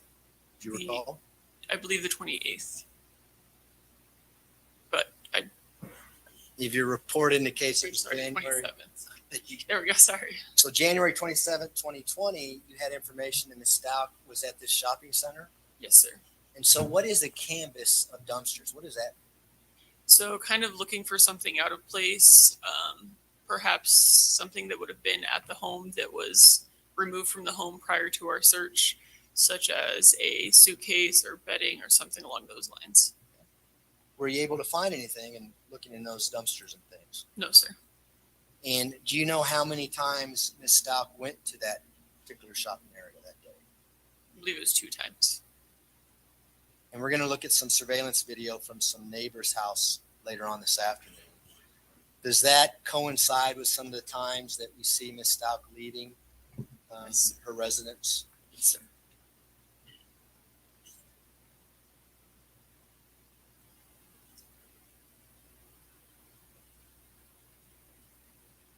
I'll take you to January 31st of 2020 now. Did you receive some information that Ms. Stauch may have had rented another vehicle? Yes, sir. What was that information, and can you share that with the jury? You have to reference my report to remember the model of that vehicle. Sure. We can go to page, it's bait stamp 01200. Would be page 3 of your report dated January 31st, 2020.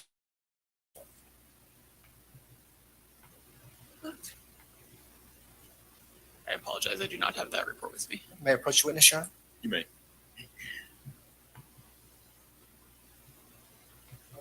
can read that top paragraph to yourself.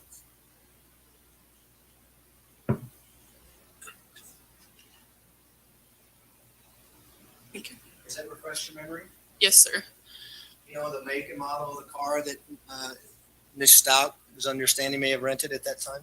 Yes, sir. I had been advised by Detective Farrell that she had rented a Nissan Altima. And did you later learn that it was actually her aunt who had rented that vehicle? I don't think I had been made aware of that. Did you do anything to obtain GPS or a warrant to put a GPS device on that particular vehicle? Yes, sir. And why did you do that? So due to kind of the ongoing issues we'd been having with knowing her Miss Stauch's location, because she kept telling us she was on her way and then she wouldn't be, and everything going on, we were afraid there was a chance of her fleeing. She had a lot of family out of state, so we were concerned that she may try to return out of state, and so we decided to get a tracking warrant to be aware of her location. And did you in fact do that? Yes, sir. And do you know whether or not a tracking unit was placed on that vehicle? It was. Did you also have information with regards to some financial transactions that were taking place between Ms. Stauch and Harley Hunt and their various bank accounts?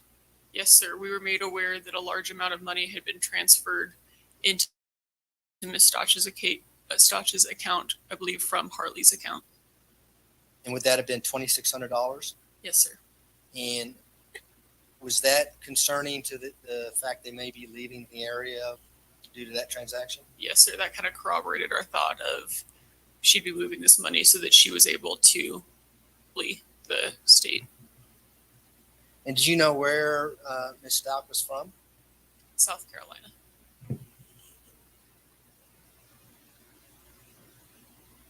And now I want to turn your attention to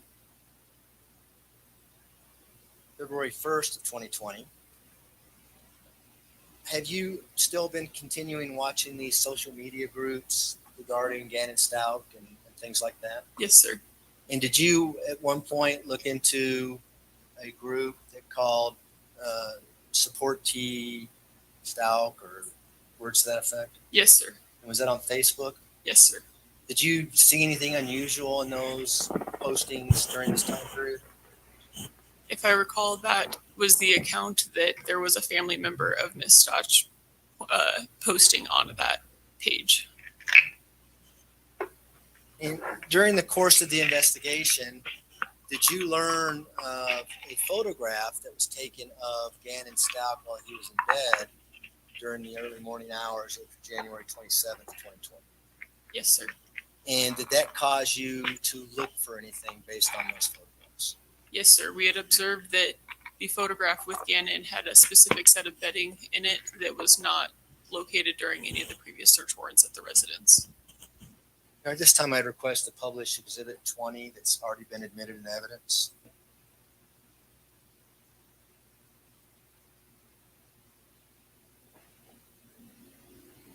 Go ahead. Thanks, Judge.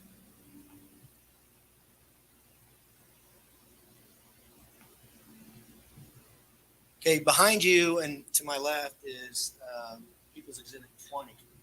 Is that the photograph you're talking about that you learned was taken on the early morning hours of January 27, 2020? Yes, sir. And what is it in this photograph? What items are you looking for at this point? So the red blanket with the snowflakes on it had not been located, as well as the sheet that is up above him. Not the one that's on the bed, but it's blue and I believe it has airplanes on it. Or anchors, I'm sorry. Anchors? Yes. And what about the pillow? Was the pillow ever recovered or found? No, sir. And so what did you do? We can take that down. What did you do to look for these items? Where did you go? So we looked at a couple different locations. The primary one being we went to El Paso County Transfer Station, known as the dump. And we had the staff locate the area of trash that had been collected around the time frame of the 27th. And they had told us where those items were, and we conducted a search of all of the trash and garbage, attempting to locate that bedding. And would this be the landfill or, as Yes, you said, sir. the dump? Yes, sir. And did you search in the areas where that neighborhood, that trash would go to? Yes, sir. They had located where that area had been dumped, and we were able to identify mail from different addresses on Mandan and Intrepid and in that area. And did you find anything related to 6627 Mandan Drive? No, sir.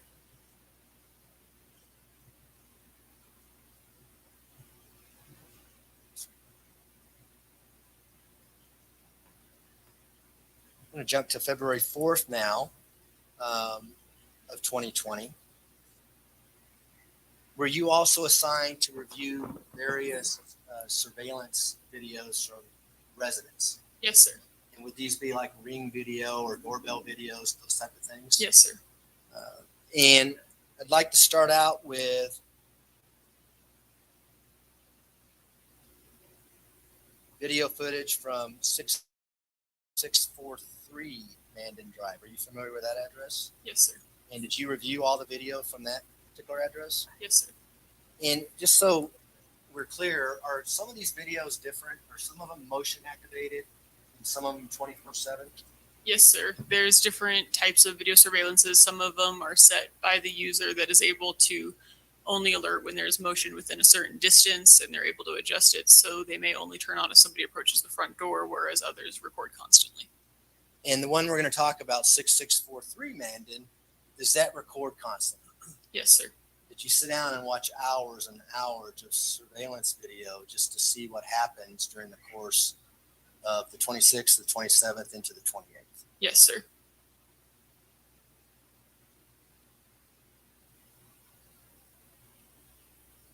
What were you looking for? Trying to see if there was anything that we could go off of as far as suspicious activity, if we could see the time frames where Gannon was seen last, if we could kind of piece together the story of what happened. Were you also looking for cooperative evidence of things that Ms. Stauch told Detective Bethel and other members of your organization? Yes, sir. Were you familiar with this story about her being raped and somebody, a construction guy, coming to the house, a carpet guy named Eduardo, that kind of thing? Yes, sir. And were you watching this video nonstop to see if anybody would come or leave from that residence, especially in a truck that had carpet repair on it? Yes, sir. And was that based on what Ms. Stauch was telling you? Yes, sir. Or not telling you, but telling members of your team? Yes. Did you ever see a construction worker go in and out of the residence at the time frame that Gannon and Stauch went missing? No, sir.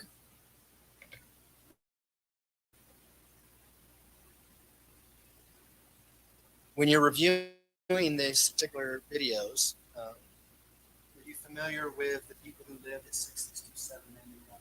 Yes, sir. You knew what Al Stauch looked like? Yes, sir. You know what Letecia Stauch looked like? Yes, sir. You see her in the courtroom today? Yes, sir. Please point her out, describe what she's wearing. Ms. Stauch is wearing a light pink shirt. May the record reflect identification of the defendant? The record will so reflect. Did you know what Lena Stauch looked like? Yes, sir. And Lena was the 8-year-old girl that lived there? Yes, sir. And did you know Gannon Stauch looked like? Yes, sir. How about Harley Hunt? Yes, sir. You actually met Harley on the night of the 28th, right? Yes, sir. And did you know what vehicles were associated? We'll start with Harley. What kind of vehicle was Harley driving? I remember hers was a silver sedan. I don't recall what model hers was. Was it a white Volkswagen Jetta? Sorry, white. Yes. Okay. And we already talked about Miss Stauch and the black Tiguan Volkswagen. Yes, sir. Was there another vehicle that was assigned or that Al Stauch drove? Yes, sir. There was a red Nissan Frontier. And so as you're watching the videos, if you saw those vehicles move around, would you make note of it? Yes, sir. If you saw those individuals walking around, would you make note of that? Yes, sir. And obviously, if you saw a carpet worker named Eduardo go in the house and leave with a suitcase, would you put that in your report? Yes, sir. Did you see that? No, sir, I did not.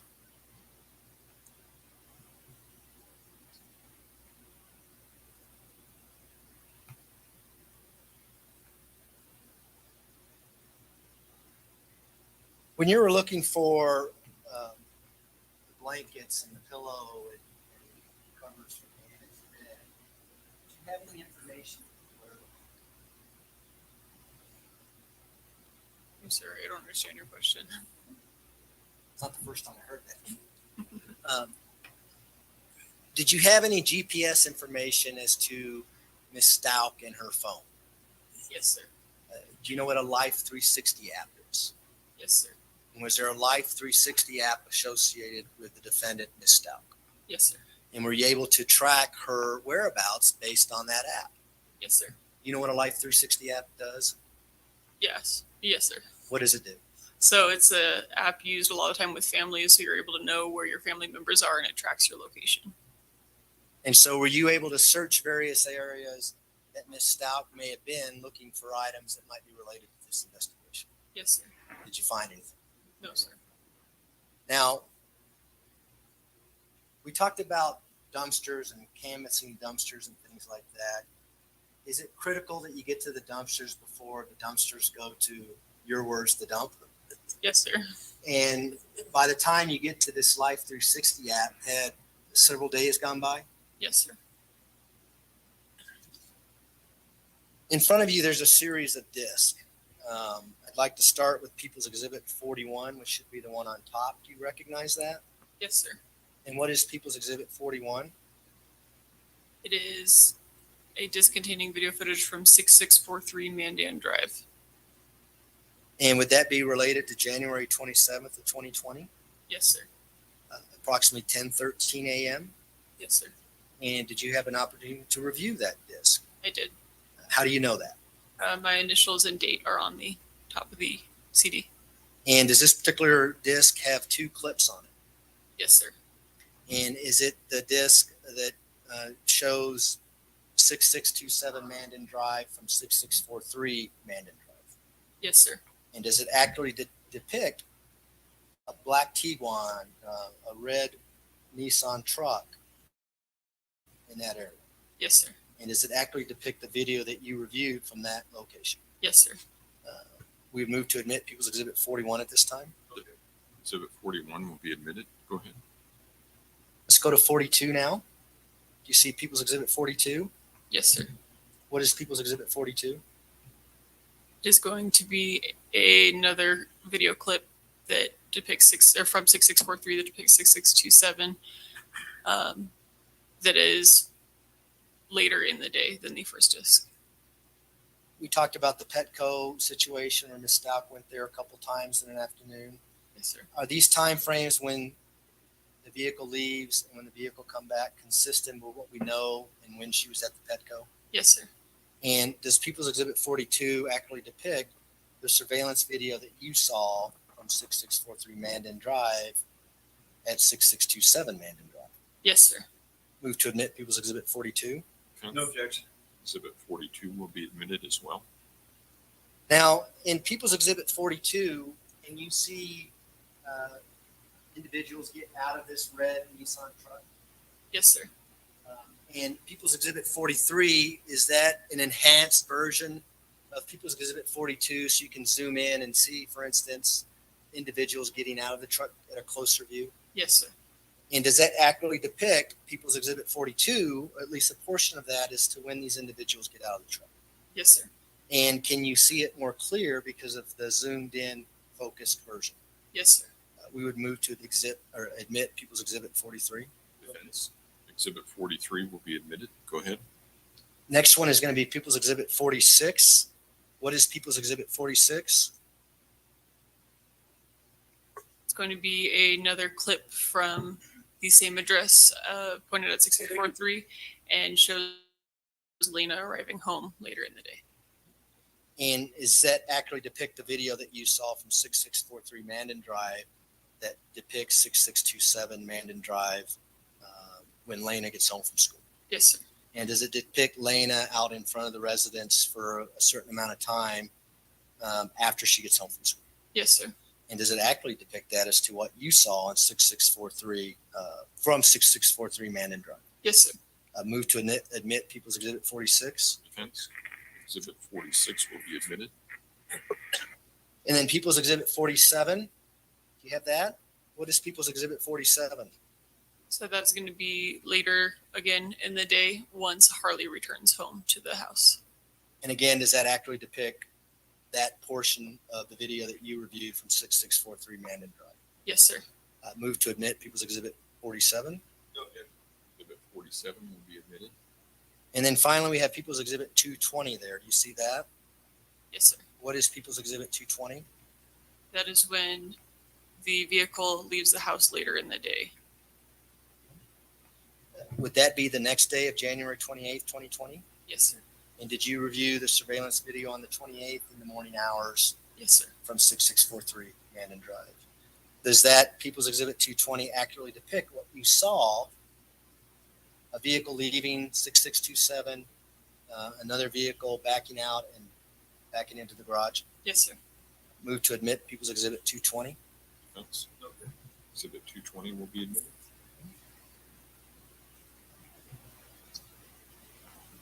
So we're going to go back to People's Exhibit 41. We indicated that it's 2 clips. Can you just briefly summarize what we're about to see, or would you prefer to do that after we see it? I prefer to do it after. I had a feeling you were going to say that. So do that in there. So why don't we publish People's Exhibit 41? And again, these are 2 clips. We'll start with the first clip on the disc, okay?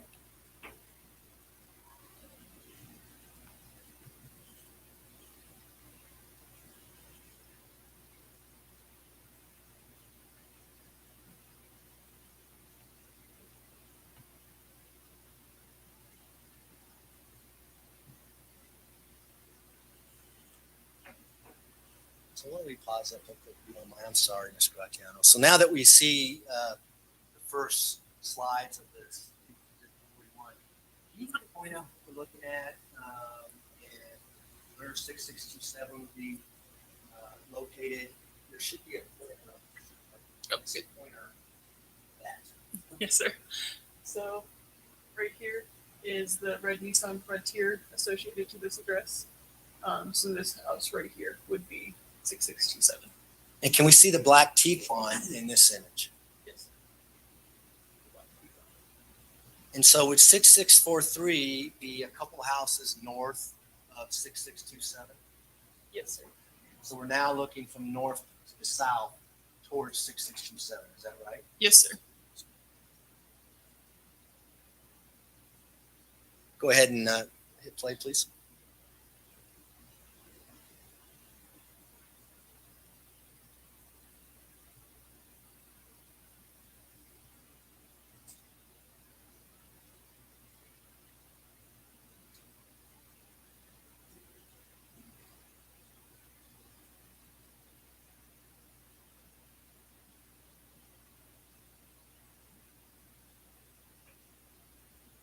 Pause, please. We see an individual walking there to the red Nissan truck. Do you know who that individual is? It appeared to be Gannon. Are you sure about that? Yes, sir. Well, does Gannon drive the truck? No, sir. Can we? Sorry, go. Is that hard for you to see from there? Yes, sir. Why don't we continue to play and watch and see what happens? Okay.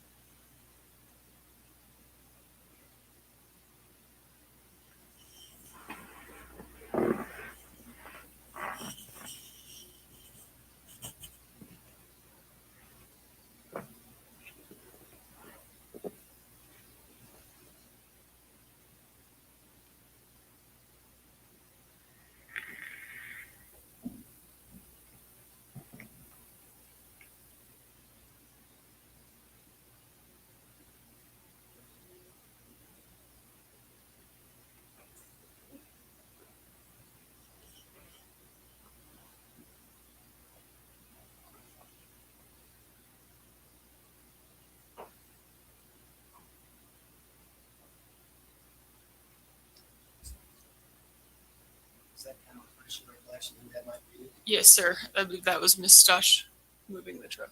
Defendant in Stauch? Yes, sir. Okay. Can we go ahead and resume, please? Thank you.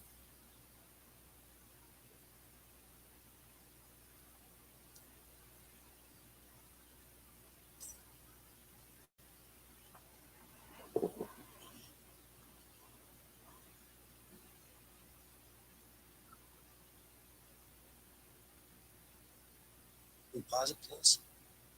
Now we see an individual walk towards the back of the red Nissan. Do you know who that individual is? I apologize for before that was Gannon. Is this when we see Gannon come to the truck? Yes, sir. Did you recall the clothing that he had on? I do not. Is it a little bit more difficult to see on these TV monitors than a computer? Yes, sir.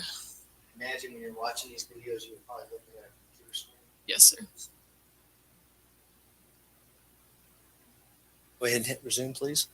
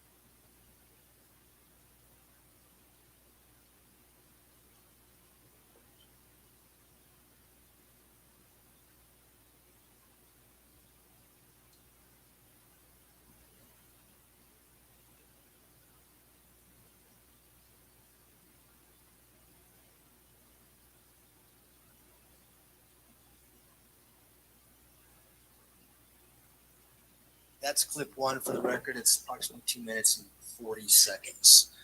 Now, clip two, does that overlap clip one a little bit? Will we pick up towards the end of clip one and then take it from there? Yes, sir. We can play clip two now, please.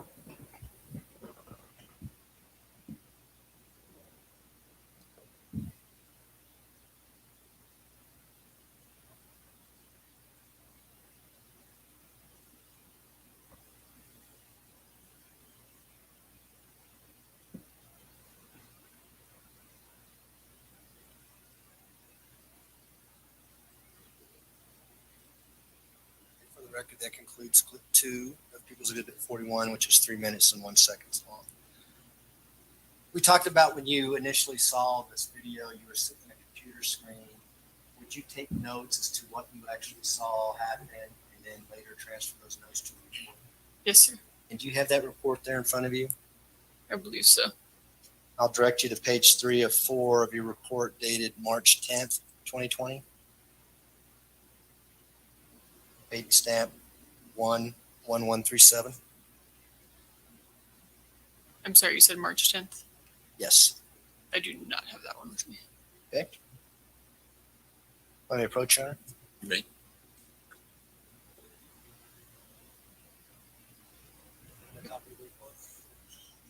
Yes, sir. And do you have the descriptions of what you see taking place on the video as you're watching it from your computer screen? Yes, sir. And can you just kind of read to yourself what you have noted from People's Exhibit 41 that we just saw when Gannon and the defendant leave in the red Frontier truck? Yes. Have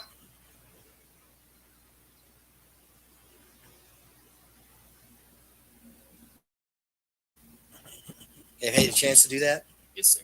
And in your report, you specifically put who walks out to the truck when it's in the street, gets in it, drives out, and backs into the driveway.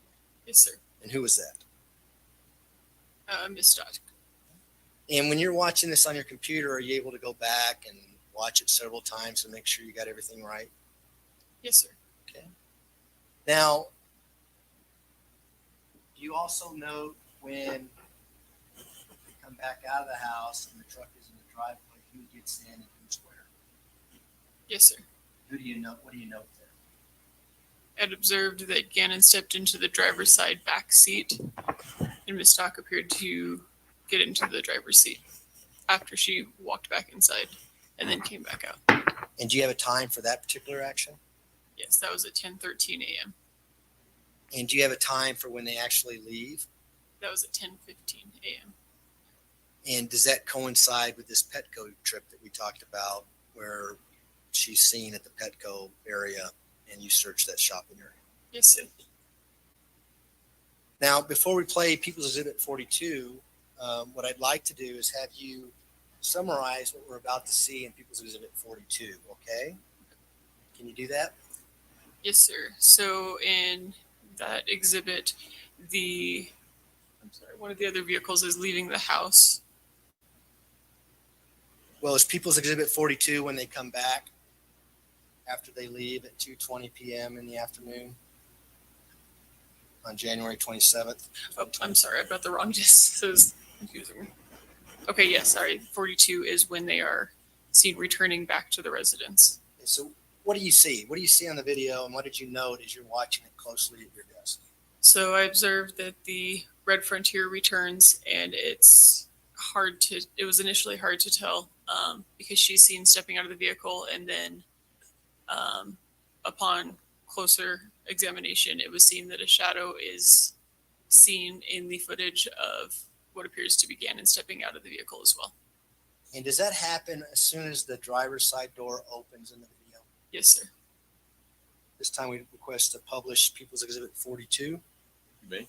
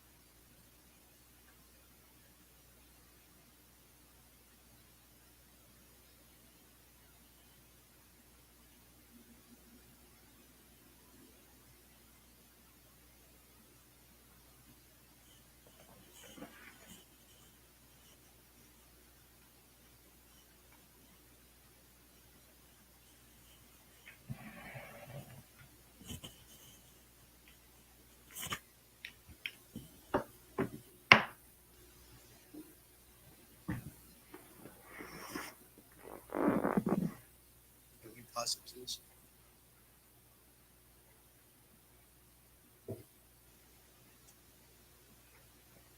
Sorry.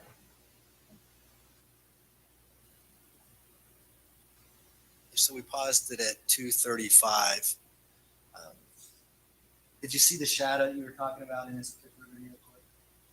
It is hard to see from this distance. Can you see it clearer in People's Exhibit 43? Yes, sir. Now, I probably should have asked you this before we played this, but where does this shadow come from? I believe it is the back passenger's seat. The door opens. If I could refresh my recollection. Well, it's on the opposite side of the truck that we're seeing here in the rear. Yeah. Side seat, right side of the truck. Yes, sir. And does it happen very quickly in the door? Yes, sir. We can go ahead and resume, please.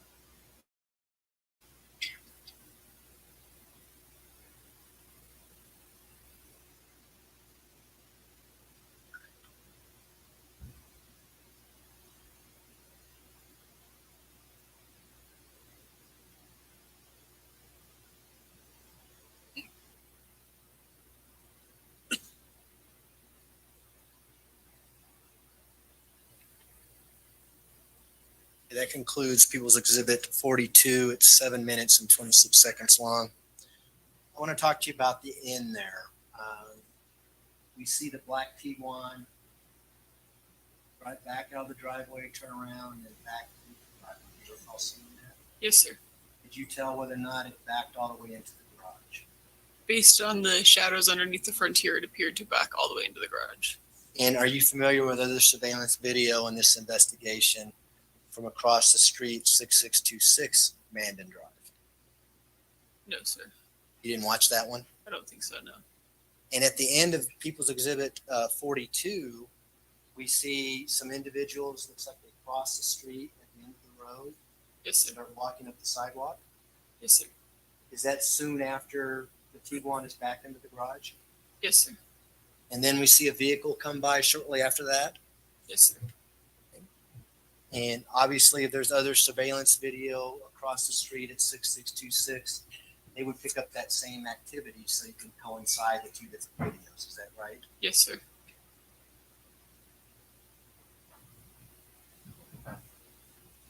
We're going to play People's Exhibit 43 now, and I just want to give it some context. It's not going to be, excuse me, everything that we just saw in People's Exhibit 42. Tell us what we're going to see. So 43 is going to be the kind of zoomed in on those shadows that I referenced previously of being able to see a shadow consistent with somebody stepping out of the Frontier. Okay.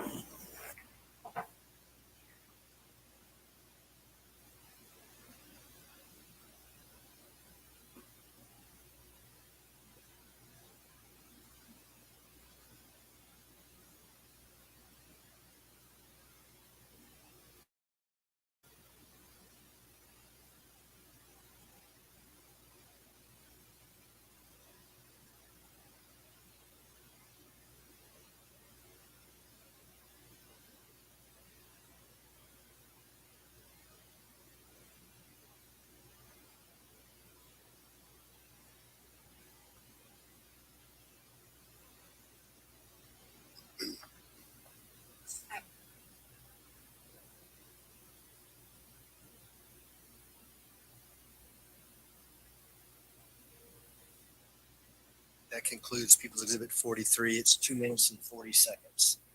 Could you see it clearer in People's Exhibit 43, the leg drop on the other side of the vehicle? Yes, sir. And do you know whether or not the garage door was open or closed when they got back? I do not. Would it be able to show it if it was from 6626 Mandan Drive across the street, if the garage was open or? Yes, sir. Okay. Now, did you annotate in your report what time Ms. Stauch moved the Tiguan back into the garage? Yes. Yes, sir. What time was that? 2:24 p.m. And the next disc, People's Exhibit 46, is that approximately 3:11 p.m. when we see a school bus coming by that has Lena on it? Yes, sir.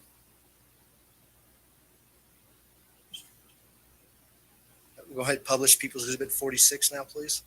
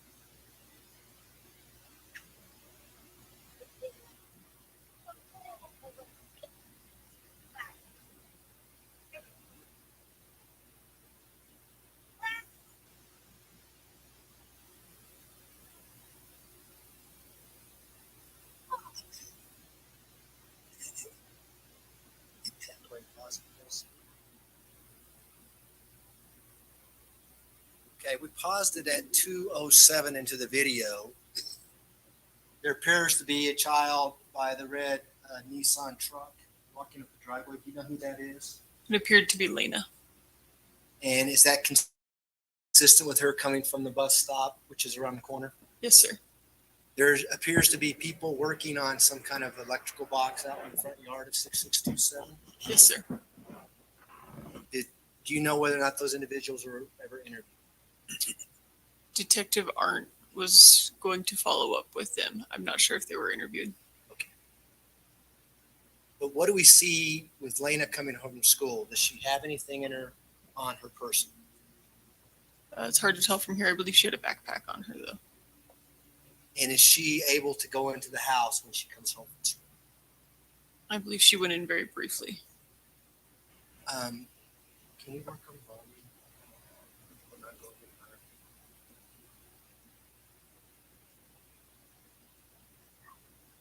We're going to see if we can increase the volume, Judge, before you hit presenting. All right. Could you hear Lena talking and saying things to the individuals out in the front yard and to someone at the house? Yes, sir. Good. Let's go ahead and resume it now, please.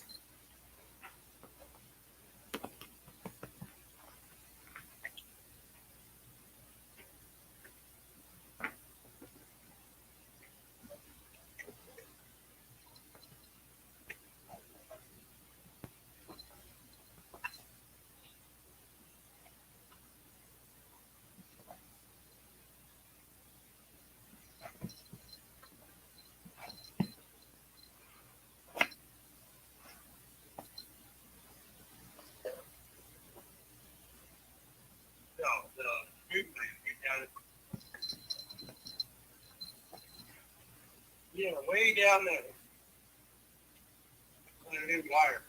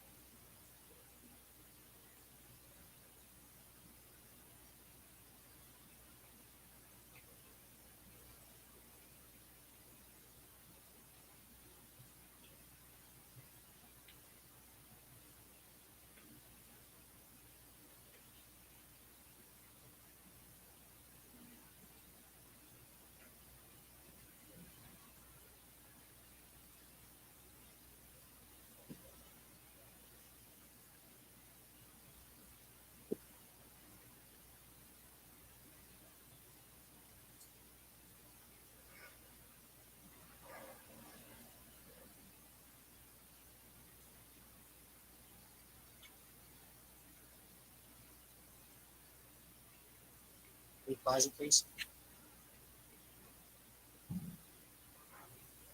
Who do we see her walking on the sidewalk? Appears to be Lena. And did you see where she came from? It looked like she came from the area of the front door garage area of the house. Did she come from the opposite side of the truck? I did not see that part. I apologize.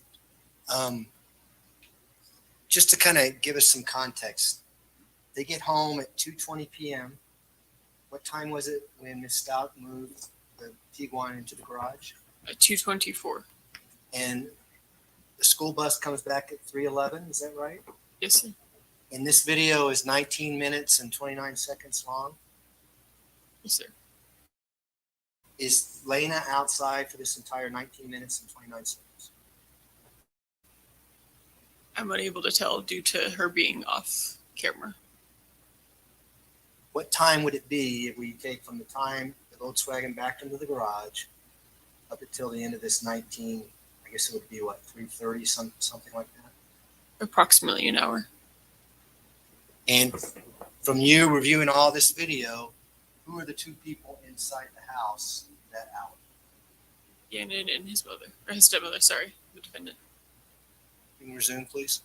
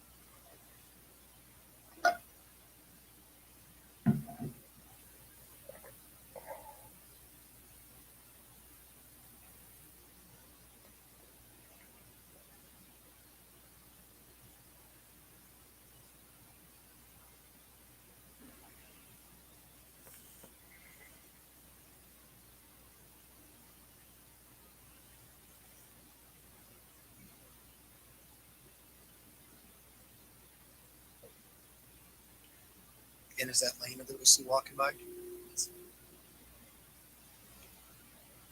It's at 9:06.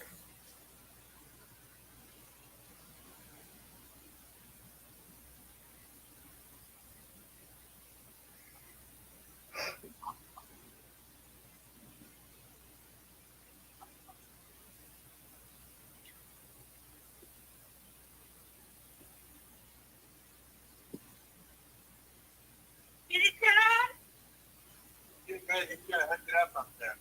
Oh, no. I didn't get up there.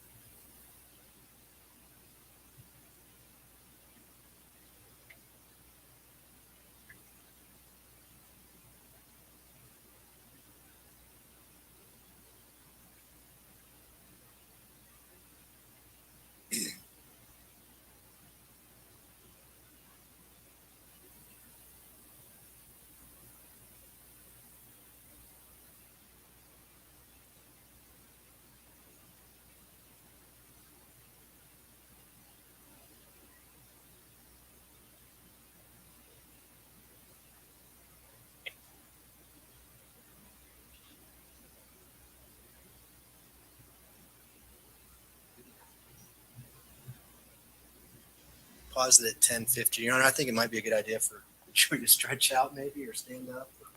Okay. You can do that. Everybody do a seventh inning stretch.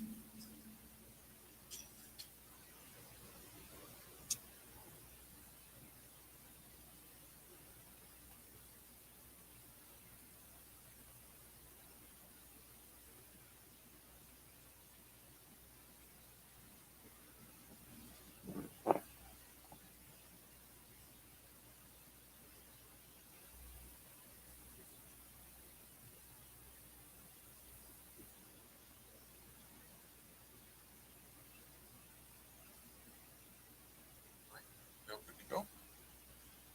Right.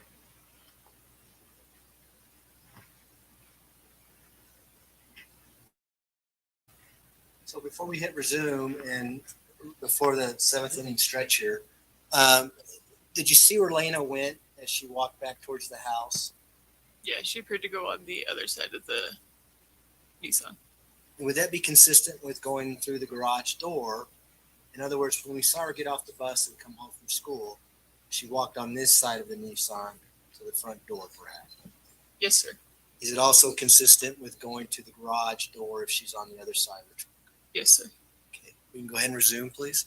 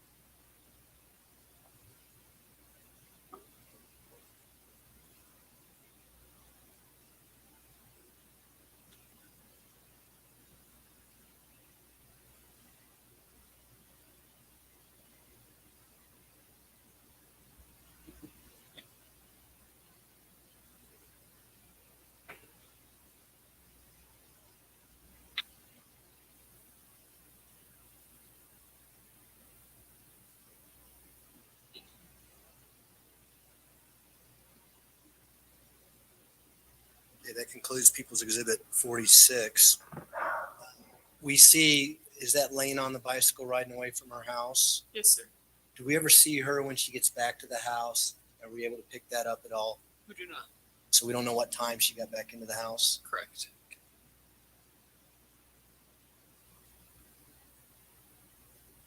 Now, I'm going to publish People's Exhibit 47 in a minute, but before we do that, is People's Exhibit 47 essentially Harley getting home from work, Harley Hunt?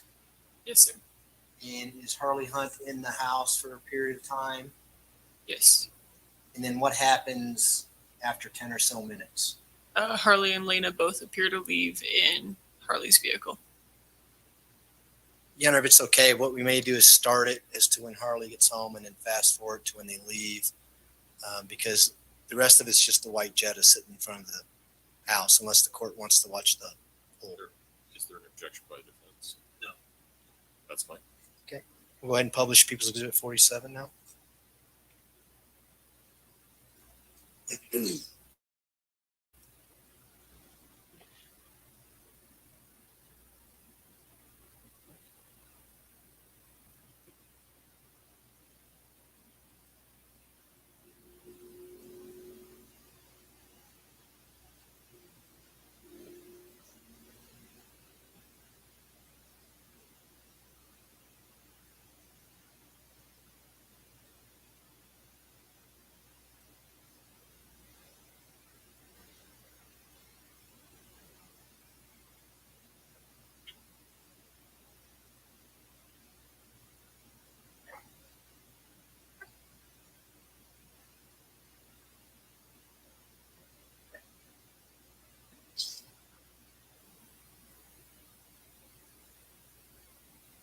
So we paused it at 55 seconds.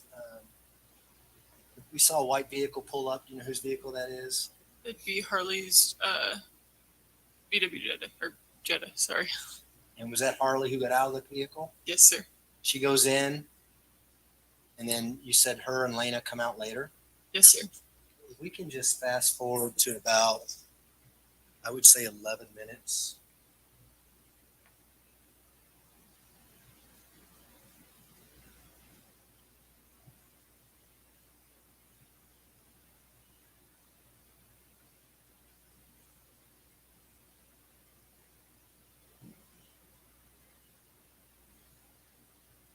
Okay, go back just a little bit. Right there's good. So before you hit play, we're at 15:13 on the video, Your Honor. Go ahead, play.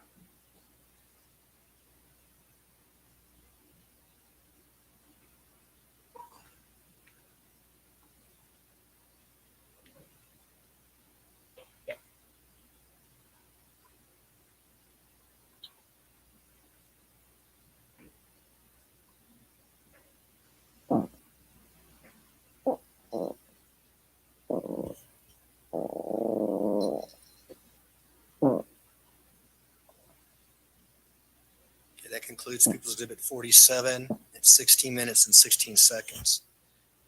If you have Harley getting home at 4:37 p.m. on January 28, 2020, she's in the house for approximately 15 minutes. Would it be safe to say that at 4:52 p.m. is when her and Lena leave? Yes, sir. I believe I have 451 annotated in my report. That's close. Okay. Let's go to People's Exhibit 220 now. Now we're on January, that was January 27th. Okay, so January 27th at 4:37 p.m., Harley gets home. Yes, and 4:51, they leave to go. Okay, now we're at the 28th, and I want to turn your attention to People's Exhibit 222. Basically, 220. I'm sorry. Yeah, People's Exhibit 220. You're correct, Your Honor.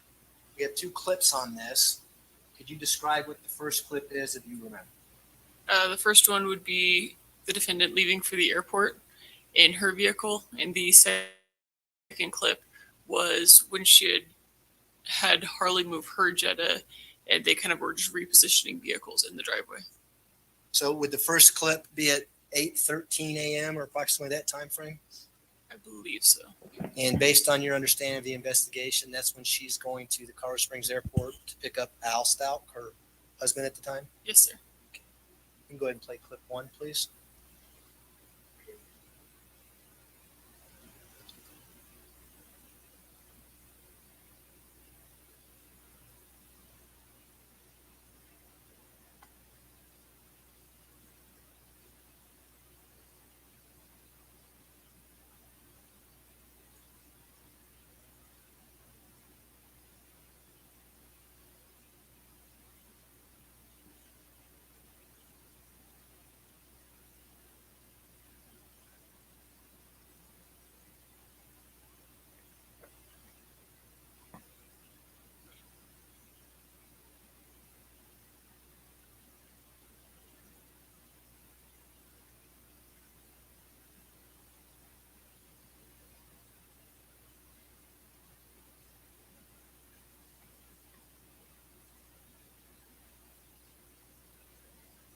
Now, we just finished clip 1. It was, I want to say 50 something seconds. I didn't catch the time.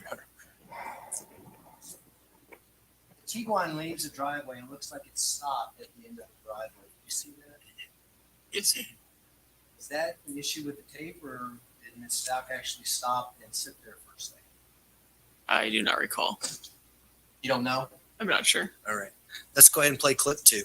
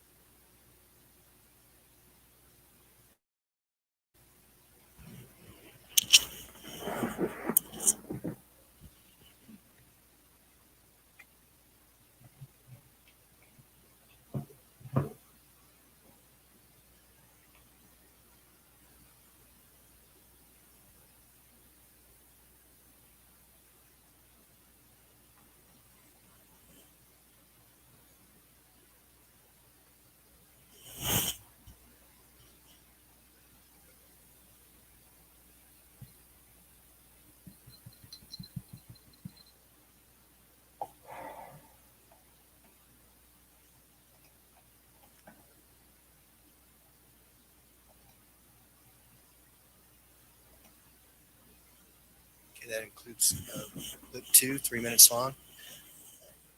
It appeared to you that the Volkswagen Jetta went into the garage. Yes, sir. Do you know what time that took place in relation to the defendant leaving for the airport at 8:13 a.m.? I do not. Did you have that in your report? I do not. No. I retrieved that report, Your Honor.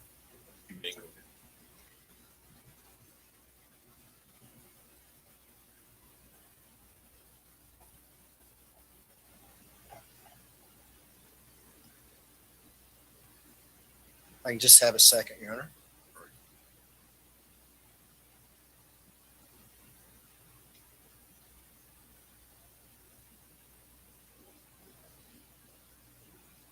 Do you have your report dated February 4th, 2020?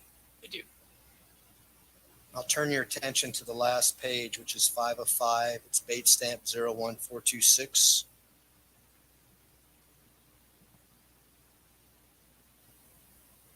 Do you document when the Jetta pulls out of the driveway and then pulls back into the driveway and goes into the garage? Yes, sir. That was at 8:51 a.m.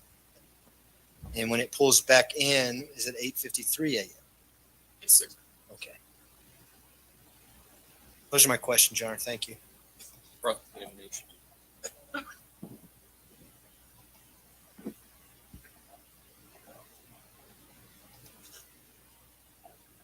Good afternoon, Detective. How are you? Good afternoon. Doing all right. All right. So you've been a detective with the sheriff's office for 9 years now? Detective for about 3 years. Been employed for 9 years. Oh, okay. And going back kind of to the beginning with this, with this case, you did, how many searches did you do of 6627 Mandan Drive? I believe I participated in 2 of them. Okay, and one would have been on the Tuesday and then one on the Wednesday. Were they in back-to-back days? I believe so.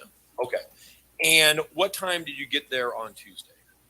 I would have to refresh my recollection by referencing my report. Yeah, that report up there?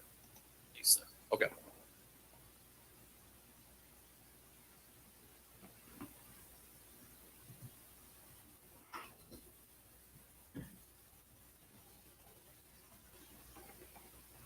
I arrived at the residence approximately 10 o'clock on the 28th, so I believe it was about that time when I. Okay, 10 o'clock in the morning or 10 o'clock? 10 o'clock p.m. PM. Okay. And when you got there, who's there? At that time, there was Detective Farrell, Detective B. Hill, Detective Arndt. I had arrived with Detective Williams, Lena, and Harley were at the residence. They were at the residence? Yes, sir. Now, ideally, if you're doing a search of a crime scene, best case scenario, you're there quickly after the crime occurred. Yes, sir. And then that crime scene would be secure. Yes, sir. Why would you want to? Why do you guys secure crime scenes? For preservation of evidence. Okay, because you don't want other people, civilians, whoever, going into that crime scene and either taking something out that should have been there or leaving something that shouldn't be there, correct? Yes, sir. And sometimes it can be even done unintentionally. I mean, you could leave trace evidence, fingerprints, DNA, hairs, that could corrupt a crime scene if it's not secure. Yes, sir. And so this obviously, based upon the information, the best case scenario, up to a day, if not more, past when you believe the crime occurred, when the house is searched, correct? Yes, sir. And do you know how long? And so was Harley there before any detectives got there? I do not know. I was not the first one there. And do you know how long Harley had unfettered access to the crime scene? I do not. She was the only, well, she's 17 at the time, but she's the closest thing to an adult civilian there when you guys get there. Yes, sir. It's just her and Lane. Yes, sir. Okay. And then you leave, Lena is taken from the crime scene, but Harley is left there, correct? Yes, sir. And so again, Harley has access to the crime scene after the search is done, and then before you guys do the search the next day.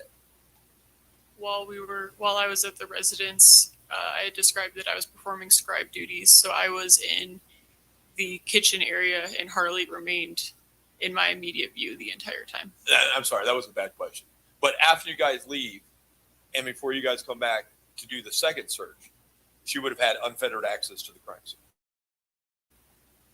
She left while we were at the residence. I do not know if she had returned to the So address. she may or may not have unfettered access to the crime scene. Yes, sir. Okay. Going to those videos that we were just watching, it appears that the truck gets back to the residence around 2:19. I'm going back to the videos that we were just watching just then. Yes, sir. Okay.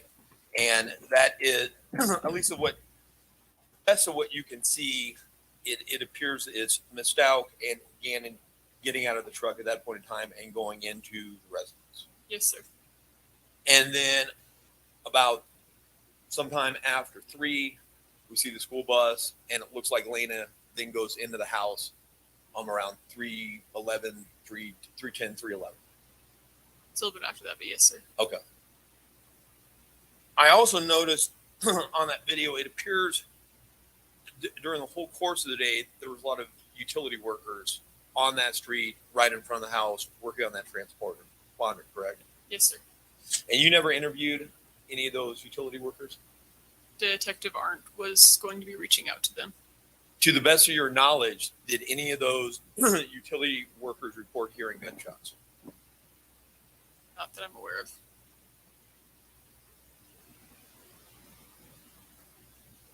Based from that video, if somebody's coming from the south, you can't really tell. I mean, somebody could come from the south and get into that house and be undetected, correct? Potentially, yes. Well, I mean, that's how, I mean, it appears Lena did that when she came back from her bike. Yes, sir. Because we see her leave on the bike, and you watched close to like 48 hours of that video, correct? Yes, sir. A lot of videos. Yes, sir. Okay, so we see Lena leave on that bike. We never see her go back to the house from the bike trip. Yes, sir. And then we see her leave the house with Harley, get in the car, correct? Yes, sir. So it appears that somehow Lena was able to access and get inside the house that was not captured on that video, correct? Yes, sir. In some portion of that video, especially during the day, that actually appears or sounds like you get some pretty decent sound quality. Yes, sir. I mean, you can actually hear Lena talking with the utility worker there. Yes, sir. And that doesn't feel like they're yelling. It kind of appears like they're just talking. Yes, sir. You never heard any gunshots in the 48 hours of video that you reviewed. Not that I recall, sir. And then lastly, that the next morning, for some reason, it doesn't appear to be sound on the video. Do you know why? I do not. Do you know why sometimes there's sound on the video and sometimes there's not? I do not. Okay. No further questions. Redirect. Yes, sir. In an ideal situation, you'd like to show up to a crime scene right after the crime happens, correct? Yes, sir. And one of the reasons you want to do that is because you don't want whoever committed a crime to clean up that crime scene, correct? Yes, sir. Now, who was controlling when police came to the house on January 27th, 2020? Mr. and Ms. Stauch. The reason why the sheriff's office got involved at all is because Ms. Stauch called 911, correct? Yes, sir. And she called 911 shortly after 6 p.m. that evening. Yes, sir. Police arrived shortly after 10 p.m. that evening. I think initial responders had arrived earlier. The detectives did not arrive until later. But you can see when you're looking at the video on 6643 when the sheriff deputies showed up, right? It was after 10 p.m. that night. I believe so. And the jury's already seen the body-worn camera of Deputy Yumpkin and the audio of Deputy Parker. Objection to the question. Yeah, sustained. I'm Hold on. I agree. Jury. That's good because I'm going to tell the jury that they will disregard counsel's comments. As we know, nothing that the attorneys say at any point in time is evidence. Mr. Young, if you have a question.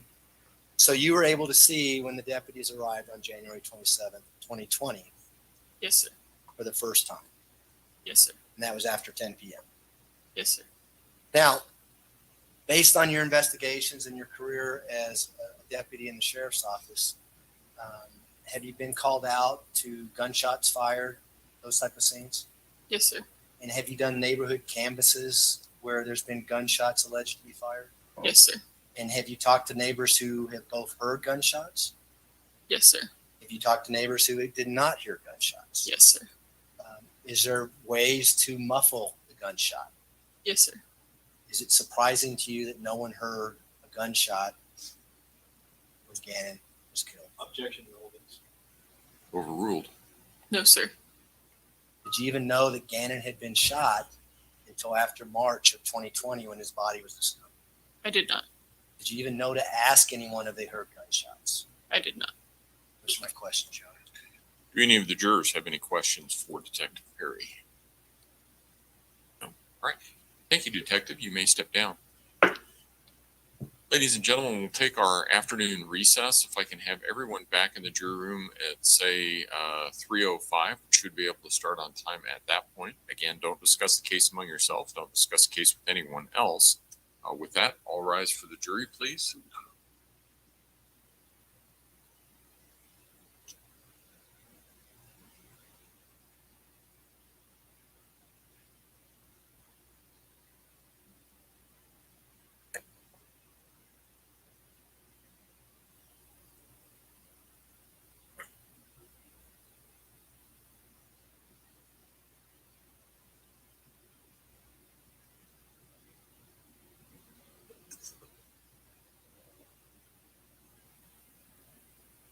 Thank you. You may all be seated.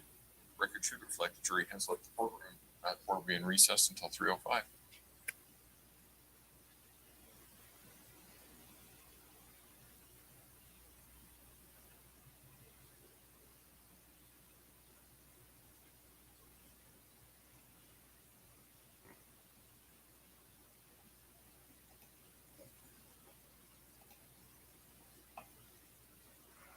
Okay, sorry. I gotta go deal with my dog, you guys. I'll be right back, okay? Okay.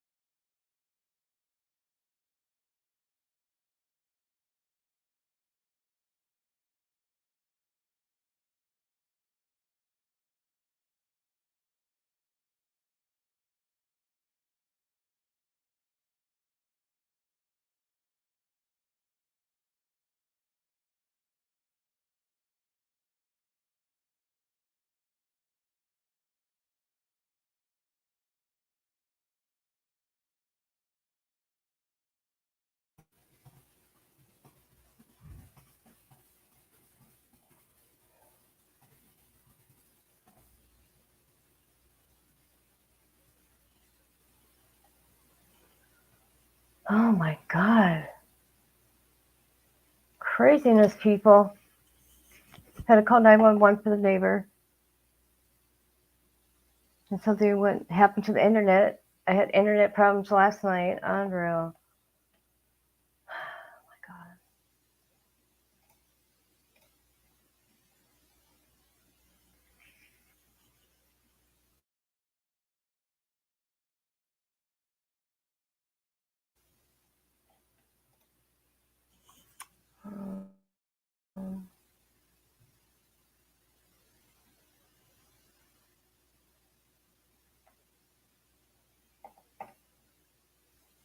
I should be back any minute.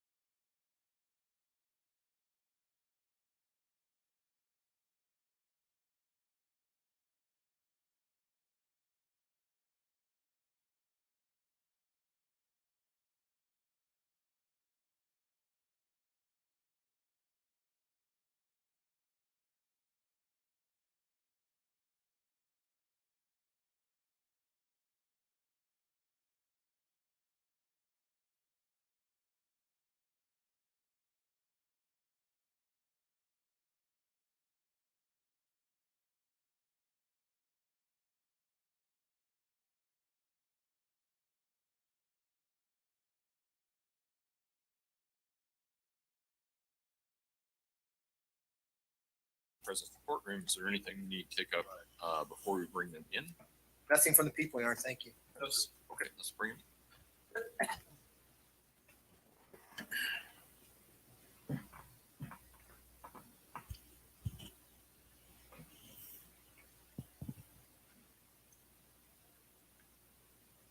I gotta know.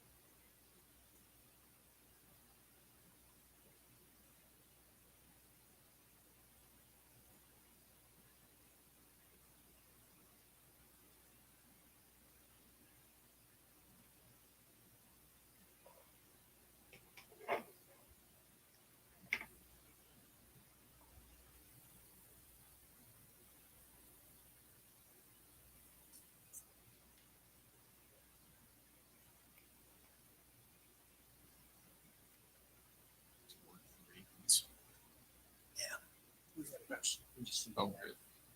All rise for the jury, please. Yeah.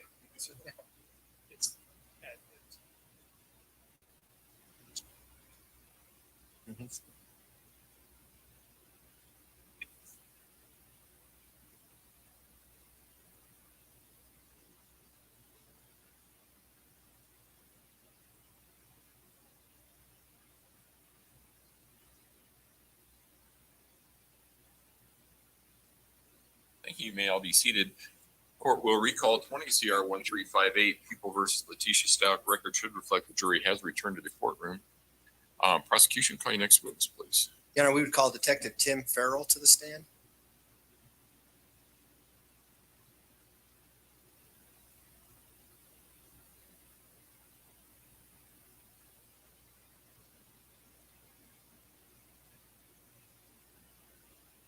Detective Farrell, if you would step forward and raise your right hand, please, sir. You swear affirm the testimony about to give in this matter will be the truth, the whole truth, and nothing but the truth.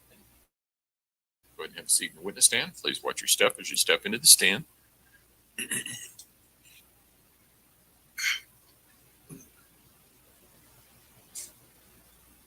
Good afternoon.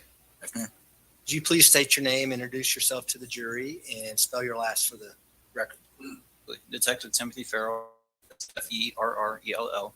I'm a detective with the El Paso County Sheriff's Office. How long have you been with the Sheriff's Office? 10 years. And how long have you been a detective? 3. Back in January of 2020, what were your assigned roles at the Sheriff's Office? I was assigned to the Special Victims Unit within the Investigations Division. Were you asked to assist in the investigation in the disappearance of Gannon Stauch? I was.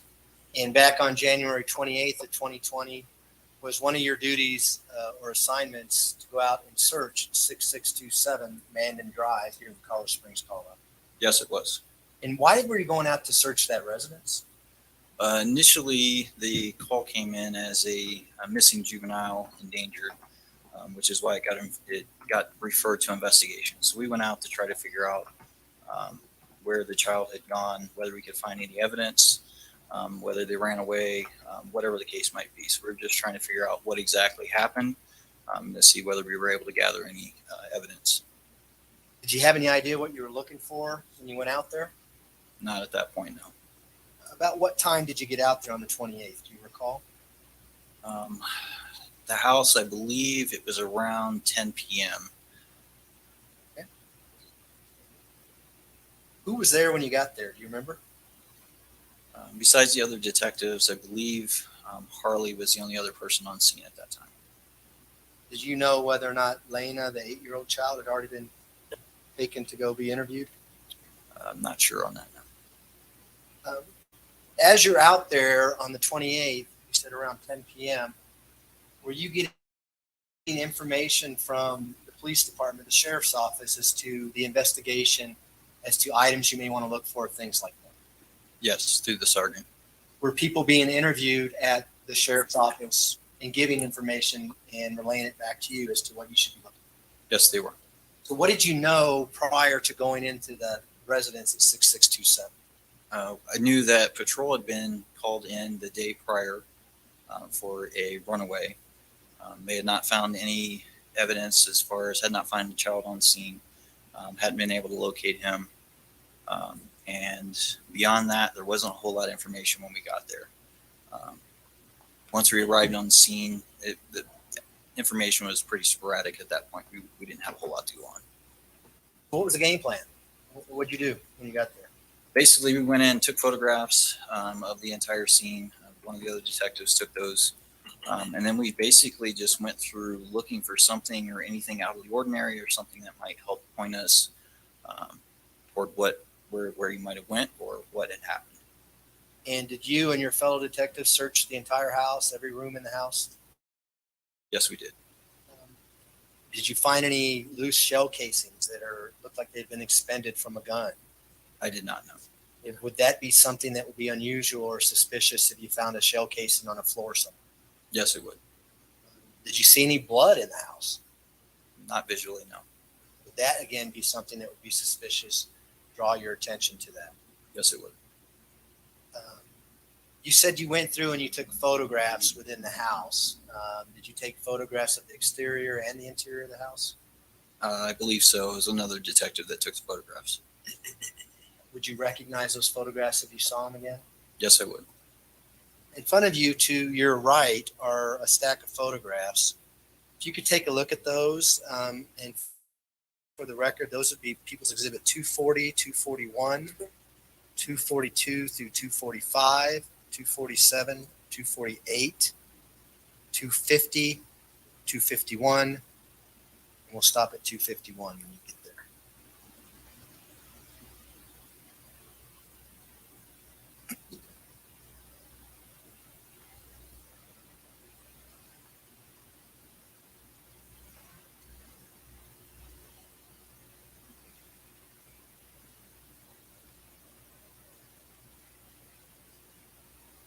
Have you had a chance to look at those pictures? I have. And what are those pictures of? That's the inside of the residence. Appears to be mostly of the laundry room area. And are there pictures of some Nike shoes that are on a washing machine? Yes, there are. And do all those pictures, I'll be specific for the record, People's Exhibit 240 through 245, 247, 248, 250, and 251, do they all depict the laundry room at 6627 Mandan Drive as it looked like on the night of January 28th, 2020? Yes, it does. And are we moved to admit those particular exhibits? Defense? Objection. Exhibits 240 through 245, 247, 248, 250, and 251 will be admitted. Go ahead. Request to publish 240. Go ahead. What do we see in People's Exhibit 240 here on the TV screens? This is the entrance from the garage into the laundry room. And could you, you got a stick pointer there.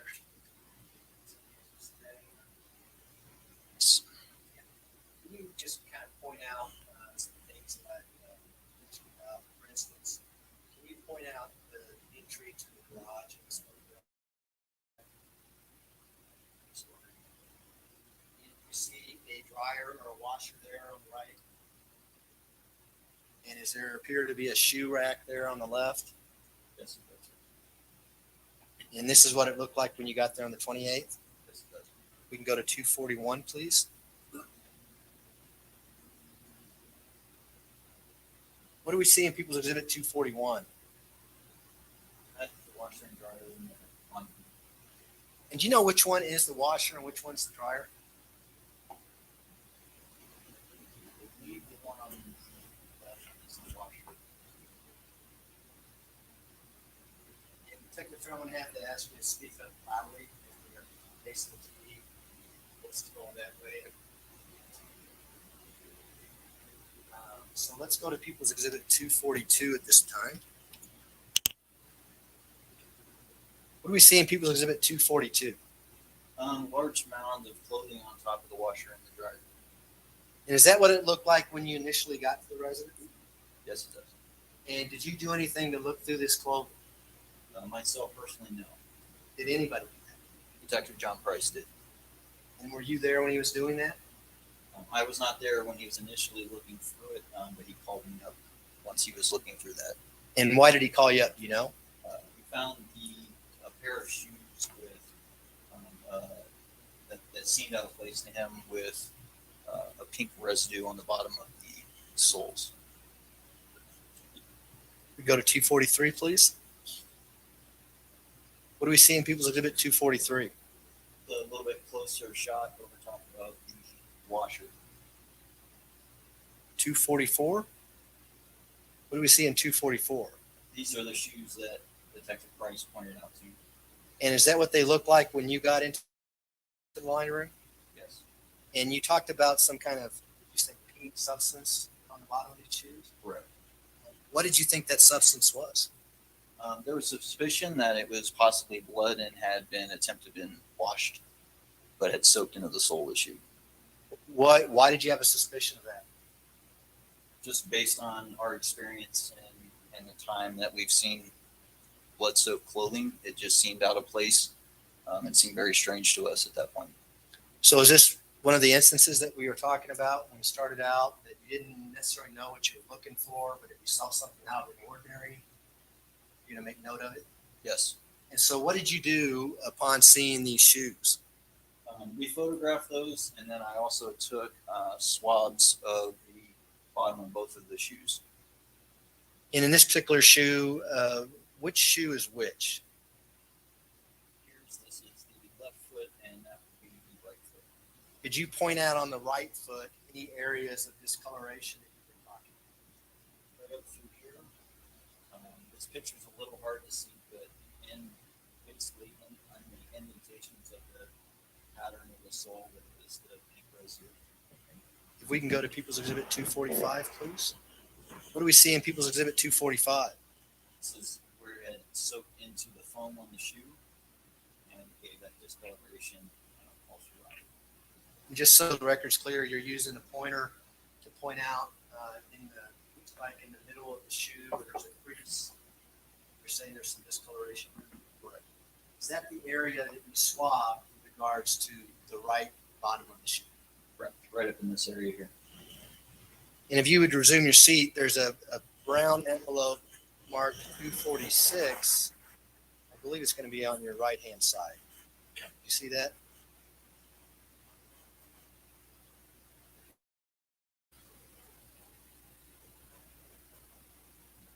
Uh, 246. Okay, there we go. 246. You got that? Yes, sir. What is People's Exhibit 246? It states that it's one package of 2 swabs from women's black and white Nike shoes. And is that the swab that you took from this shoe? Yes, it is. And how do you know that? Because I placed it into this envelope, and it was later taken to evidence and then inputted into evidence by Detective Perry. Do you need to open that up to know that that's what's in that envelope? No. Now, at this time, I'd move to admit People's Exhibit 246. Spence? Exhibit 246 will be admitted. Go ahead. We can now publish 247, please. What do we see in People's Exhibit 247? This appears to be the other shoe, and also has the pink residue and various indentations on the shoe. In 248? What do we see in 248? This is the heel of the shoe, and again, there's more pink residue in all of the low areas and indentations of the shoe. And did you swab those areas with regards to this shoe as well? Correct. And now we're talking about the bottom of the left shoe. Yes. And if there's another brown envelope, hopefully it's still there, 249. Correct. See that? Yes, sir. What is People's Exhibit 249? It states it's one package of 2 swabs for women's black and white Nike shoes. And are those the swabs you took from the shoes we just looked at? Yes. And do you need to open that envelope to see that those are the swabs? No. Move to admit People's Exhibit 249. Mr. Cook? Objection. Exhibit 249 will be admitted. Go ahead. We can go to 250 now, please. What do we see in People's Exhibit 250? This was a pink towel that was in the washer next to or underneath where the shoes were at. And was that the only thing that was in the washer at the time? Yes, it was. We can go to 251, please. What do we see in 251? Again, this was the pink towel that was inside of the washer. Do you notice any red discoloration on that towel or anything suspicious with regards to that? Me personally, no, I did not. Are you just annotating that there's one towel in the washer and you're taking a picture of it? Correct. Now I'd like you to look at the next series of photographs that are in front of you. They haven't been admitted yet. They're going to be in front of you. There's 252 through 258, and then 260 and 261.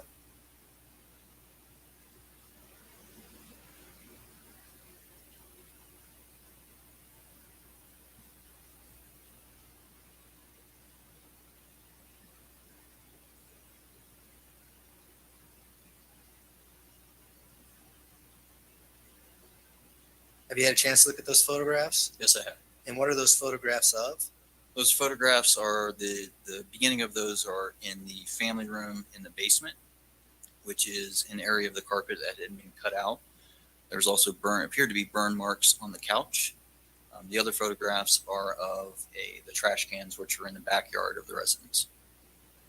And what about 260 and 261? Are those close-ups of the trash cans? Yes, they are. And do all those photographs accurately depict the items you said they depict from January 28th, 2020, 6627, basement area, and then the outside area with the trash cans? Yes, they do. Move to admit People's Exhibits 252 through 258, 260, and 261. Mr. Cook? Exhibits 258 through, or I'm sorry, 252 through 258 and 260 and 261 will be admitted. Thank you, Judge. We're going to publish 252 now. What do we see in People's Exhibit 252? This is the couch downstairs in the family room. There was actually some carpet that was covering us up, and when we moved it, because it wasn't actually tacked down or anything, this is what we found. That it appeared to be an area that had burnt through. The carpet had been cut out, and then this is the padding under the carpet that appeared to have been melted down to the concrete, which is what the white part is here. And the areas over here on the couch appeared to have melted through the couch liner or cover, and appeared to possibly be a waxy substance that was left on there. And prior to going to the residence on January 28th, 2020, did you have any information about a candle being fallen over and causing the fire? Initial information from the sergeant on scene, that information had been passed over or passed to him from the office, that there had possibly been a fire in the basement caused by a candle. And is that why you're documenting, taking photos of this area? Yes, it is. And did you bring that dog with you? No. Did you tell him to pose there or something, or just happenstance? He was photogenic that day. Okay. People's Exhibit 253. Who's seeing People's Exhibit 253? This is the couch, and this is the waxy substance that we noticed on the couch. These are holes within the fabric on the couch itself, as well as down through here with that wax substance as well. 254. What do we see in 254? This is approximately a 2 foot by 2 foot square of the carpet that was cut out.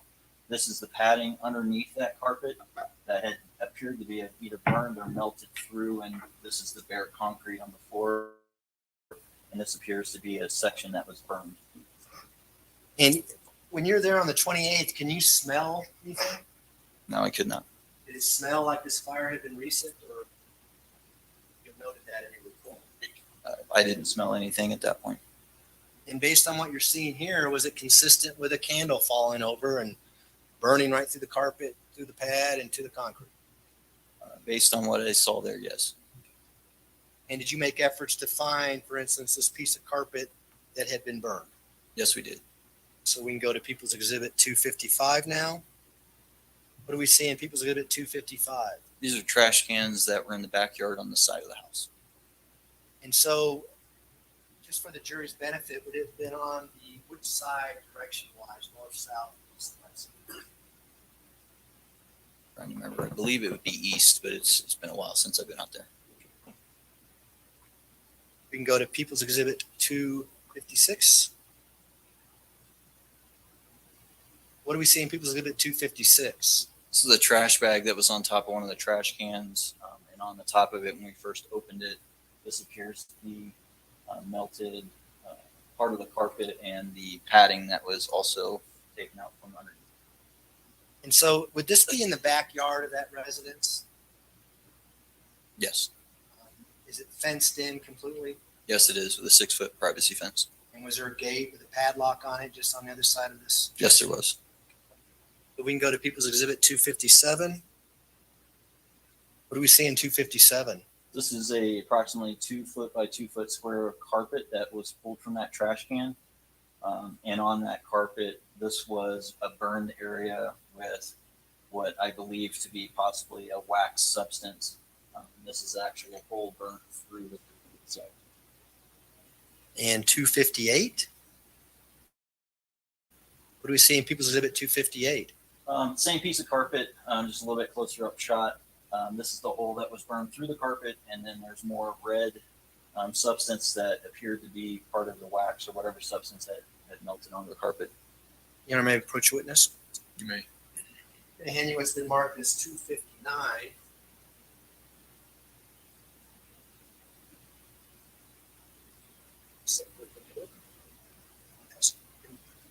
Recognize 259.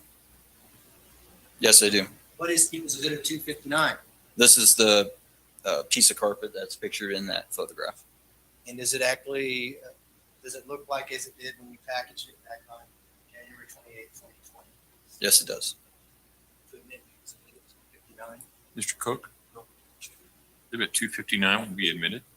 Request that Detective Farrell publish that for the jury. So you wouldn't mind just standing out here and just holding it up so the jury can see what we're talking about?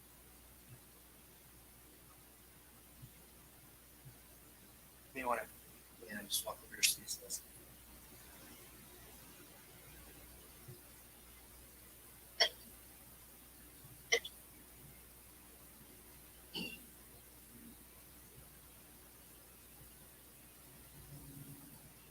Can we publish People's Exhibit 260 now, please? What do we see in People's Exhibit 260? Hold on. You've already, 260 was the photograph. 260 and 261, I believe, are in. I admitted those. Okay. Oh, okay. Go ahead. Yeah. So what do we see in People's Exhibit 260? This is the second trash can, and in this trash can is a candle that was on top of the trash can. In People's Exhibit 261? That's the candle that we pulled out of that trash can. And was there anything inside the candle when you pulled it out? Right inside of here, it appeared to be some sort of fabric. Unsure of what it was, as it didn't appear to match the carpet or the couch. And there's a brown paper bag in front of you that's labeled People's Exhibit 262. Do you recognize that? Yes, I do. What is that? That's the candle. Do you need gloves to open that? If I was to open it, yes. Doesn't sound like you want to open it. Not particularly. Okay.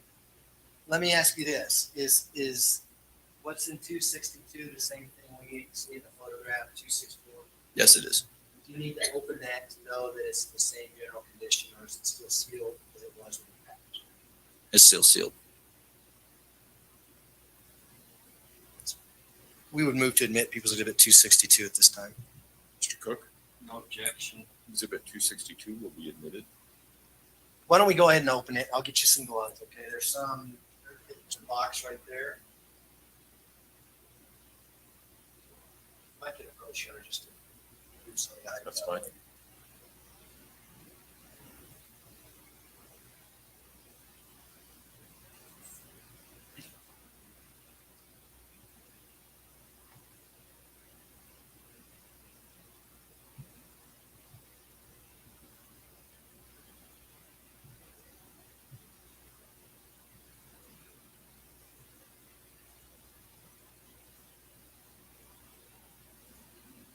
Go ahead and open them up, please.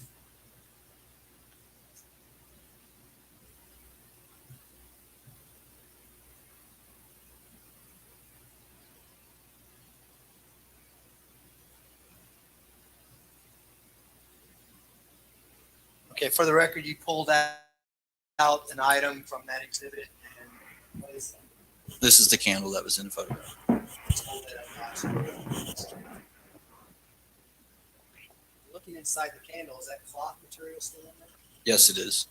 You know what that is by looking at it now? It looks like it possibly might be a sock. Go ahead and repackage it the best you can. And I'll let you out.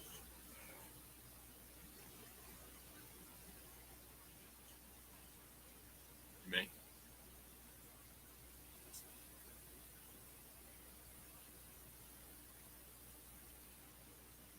Did you also go into Gannon's bedroom to do a search? Yes, I did. And what did you note when you went into Gannon's bedroom, if anything?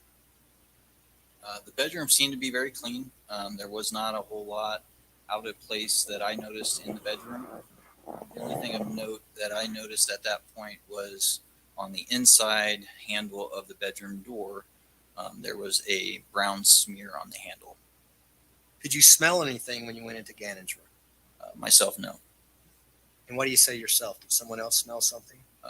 Detective V. Hill, Peter V. Hill, smelled and told me. Sustained.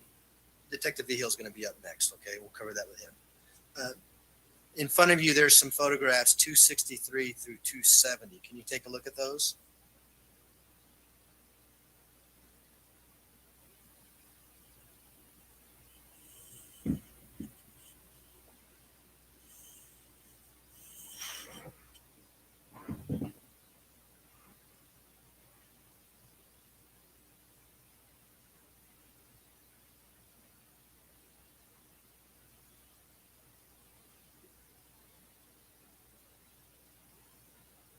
You had a chance to do that? Yes, I am.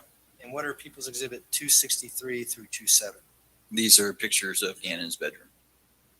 And do they accurately depict Gannon's bedroom as it looked back on January 28th, 2020? Yes, it does. Move to admit 263 through 270.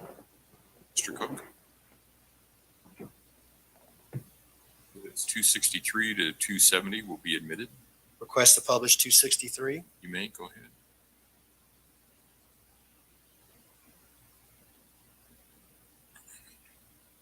What do we see in People's Exhibit 263? So this is the far left corner of the bedroom, and this is the bed that was in there that was, we believe to be Gannon's bed. And this photograph would have been taken on January 28th, 2020. Yes, it was. About 264. What do we see here? This is the mattress from Gannon's bed with the blankets and sheets taken off of it. And why did you take the blankets and sheets off the bed? Based on one of the other detectives took it off just to see if there was anything of note on the mattress itself. 265. What do we see on 265? There's a discoloration on the far back left corner of the mattress here. We were unsure of what it was at that point. And were you again receiving information from the sheriff's office as to what people were saying about Gannon and being interviewed? Correct. We had received some information that he did have issues with sometimes having accidents using the restroom in the bed. Now, as you're going through the house on January 28th and you're in Gannon's bedroom and you see this red substance on his mattress, do you have any idea of what had happened to Gannon at that point? Not at that point, no. You can go to People's Exhibit 264 or 266, I'm sorry. What do we see in 266? This is the edge of the mattress with it just flipped up. This is what we saw in the prior picture, and then this is the side of it that faced toward the wall. So that side of it would have been on the wall where we see the plug back in the background? That is correct. Go to 267. What do we see on 267? Here we noticed there was some sort of spot here that we weren't sure what it was, but we decided to photograph it. 268? Is that a close-up of what we saw in 267? Yes, it is. And someone's using a ruler to demonstrate? Yes, it is. 269? What do we see in 269? So this is the inside of Gannon's door. When we got there, the door was actually open all the way to the wall. When I looked behind the door and opened it to see if there was anything back here, I noticed this brown smear on the handle right here. 270. What do we see in 270? This again is the door handle with the brown smear right here. Now, by the time you're in Gannon's bedroom on the 28th, had you received any information as to the version of events the defendant was giving as to what took place in this house? From what I understood, I wasn't given everything. Most of that was going through the sergeants. We had a lot of moving pieces. But from what I understood is we were starting to get some conflicting stories about what had happened. When you started your search, did you start your search as looking for a kid who may be a runaway or missing versus something else by the time you ended your search? Yes, we did. In front of you, you have some more photographs. We have 271 through 272. Do you see those?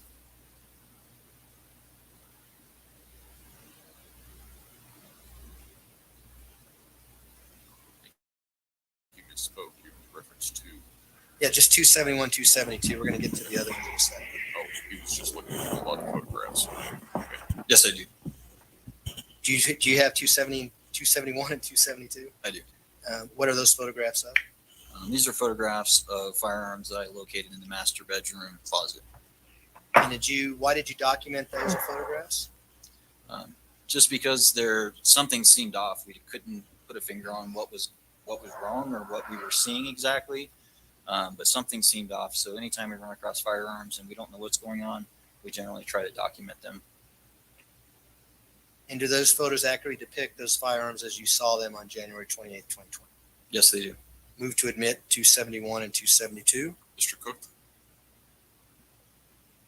271 and 272 will be admitted. Go ahead. Press the publish 271, please. Mant, go ahead.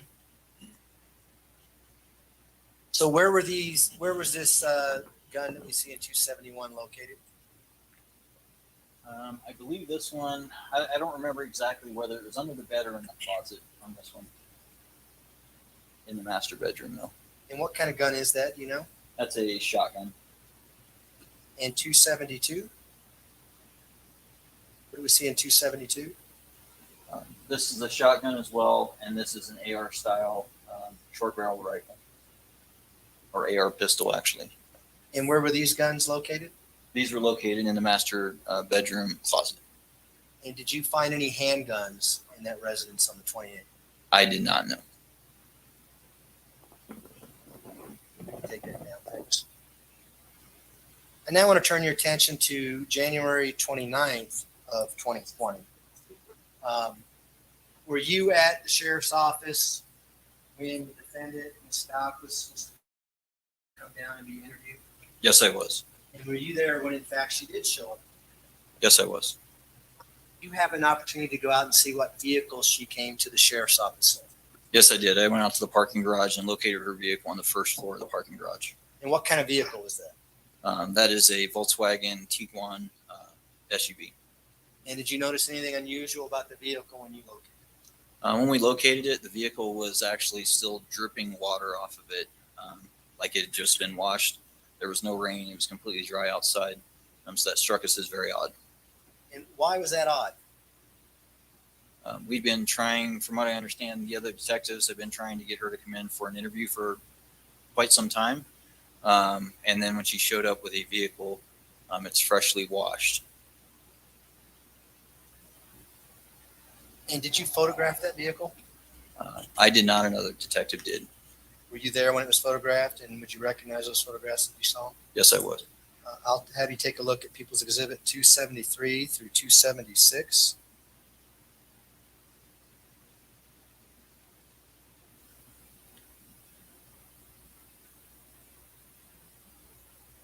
Have you had a chance to do that? Yes, I have. And what are those photographs of? These are the photographs of the vehicle that I found that Ms. Stauch drove to the office. And do they actually depict the car as you saw it back then with water on it and parked in the garage? Yes, it does. Move to admit 273 through 276. Mr. Cook? No objection. Exhibits 273 through 276 will be admitted. Go ahead. We'll publish 273, please. Can you kind of point out in People's Exhibit 273 with your pointer what we see here? This is the vehicle. It's parked nose first into the parking space. And you can notice on, kind of hard on this one, but you can notice the water spots in several areas as well as water that was dripping down off the vehicle in several areas. It had only been there for less than 5 minutes by the time I got there. Now, when you went and saw this vehicle for the first time, did you have a camera on you? I believe the other detective had to go back in and get a camera. So it took some time to get the camera and come back out before we actually took the photos? Yes. If we can go to 274 now. What do we see in 274? This is the hood of the vehicle with water drops still all over the top of the hood. In 275? This is the top of the vehicle that as the vehicle dried, I noticed the top was still covered in dirt and dust. Was it apparent that whoever washed the vehicle didn't wash the top part of the vehicle?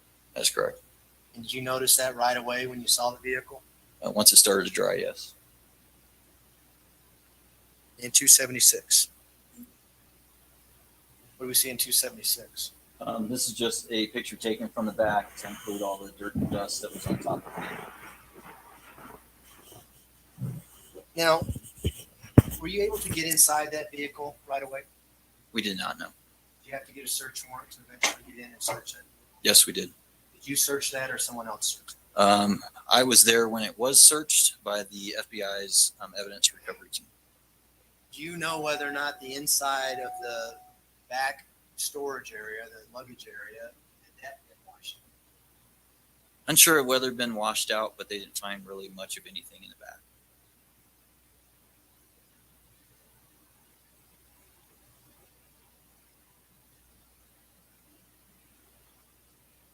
I now want to turn your attention to January 30th of 2020.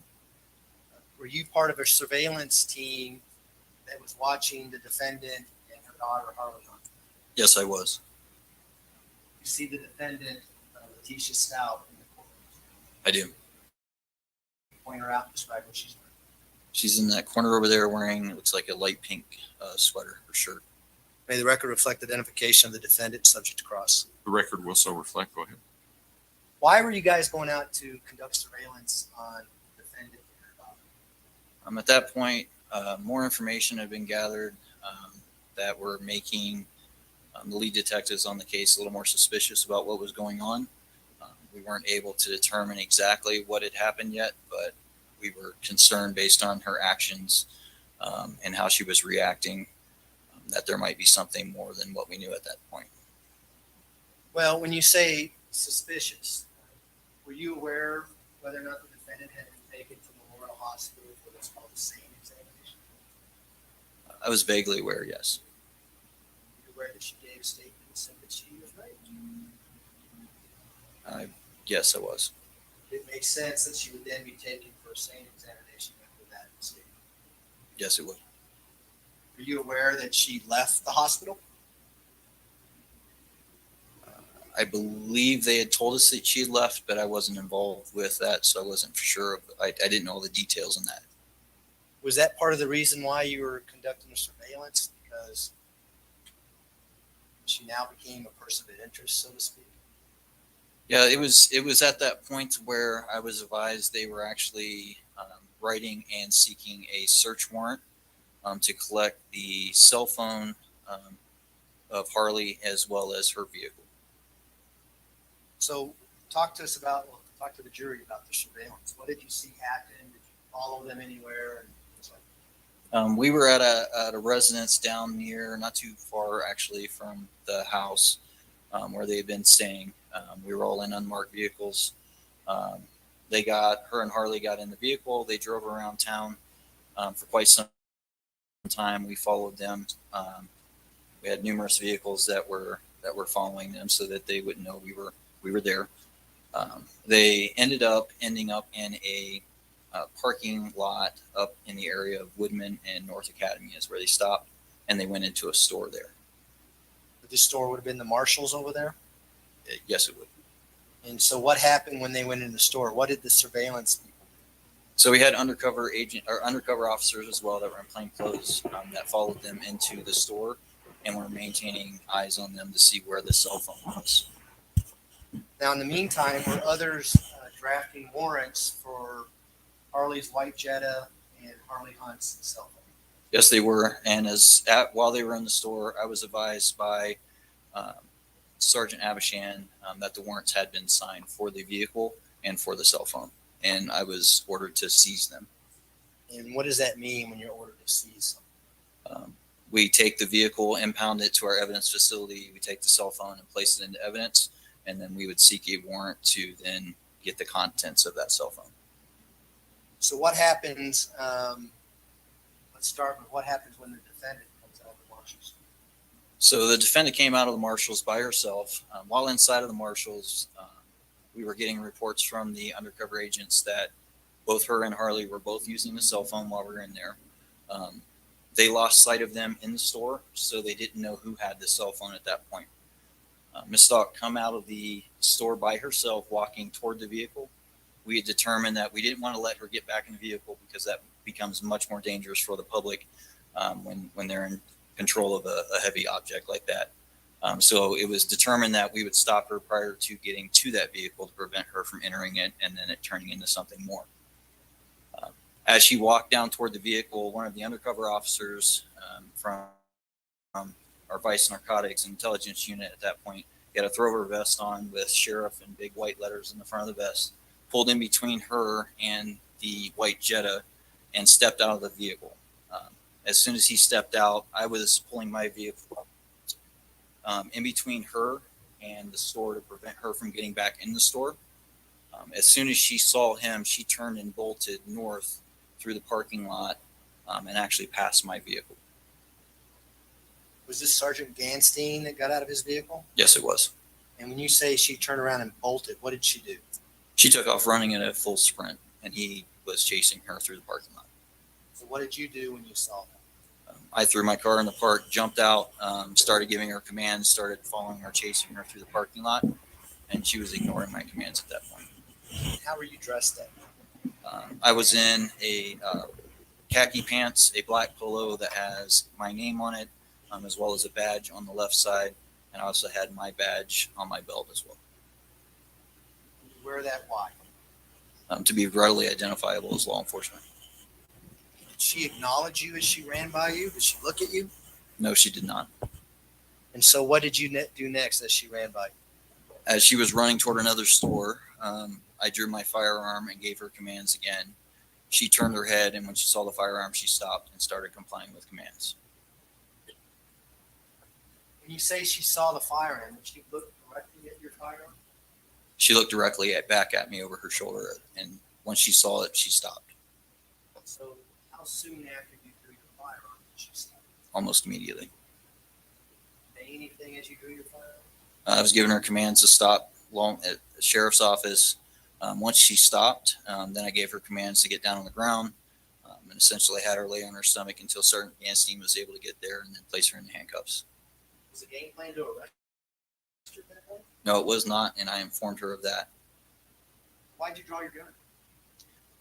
At that point, I had no idea what she was doing or what she was planning and where she was going. She was headed toward a crowded building. We didn't know if she had the cell phone, and at that point, we believed something had happened to Gannon. We just didn't know what, and we believed she was the person of interest in that. Was it unusual for someone under those circumstances to bolt once they see a police officer? Yes, it is. Is it unusual for them to stop once they see you draw your fire? No, it's not. Why is that? Generally, when people see a law enforcement officer draw their firearm and point it at them, they in most cases, obey commands at that point. They she would have stopped if you didn't draw. No, I don't. Sustained jury will disregard the answer. Well, why'd you draw your firearm? To get her to stop.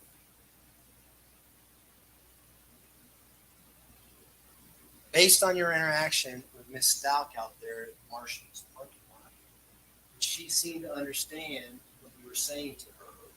For instance, when you placed her in handcuffs. Yes, she did. Did she acknowledge you as a police officer? Yes. After you drew your firearm, did she obey your commands? Yes, she did. And did you have to calm her down at all? I explained to her once we got her in handcuffs, we stood her up, and I explained to her she's not under arrest. She's just being detained.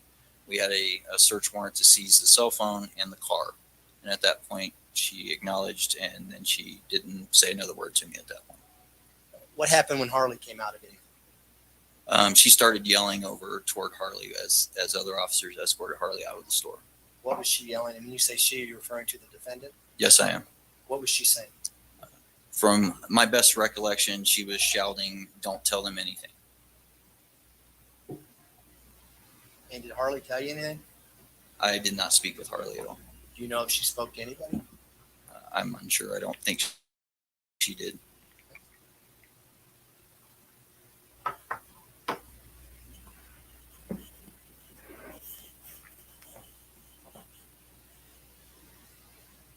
Did you go back and assist in a search of 6627 Mandan Drive on February 3rd, 2020?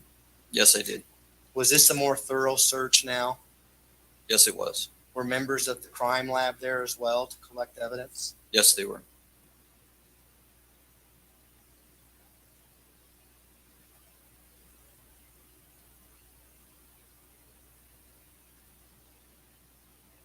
Have a moment, Your Honor. Me.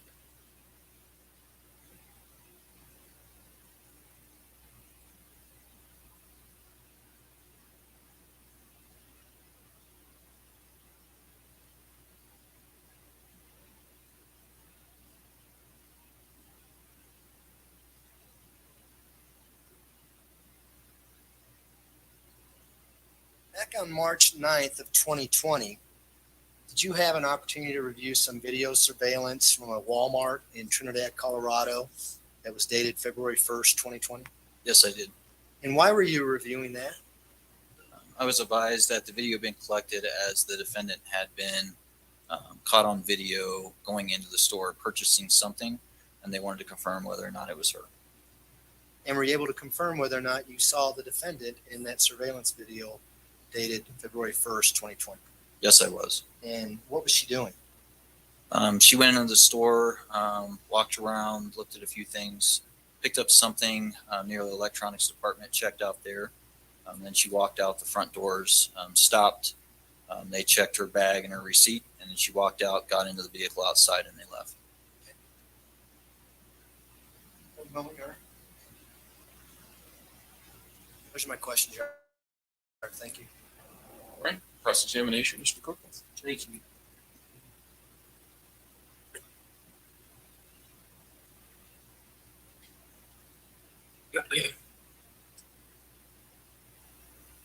Hi, Detective. How are you?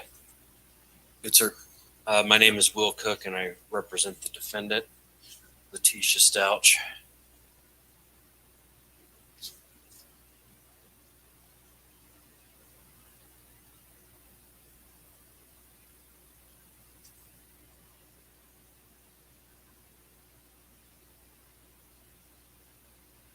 The Nike tennis shoes that we saw in the exhibits from the laundry room at the Mandan Drive house, did you actually take swab samples of the underside of the shoes at where the pink staining was? Yes, I did. Okay. And when you take samples, are we talking about a Q-tip swab? It's a pair of sterile Q-tip swabs that are used. Okay. And I take it you have gloves on, and then you put the I don't know what you would call it, the used Q-tips or the Q-tip swabs that have been already used to sample. You put them in an envelope or something secure. So After we swab whatever we're swabbing with those, we put them back into the open package that they came out of, and then those go into a manila envelope, which is then sealed. Okay.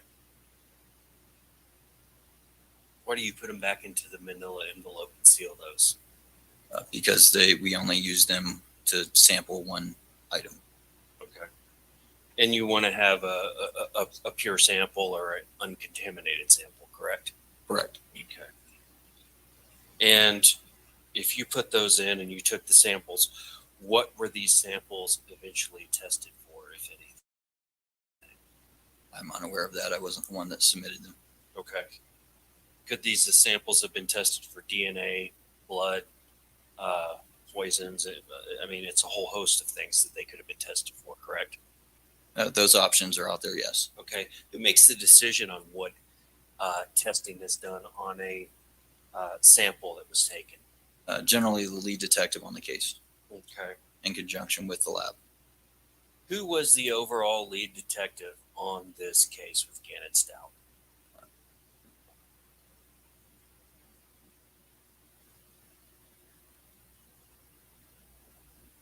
Drawing a blank on her name right now. She's no longer with us.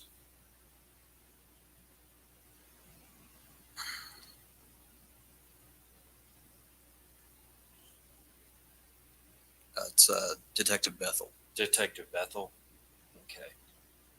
And was she the lead detective from beginning to end of this case? I believe so, yes. Okay.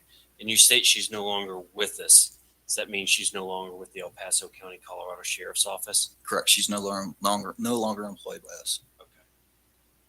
Is she still working in law enforcement, or do you even know? I have no idea. Okay.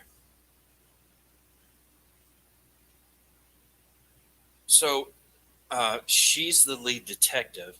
I know there's sergeants, lieutenants that have been endorsed and have testified already.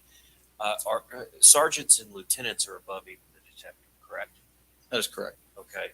So even above Detective Bethel, who was the overall leader of this investigation? Overseeing it from the office in conjunction with her at that time was Lieutenant Mahalko. Okay. So this lieutenant was the overall in charge person? In conjunction with Detective Bethel, yes. Okay.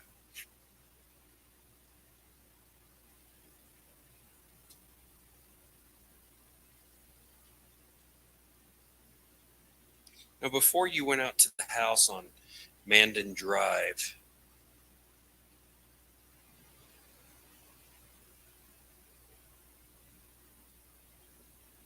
on January 28th, you said you went out there about 9:30, 10 o'clock at night. I believe so, yes. Okay. Before you went out there, you had already done some work. You had interviewed a Braden Gilliland, an Andrew Conant, Conant, and a Peyton Cerrillos, Cerrillos. Is that correct? Yes, it is. Okay. And also, just within a few hours of you going out to Mandan Drive on that date, you also interviewed Genevicia Gagan. First name is Jennavecia. Last name is Gagan, Gaygan. Yes, I did. Okay. And at that point, after you had interviewed these individuals, you went to Gannon's house. Sometime later, yes. Okay.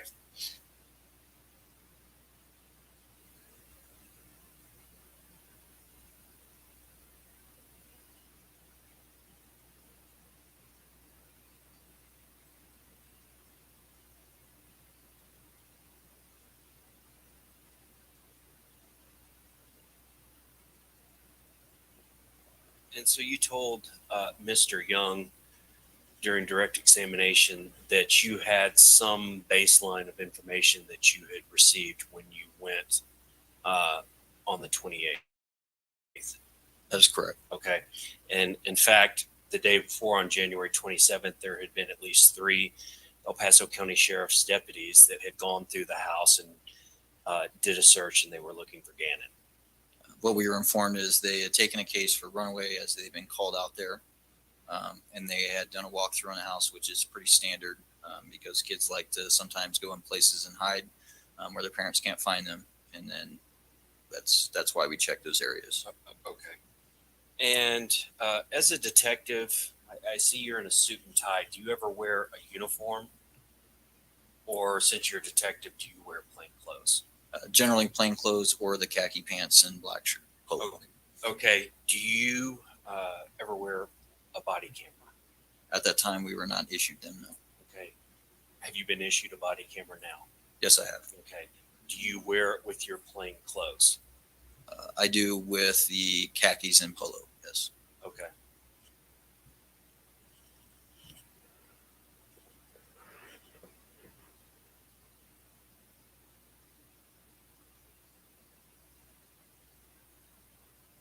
Now you assisted in surveillance of Letecia Stauch and her daughter Harley Hunt. Is that what your testimony was earlier? Yes, I did. Okay, what was the address where that was done? Where it started, I'd have to refer to my report. I don't remember the exact number or street. Okay. And you were working with Sergeant Christopher Ganstein? He was one of them, yes. He was one of them. Was he the one leading this surveillance? Yes, he was. Okay. And he's at that time was with V&I? Yes, he was. Okay. And what does V&I mean? Vice, Narcotics, and Intelligence. Okay. Were you part of V&I at that time, or are you part of V&I now? I was not, and I am not now. Okay.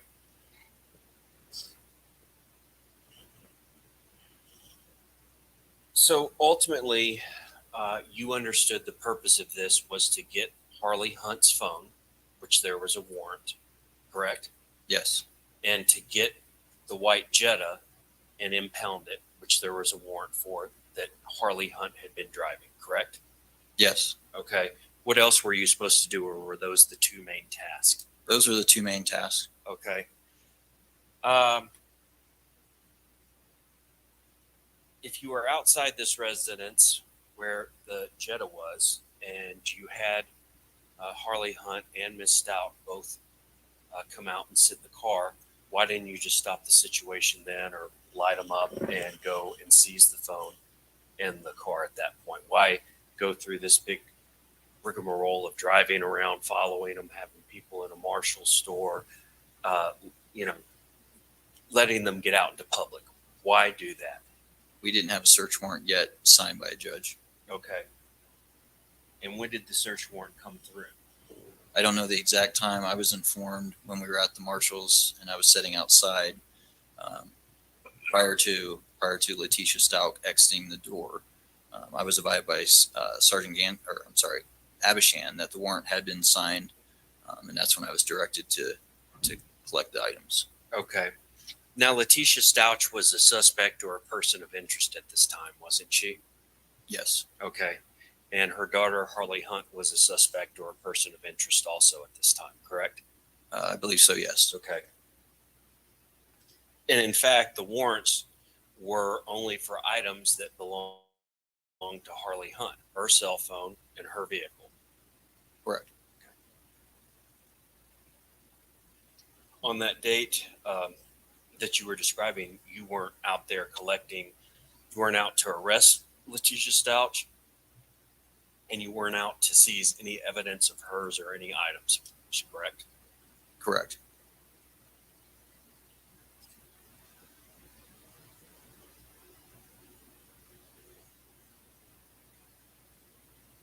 On January 31st, you assisted in the execution of a search warrant for a Kia Rio. Can you tell the jury what a Kia Rio is? It's a small sedan. Okay, so it's an automobile. Yes. Okay.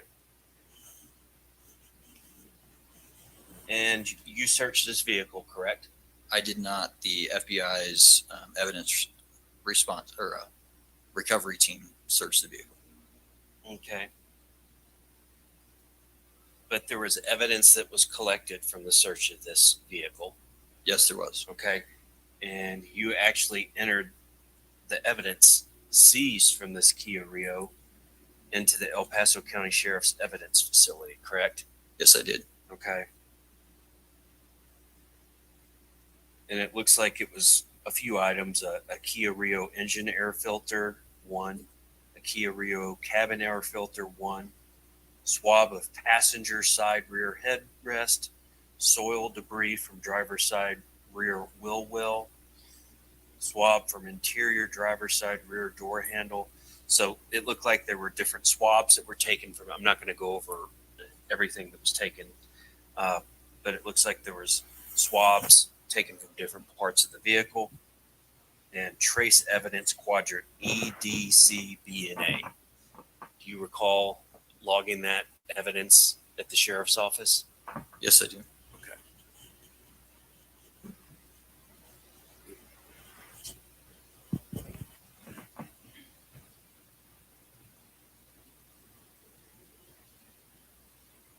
On February 1st of 2020,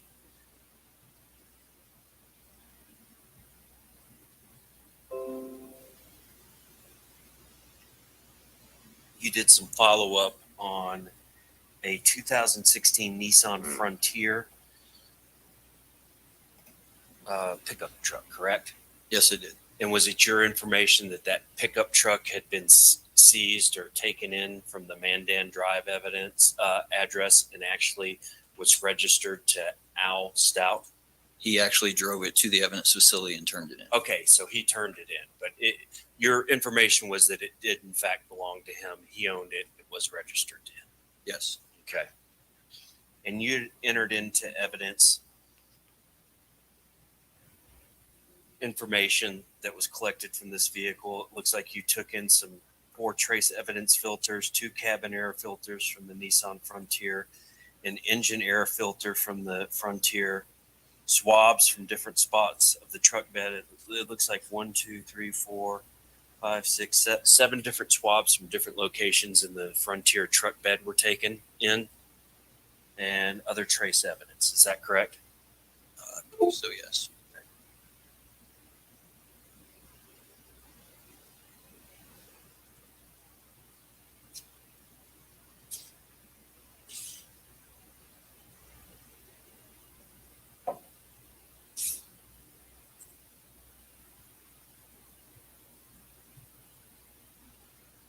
Do you know if Harley Hunt was handcuffed inside the store? I don't know. Okay. It said in your report, your information was that she was detained, though. Yes. Okay. And when you say detained, a person that's detained by police, while they may not be under arrest, they can't just walk away, can they? That's correct. Okay. And were you equipped with a taser at the time of this incident where you drew your firearm? Objection under relevance. Mr. Cook? Could we approach? All right.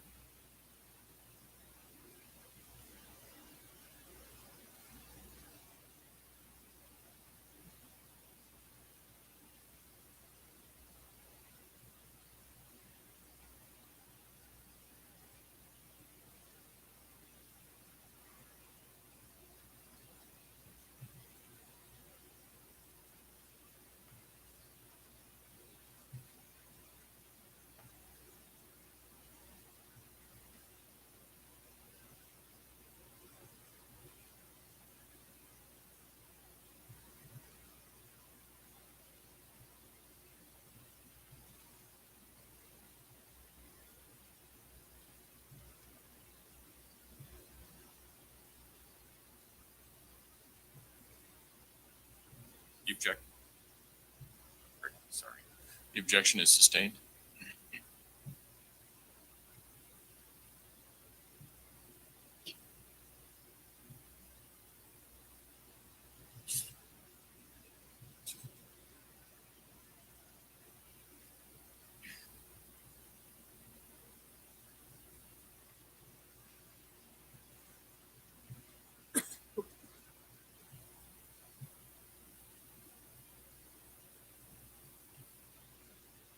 Mr. Young asked you about evidence that was collected from a Walmart in Trinidad that you reviewed on March the 9th of 2020, correct? Correct. Okay. Did you collect the evidence from the Walmart in Trinidad? I did not. Okay. But you reviewed it all? Yes, I did. Okay.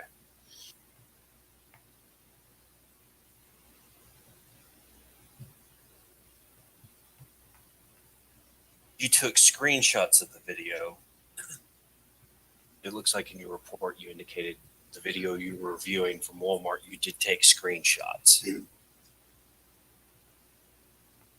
I'd have to review my report. I don't recall that. Okay. Your Honor, may I approach the witness? You may.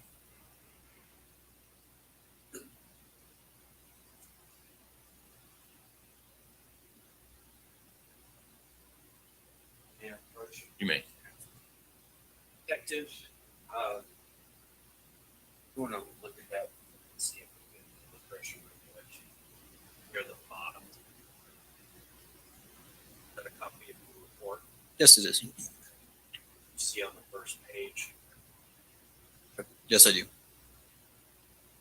After you worked March the 9th of 2020, did you take screenshots of the video from Walmart that you reviewed?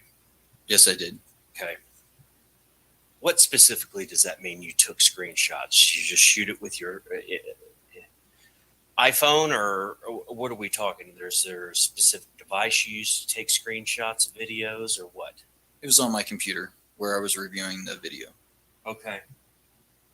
And what did you do with these screenshots? They were put on a document and attached with that supplement. Okay.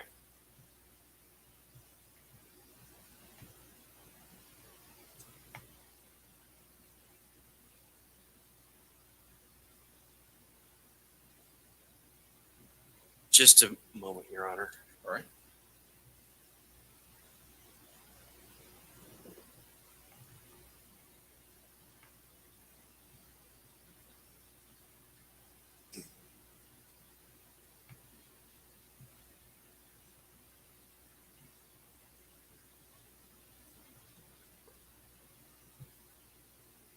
That's all I have. Thank you, Detective. Redirect. Oh, thank you. Do any of the jurors have any questions for Detective Burrow? No. All right. Thank you, sir. You may step down. And before you call your next witness, let's everybody stand and take the stretch. I saw a juror doing that while we were having the best conference, and it looked like a really good idea.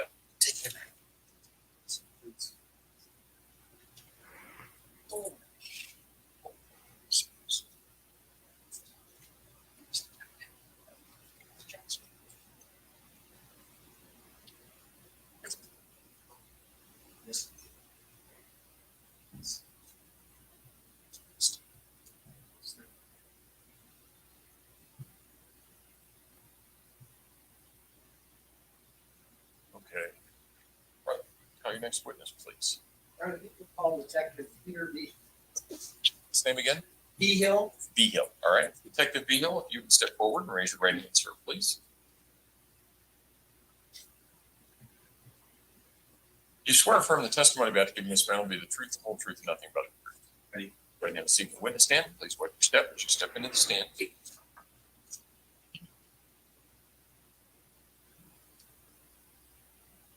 afternoon. Good afternoon. Could you introduce yourself to the jury and spell your last name for the record? Detective Pete Behill. My last name is spelled Bigil. And what is your occupation? I'm a detective with the El Paso County Sheriff's Office. How long have you been with the sheriff's office? 13 years. And have you been a detective all those 13 years? About the last 3. Back in January of 2020, what was your role? I just transferred to the SVU unit of the Investigations Division. And were you asked to go out to 6627 Mandan Drive on January 28th of 2020 to assist in a search of that residence? I was. About what time did you get there? Do you recall? I don't. It was dark. Who was there when you got there? When I got there, it was the house. The first time I went to the house, there was me and another detective, and the house was off, and we were just told to contact people inside the house if anyone was there. You're very, very soft-spoken, so you may want to just pull that microphone closer to you a little bit. There we go. Is that better? Is it better for you? It is. All right. Thank you. Did you have issues with getting into the house when you got there? Yes. Tell us about that. So me and my partner, we knocked on the door, made several loud announcements to see if anyone would come out. No one came out. So then I decided just to sit outside and see if anyone would show up to the house or if anyone would come out and maybe just didn't hear us. Some moments later, we saw lights come on and the garage opened up, and then we contacted the people that were in the garage. And who did you contact in the garage? Haley and Liana. Was it Lena? Yes, Lena. And Haley Hunt? Harley Hunt, I'm sorry. Yes, Harley Hunt, sorry. You got me saying Haley. All right. So Harley Hunt and Lena are in the garage. You say, what's going on? Why didn't you open the door? I did, but I don't remember what they said to me. Did you eventually go in and search the house with, was it Detective Farrell with you as well? Yeah. And was there another detective? Yeah, there were several of us. Was that Detective Arndt? Yes. Is that who your partner was when you were trying to get in the house initially? Yes. So what I want to do is focus in on Gannon's bedroom in that search of the house, okay? Did you go into his bedroom? Yes. Did you notice any smells when you went into his bedroom? Yeah, like an ammonia bleach smell. And what did that mean to you? Cleaning supplies. It's like it was being cleaned. I'm sorry. Go ahead. Did you see cleaning supplies in his bedroom? No. Just where was? I'm sorry, my fault. Where was the smell coming from? So the light switch was when I was originally told to take pictures of the house once we first got there. So I took pictures of the entire house. When I got there and I was at the threshold of his doorway, that's when I started smelling it. And then I started smelling in more obvious areas. There was a light switch, and then when I entered the room, the smell got stronger as I would get into the room. And did you eventually look at his mattress of his bed, Gannon's mattress? Yes. And did you see what appeared to be blood on his mattress? There was a stain on the mattress. And did you swab that stain? Yes. And did you swab different areas of that particular stain? Yes. If I may approach, I'm going to hand you what's been marked as 278 and 687.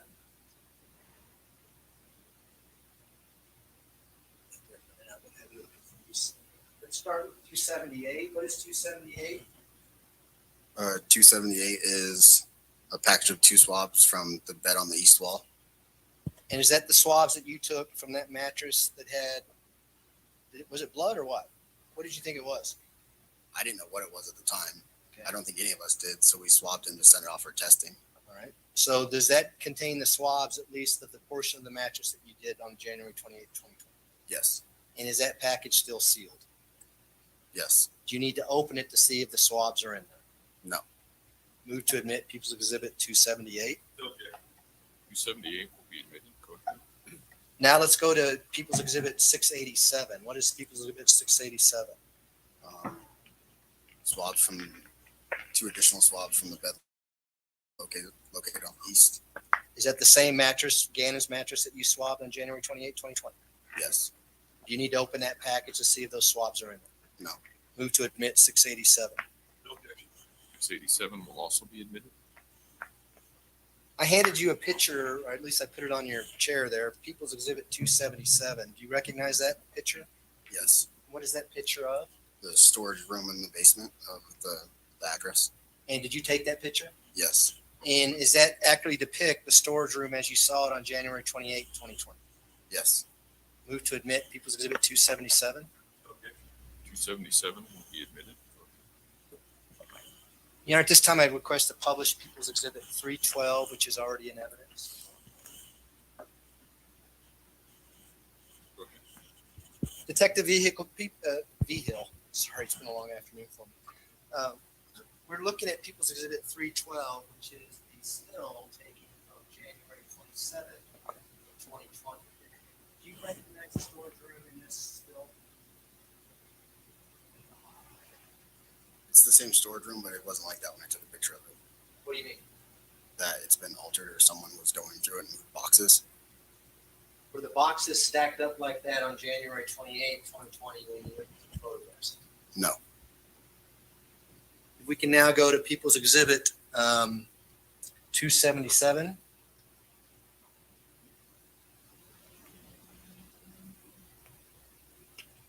You may have to mute it, Your Honor, so we can get 277 on there. Oh, got it. Thank you.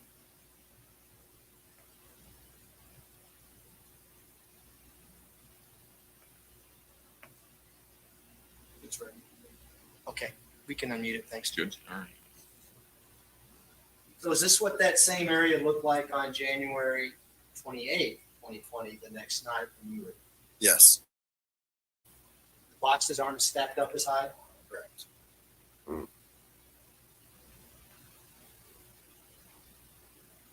Those are my questions, Your Honor. Thank you. Cross-examination.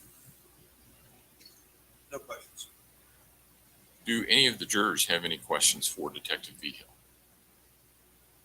No? All right. Thank you, sir. You may step down. Prosecution, call your next witness, please. Thank you, Judge. We would call Spencer Wilson.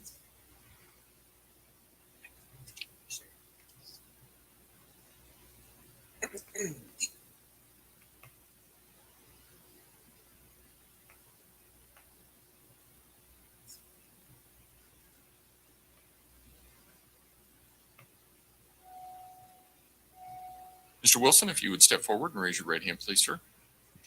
Come up a little farther. It's all right. Right there's good. You swear affirm the testimony about to give in this matter will be the truth, the whole truth, and nothing but the truth. Yes. Go ahead and have a seat in the witness stand. Please watch your step as you step into the stand. Good afternoon, sir. How are you? Doing well. How are you? Good. Have you ever testified before? No. We couldn't tell. I'm kidding. Would you please introduce yourself to the jury and then spell your name for the record? Yes. My name is Spencer Wilson, Spencer. Wilson, Wilson. I am a reporter with CBS 4. All right. That's what I was going to ask you next. I want to jump back even prior to now. What kind of training education do you have that allows you to be a news reporter? I have a degree from the University of Missouri in broadcast journalism and going on 10 plus years of experience as a television reporter. I've never had the opportunity to do this before as a Jayhawk. I have to say rock chalk to a Missouri grad. I will just say MIZ and leave it at that. Back in January of 2020, who were you working for then? KKTV 11 News. What was your job assignment in that time period? I was a multimedia journalist, which just means that I'm a cameraman as well as a reporter at the same time. So one-man band. Was it common for you to cover stories in the Pikes Peak region, Colorado Springs, El Paso County? Very common, yes. As a part of your job, would you sometimes interview people out in the community? Yes. How many interviews do you think you had done at that time of your career? Thousands. On-camera interviews? Yes. Thousands. Did you start to, at some point, cover the Gannon Stauch case? I did. How did your coverage start in that case?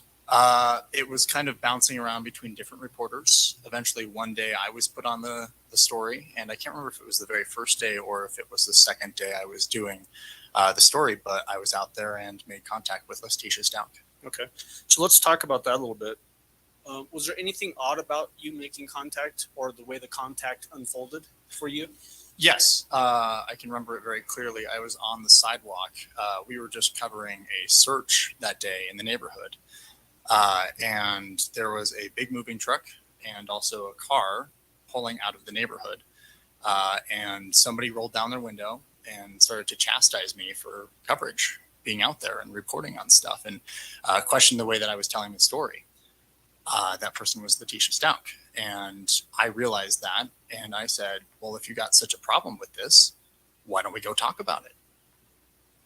So when this, you described two vehicles. What you said was a moving truck. Was this like a van, like a utility van? Yeah. And then the other vehicle, what kind of vehicle was that? No better description than just a standard car. Okay. Not like a truck, not a SUV, little car. Which vehicle was the defendant in when the window rolled down and there were words said towards you? The car in the front, the moving car was behind them. She was not in that car. So she was in the actual vehicle, That is correct. passenger vehicle. What seat was she in? Oh gosh, I couldn't tell you. Okay, that's fine. I believe driver's seat, but I don't feel super clear on that. Was it immediately apparent to you that the person that was saying these words to you was Letecia Stauch? No, it took about 5 seconds. And since I had been keeping tabs on the case and the social media along with it, a lot of people were talking about her at the time. And then when it did click, I had this moment of, oh gosh, this is the people everyone's trying to talk to. What was her demeanor like when she did that? Angry, I guess is the best way to put it. She was not excited that I was there. She was not excited to see other members of the media there. There was a lot of people down there covering the story.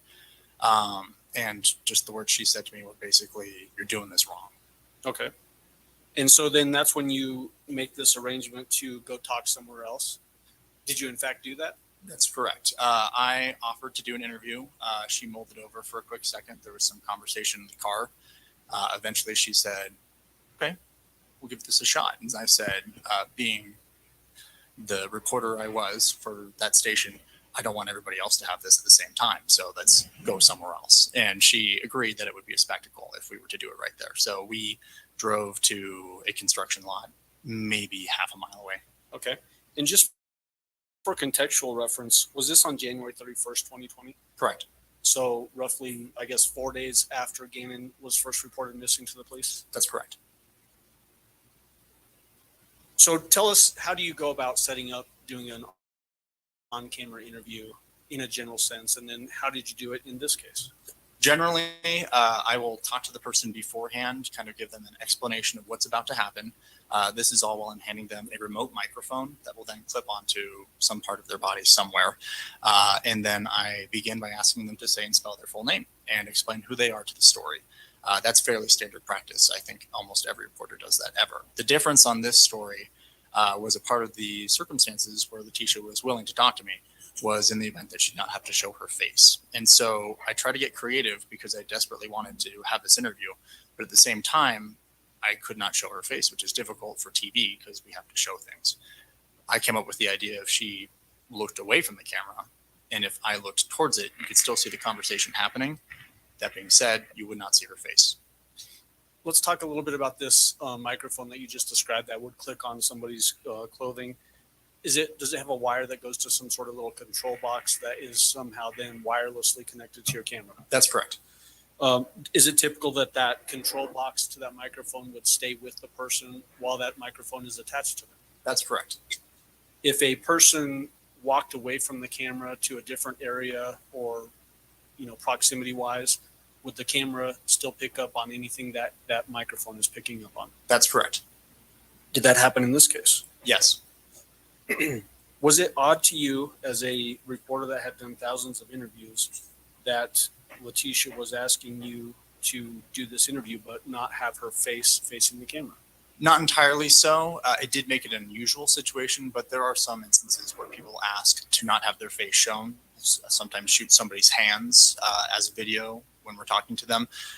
And considering the nature of this interview where she was hesitant to do it in the first place, I was more willing to accept the terms of that agreement. Did the fact that you were able to do this interview, was that a good get for you as this news cycle was developing? My newsroom was ecstatic, yes. Did you play along with what the defendant was telling you during this interview to keep her talking? As a part of that training you mentioned at the University of Missouri, it is told to us that in order to have a conversation with someone, you cannot agree with what they're saying, but you do need to keep them continuing what they're saying. That is why, as you're nodding right now, I would nod along with whatever was being said. That doesn't necessarily mean I was agreeing to anything. It was meaning that I needed her to keep saying things. Okay. And you did that in this particular case as well? That's correct. All right. Was there a portion of this interview where she asked you actually to redo a portion of it? That's correct. Tell the jury about that circumstance. Towards the end of our interview, after we had a couple different conversations, I was also, mind you, the cameraman in this instance too. So I'd have to stop and walk behind the camera, hit stop, hit start if we needed to redo things. I think we cut it maybe 2 or 3 times, took breaks, came back on. At the very end, this was the thing that was the most interesting to me and why I remember it so much, is that I asked, is there anything that you would want to say to Gannon? In this interview, she had told me that she believed he was coming home. She said yes, gave her statement, and I said, okay, we got it. And then she said, what if we did that one more time? And I said, sure, whatever you want. So I went back, turned the camera back on, but this time she was crying when she was not crying the first time, and her demeanor completely changed. It went basically from, I can't wait till you're home, everyone's going to see that I'm not lying, they owe me an apology, to, I will not mimic someone crying, but she was very upset in the second part, which took a second to happen. Based on the things that you were hearing coming from the defendant, Letecia Stauch in this case, during that interview, did it seem that she was more focused on how she was being perceived publicly as opposed to helping find Gannon? Absolutely. I talked to neighbors who were more concerned for Gannon. Okay. And Your Honor, may I approach with People's Exhibit 334? You may.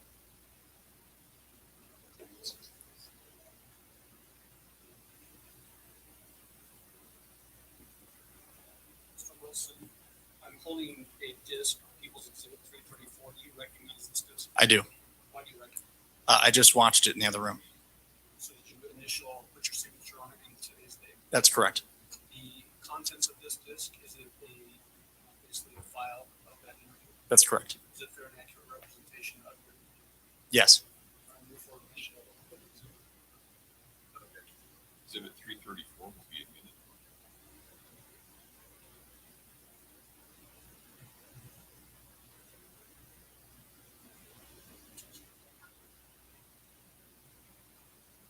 And permission to publish, Your Honor.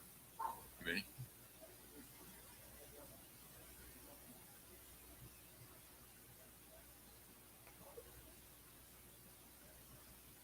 You are. I am Tisha Stauch, which is Gannon's stepmother. You've been a part of the investigation since the very first time. You were the last person to see him. Is that right? Correct. What did you see when you last saw him? Well, I'm not allowed to talk about anything with the case. I would more so be willing to talk about how the community needs to have faith and continue to work together and not make these false accusations, like the things that have been said that I've disappeared from the community. I haven't been there to help, but there's lots of reasons behind that. Reasons like death threats, right?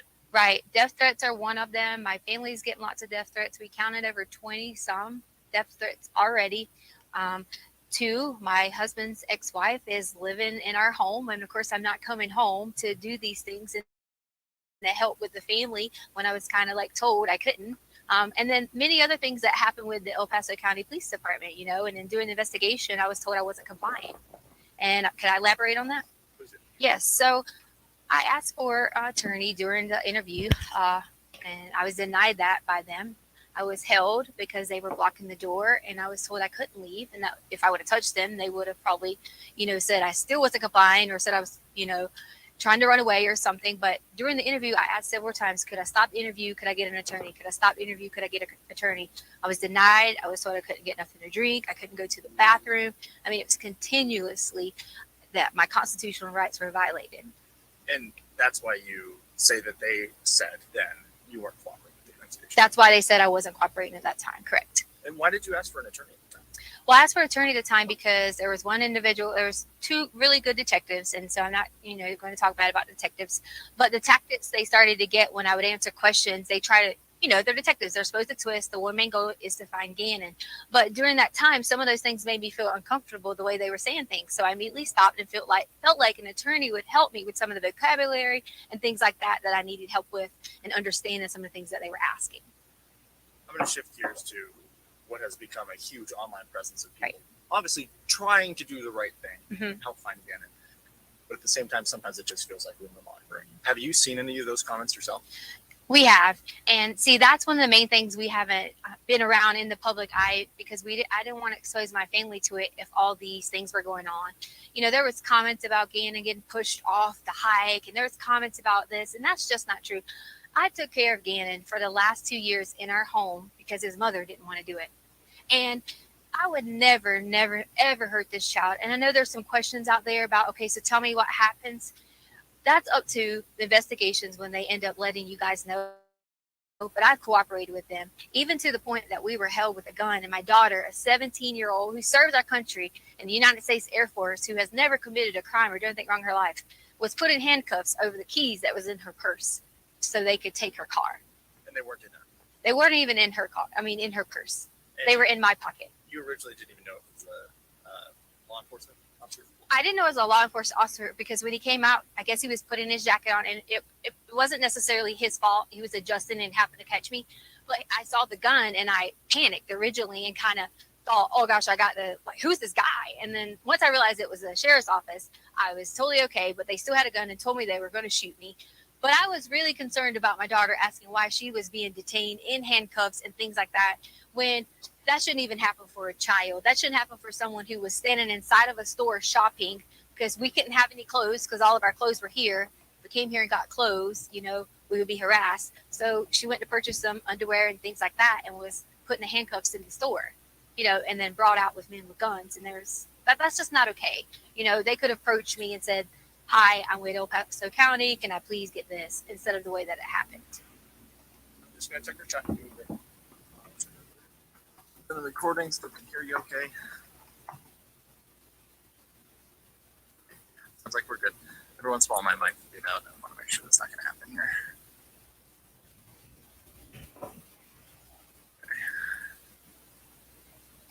I should try and clarify here. Not necessarily crime rates, but the way that people are reacting online to rumors about you with the search. Oh yes. Wow. The rumors have gotten so bad. I pretty much have been told at least 10 different ways that these people have these conspiracy theories. I guess they watch a lot of law shows and maybe they have all these theories on how Gannon is dead. And that's what they're saying. So I'm like, why are you saying Gannon is dead? He is not dead. We are going to find Gannon.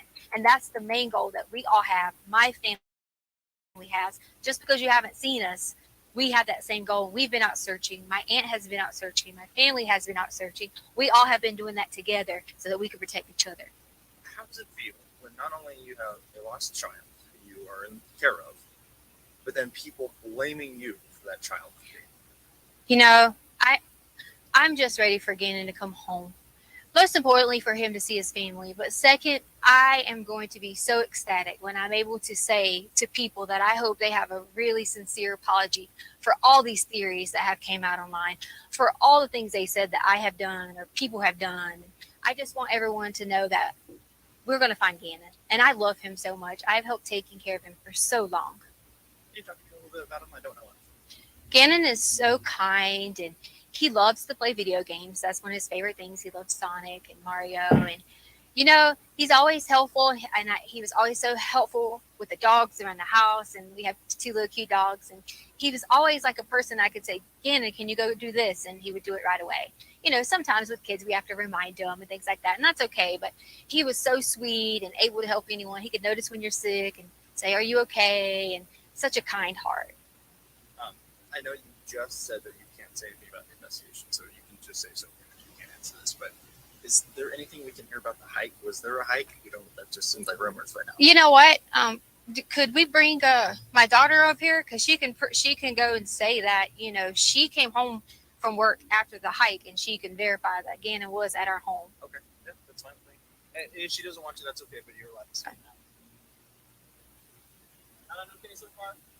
Yes. I need Harley. Because they want you to verify was Gannon at home after the hike. Because you didn't go to the hike, but you came home from work.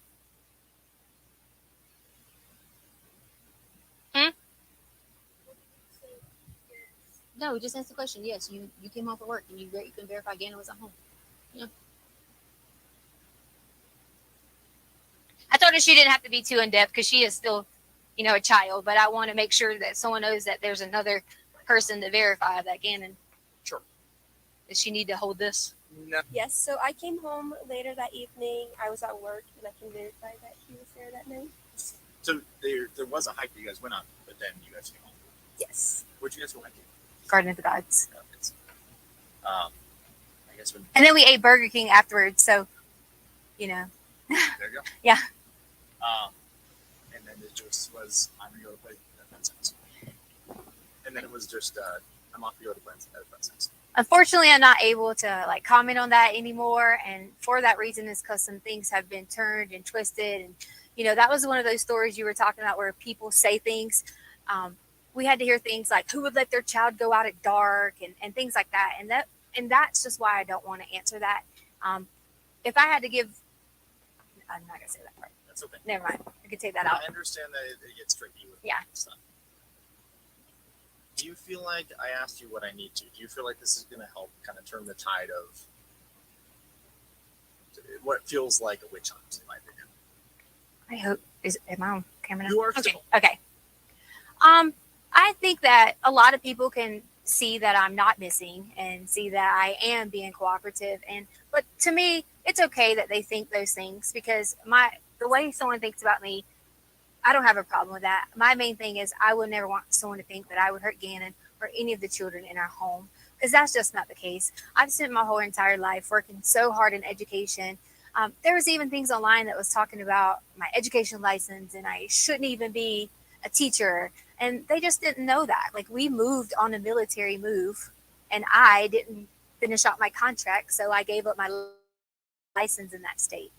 It had nothing to do with any criminal activity, or any of those things. And it just got blown out of proportion on my professional status, Do you feel like these are just internet detectives who think they know what they're doing? It definitely is. And, here's the thing that kind of saddens me.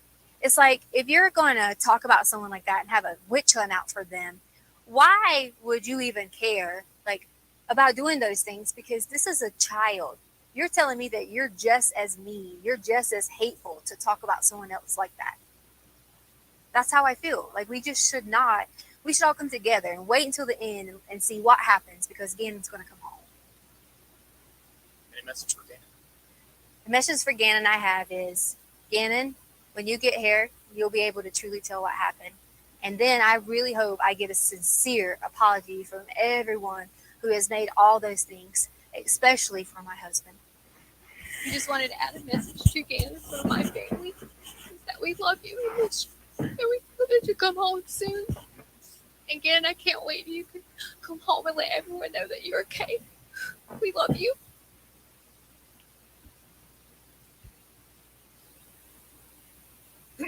Mr. Wilson, it's probably fairly obvious, but the person that you were interviewing there, is she here in the courtroom? She is. Will you please point around and describe what she's wearing for the jury? Pink shirt. You're pointing over to the right-hand side of the courtroom? That is correct. Female at defense table? That's correct. All right, ask that the record reflect has identified the defendant. The record will so reflect. Mr. Wilson, did the defendant appear to be of sound mind to you while you were with her? Yeah. No, he can give his opinion regarding what he thought about her mental state at the time. Yes. Did she seem to be able to answer questions to you logically and give coherent answers? Yes. You mentioned that, to your memory, that she was driving the passenger vehicle.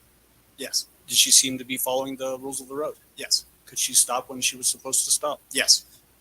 Was she driving on the right side of the road as opposed to the left? That's correct. During that interview, do you remember, is there a point in time where she's referring to Gannon in the present sense and then she changes it to the past tense? Yes. Do you remember when that was? We just watched it. Okay. No, sorry. If we can queue up 5 minutes and 50 seconds, please. We're going to just replay that portion, Judge, because it happens fairly quickly.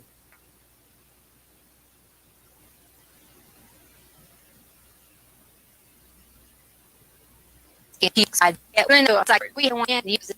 It's all who like exactly about approach me, approach hi, I'm with open out of the way. People had all shut in. That's what we take.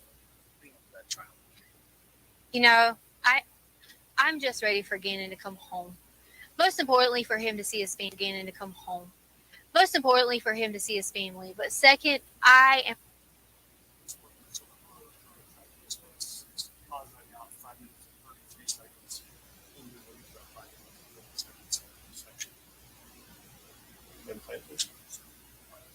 Going to be so ecstatic when I'm able to say to people that I hope they have a really sincere apology for all these theories that have came out online, for all the things they said that I have done or people have done. I just want everyone to know that we're going to find Gannon, and I love him so much. I've helped taking care of him for so long. Can you talk to me a little bit about him? I don't know him.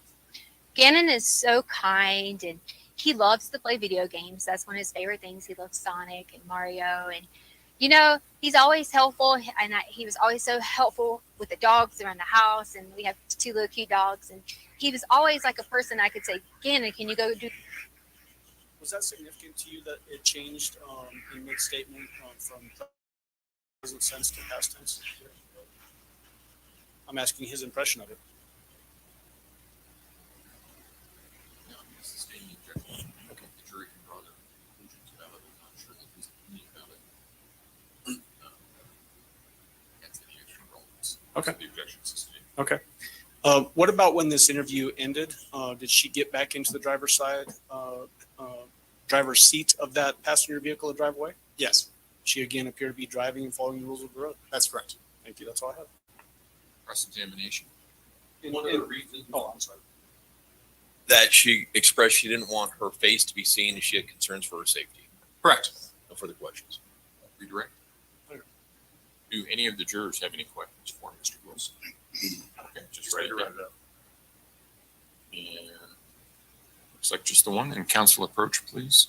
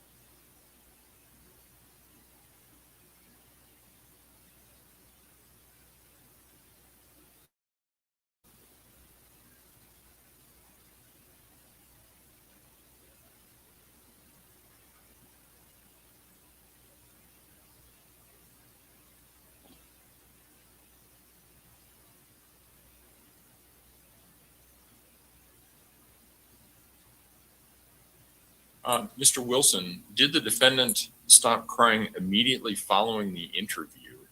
Did her demeanor change following the interview? Yes. Let me ask those separately so that it's clear which one is you're answering to. Did she stop crying immediately following the interview? Quicker than a normal person would stop crying. And did her demeanor change following the interview? Yes. All right. I will allow reasonable follow-up as to those questions only. Prosecution? Defense? Did the camera shut off immediately after the interview, or was there film that was not shown that would have shown her demeanor afterwards? The relevant pieces of information. The camera was still rolling post that interview. That being said, the microphone was removed from Letecia Stauch, and also I left the scene. So there would have been no video to confirm what you're saying about when she stopped crying. It would have been outside of the view of the camera. I'm not sure if she had the microphone on at the time. Okay, and that wasn't played for the jury. That's correct. Thank you, sir. You may step down.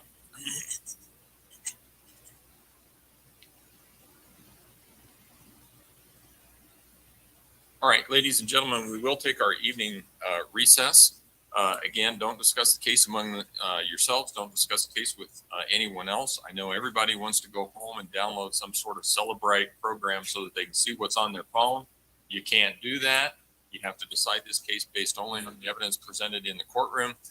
So if we can have everyone where they need to be tomorrow, we should be able to start right at 9 o'clock.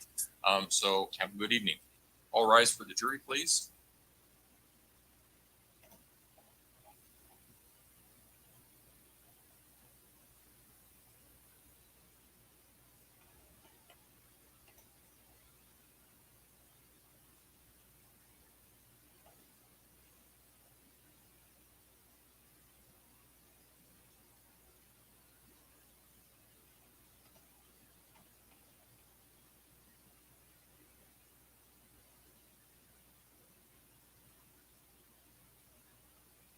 Thank you. May all be seated. It should reflect the jury has left the courtroom. Is there anything we need to take up outside the presence of the jury at this point in time? Prosecution? No, Your Honor. Defense? Okay. Right. Then we'll see everybody tomorrow, same time, same place.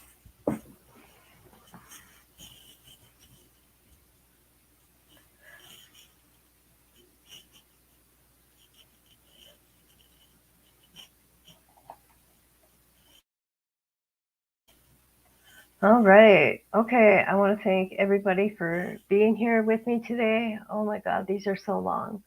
I won't be doing this in the morning because I have doctor's appointments. So anyways, I need to go eat. So thank you for coming through.